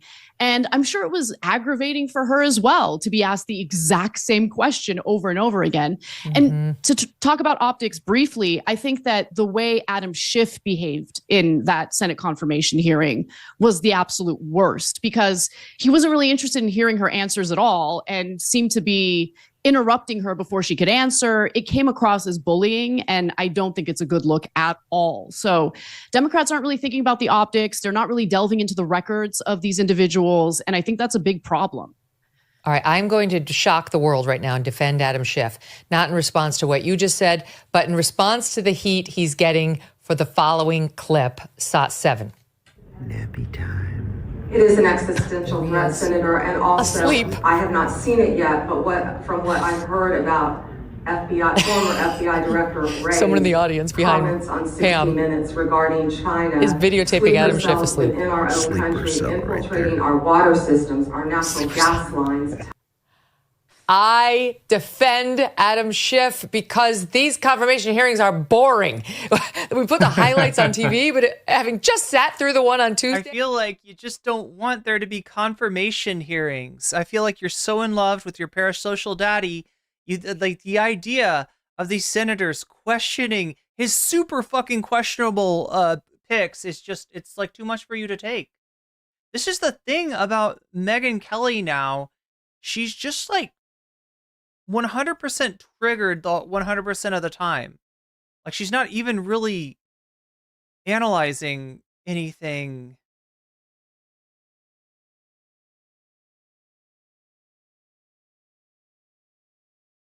Oh my God. We left off yesterday with Pam Bondi, who was on the hot seat while we were on the air. And it didn't get any nicer for her after we went off the air, but she handled. Have women who are fit enough, who are able to. Nasal nature of the comments, the facial expression. Okay, so there was a little bit of pushback from Anna on the Hegseth questioning. Your tears look that the unbotoxed eyebrows will allow. Those are bad. Gillibrand asked some pretty good questions, so we'll see what happens. Active liberal voices inside the party berating, nominees who the thing I think about that's strongest about Hegseth's nomination is, and I think there's an entire discussion we should have about how he brought it back, how he resuscitated it, because it was hanging on a thread there for a while. But it's that he wants to bring an infantry perspective to national security decision making, and to the posture of the armed services.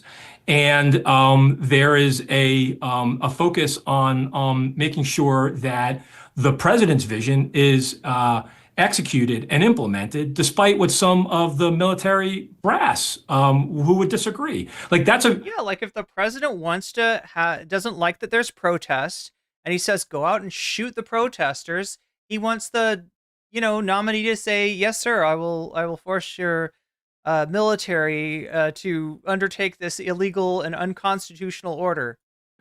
Other generals might be worried about following the Constitution and things like this, when really what we got to be worried about is obey General Trump. Fall on that. That's a really good, strong place to argue, rather than some of the topics that they choose to fight on, which were very specifically tailored to an already converted liberal Democratic base. Yeah, you cheated on your wives. Okay. I want to say this, I feel like the infidelity is the least of the problem with Pete Hegseth. You have a person whose mother wrote him that she didn't like the way that he treated the women in his life. You have a lot worse than infidelity alleged there. Practiced law for many years. Yeah, or Drew Nielsen, or if the president wants to invade Greenland, right? And sat in the Supreme Court as a correspondent for 3. They should be more like the Supreme Court justices, who disagree vehemently, but it's almost never, 1% of the time, maybe, if that, maybe not even, maybe I'm being ungenerous. Do you ever hear hysterics from the left or the right, from the women or the men? The women on this U.S. Supreme Court, far left though they may be, Sotomayor, Brown, Jackson, they don't behave that way. They maintain their composure and their dignity, and they can slice and dice with the best of them.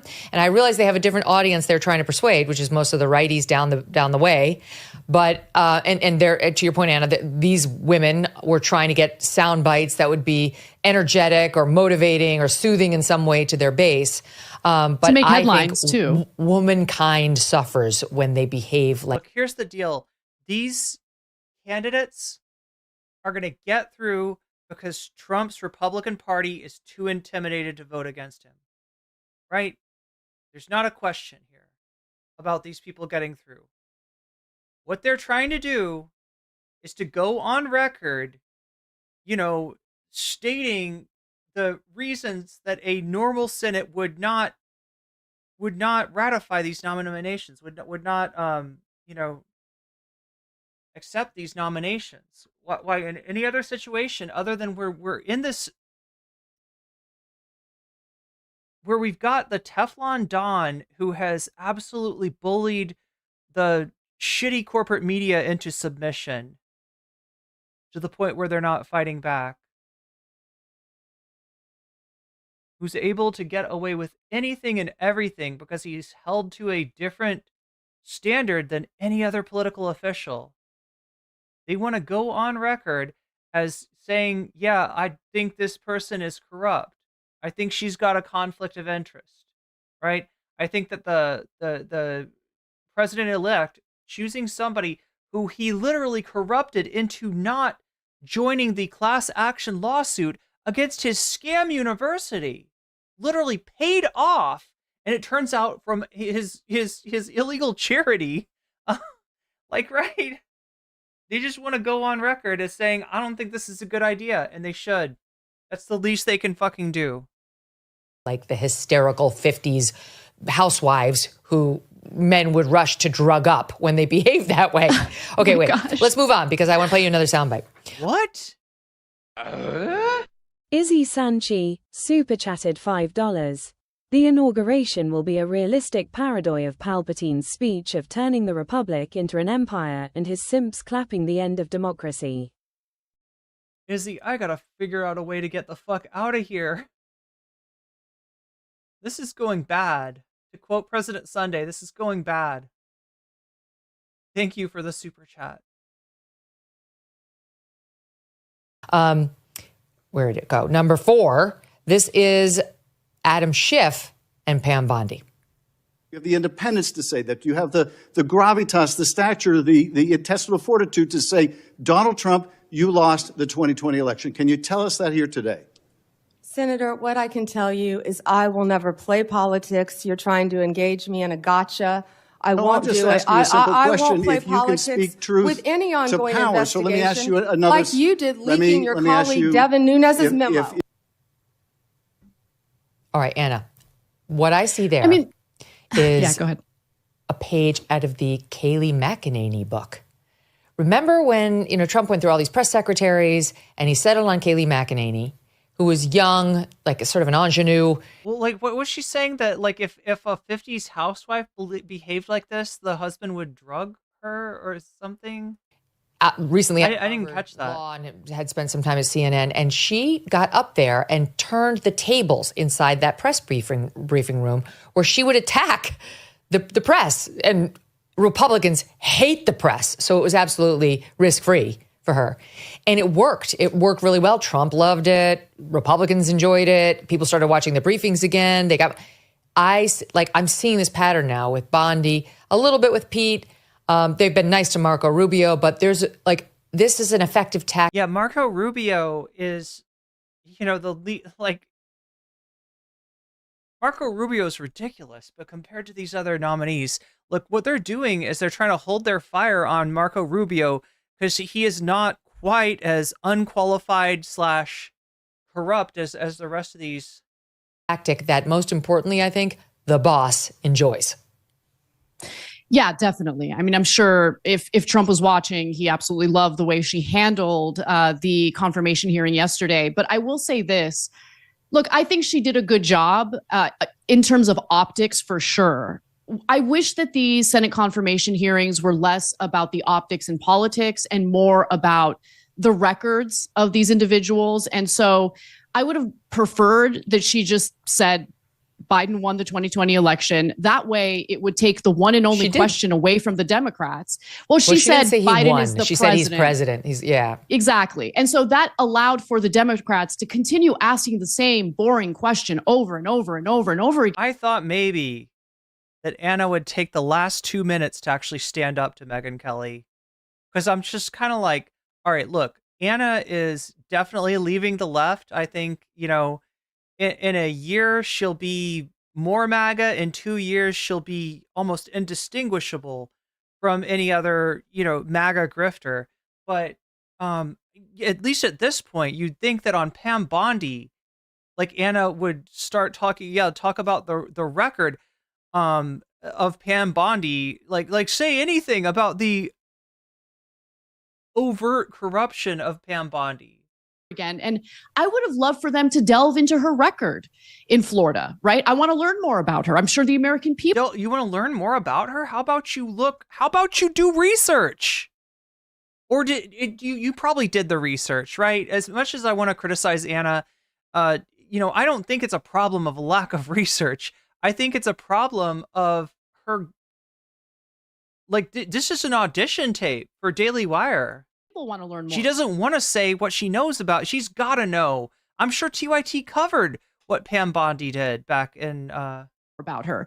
But honestly, at this point, the Democratic Party has Anna is Meghan's protege. I mean, she does seem to have taken a lot of notes from the Megyn Kelly's transformation. one speed and one speed only. And I'm sure it was aggravating for her as well to be asked the exact same question over and over again. Increased tariff.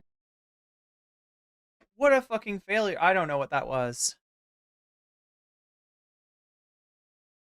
Like, she gets the microphone, changes the subject to Hegseth,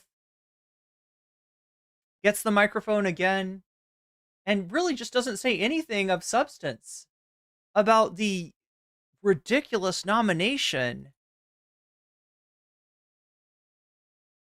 And look, if there's another clip of Anna talking to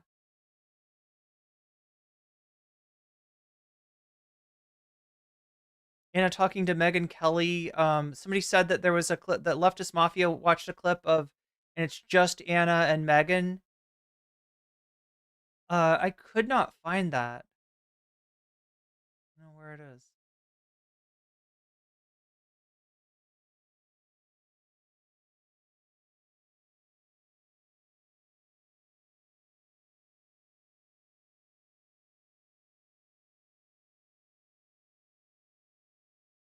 It doesn't look to me like she got like tough questions, right? Like, the tough question would be like, how do you expect us to see you as independent as an attorney general is supposed to be when you have already let yourself be corrupted by Donald Trump? You have failed your constituents in the state of Florida, who by all appearances were defrauded by Trump's scam university. And all it took to buy your support was $25,000. I don't see that they could have gone so much harder. Like, any complaints about, people were mean to her, people were looking for clips or whatever. I don't see where that's coming from.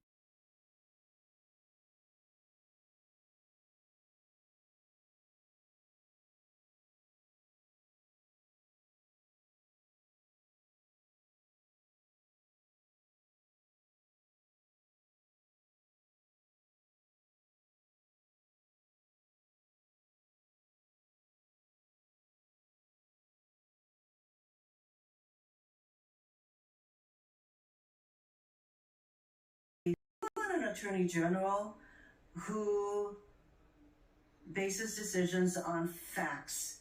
So I want to ask you a factual question. Who won the 2020 presidential election? Joe Biden is the president of the United States. Ms. Bondi, you know that there is a difference between acknowledging it. Winners and losers. I saw that. So there's. I don't know if it's at the beginning or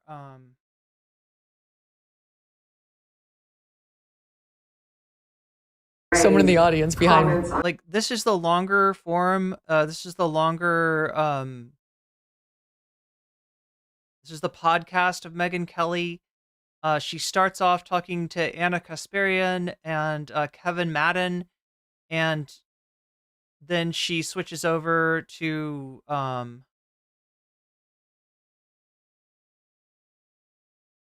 some other guests. But what I've been told is that there's a clip of, it's just Megyn talking to Anna, and I can't seem to find it. So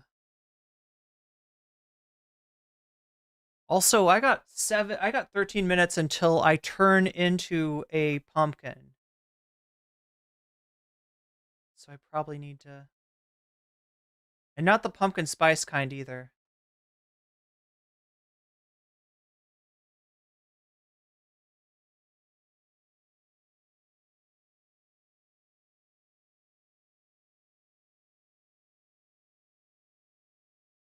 You sent me the leftist mafia clip. Thank you, Natalie.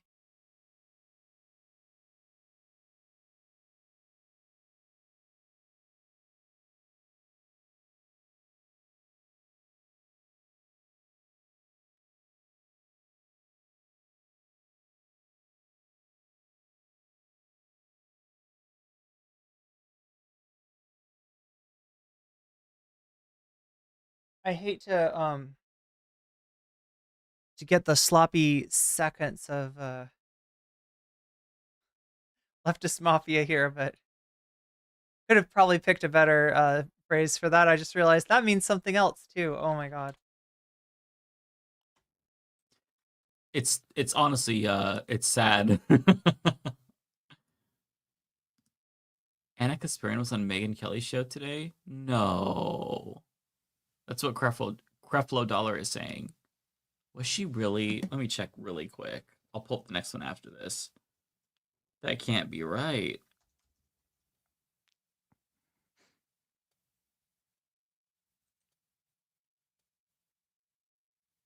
Ooh, she was.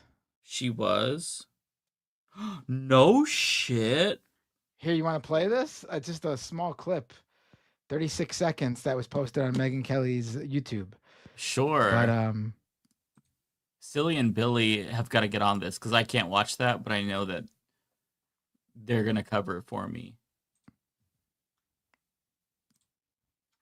Oh, okay, boy. let me know when you drop the link. It's there. I've not watched it. I'm about to watch it for the first time with you. Hang on, let me get the chat off the screen here.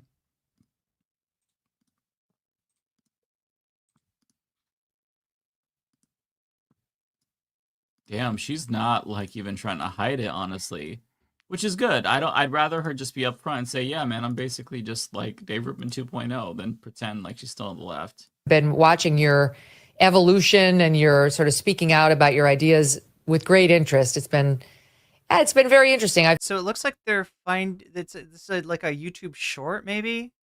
I feel like in some ways I experienced something similar myself, where I was certainly more, I think, on the left 10 years ago than I am now, for sure. What? I would never describe myself as a liberal past like college, but I see what you're going through, and I think a lot of people can relate to where it's like you just get so aggravated with shit breaking down that you believed in. You feel like you have no choice but to just start calling it out. Oh, that's all she put up. Yeah, That's not enough. Yeah. I just noticed the whole episode is up, but you have to go through an hour and 40 minutes. Yeah, well, actually, okay, so to be fair, it is more like I don't know, it's more like half of that. Half of the show is with Anna and that other guy, half of the show is with two other guests, but still it's a lot to go over, and I don't blame leftist mafia for not. So yeah, they put up that I see the clip, I see the short that they're looking at now. I wonder if Megyn Kelly knows that you can do up to 3 minutes on YouTube Shorts now. Maybe she's just not aware that they've changed that.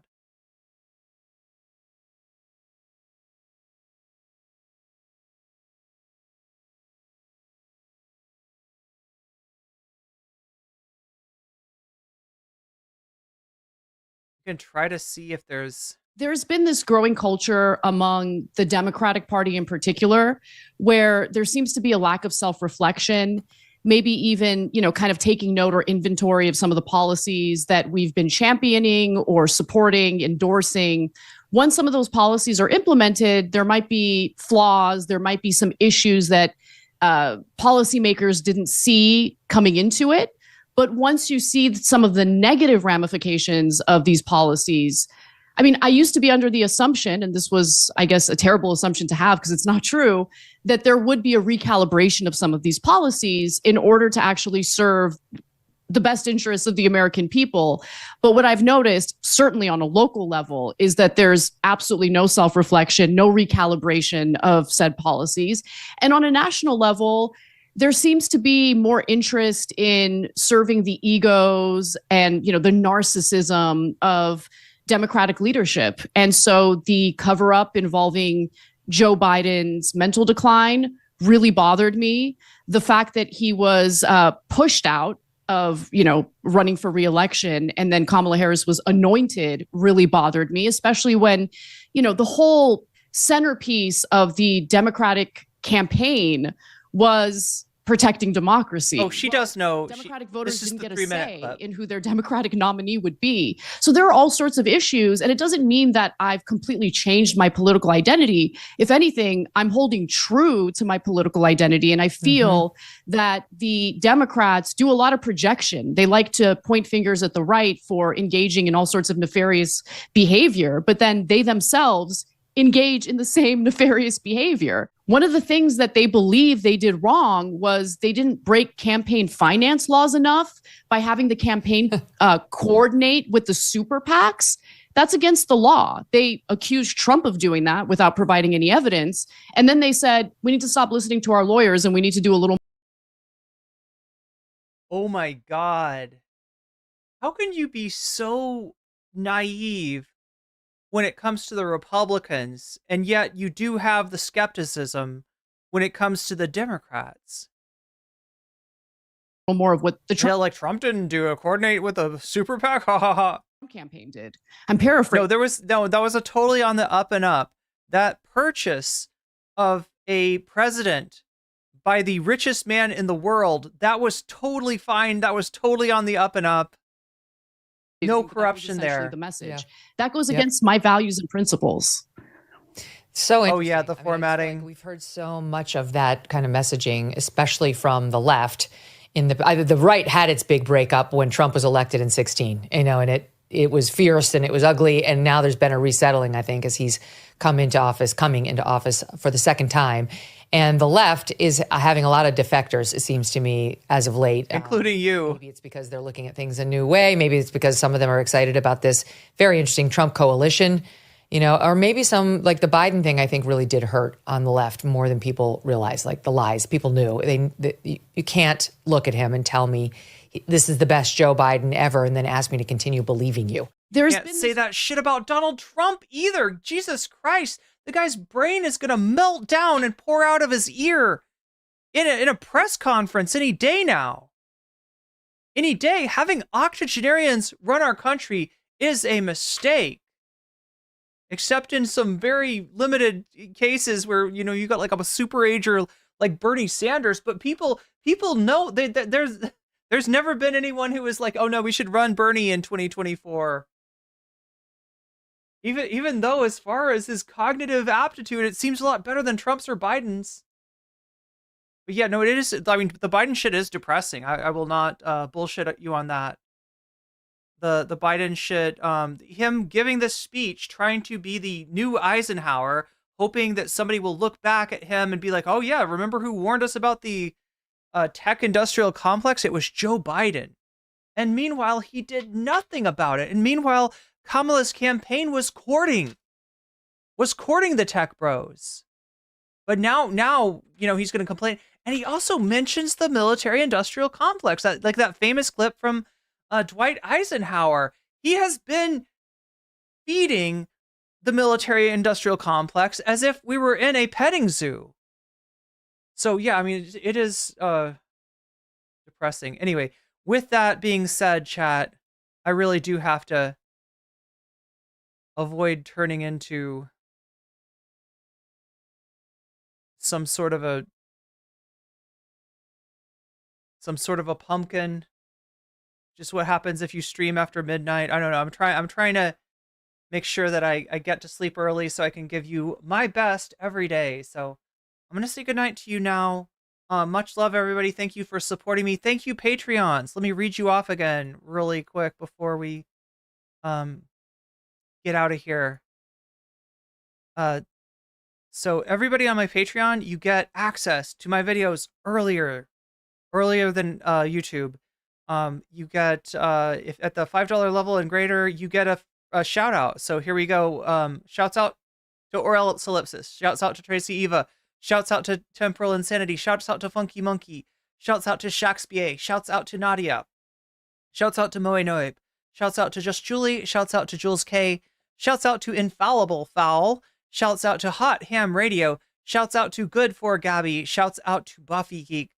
And a fancy shout out to Zerix, to Rachel K, to Crystal Saphira, and to Omega Star. Good night, everybody. See you tomorrow. And also meow.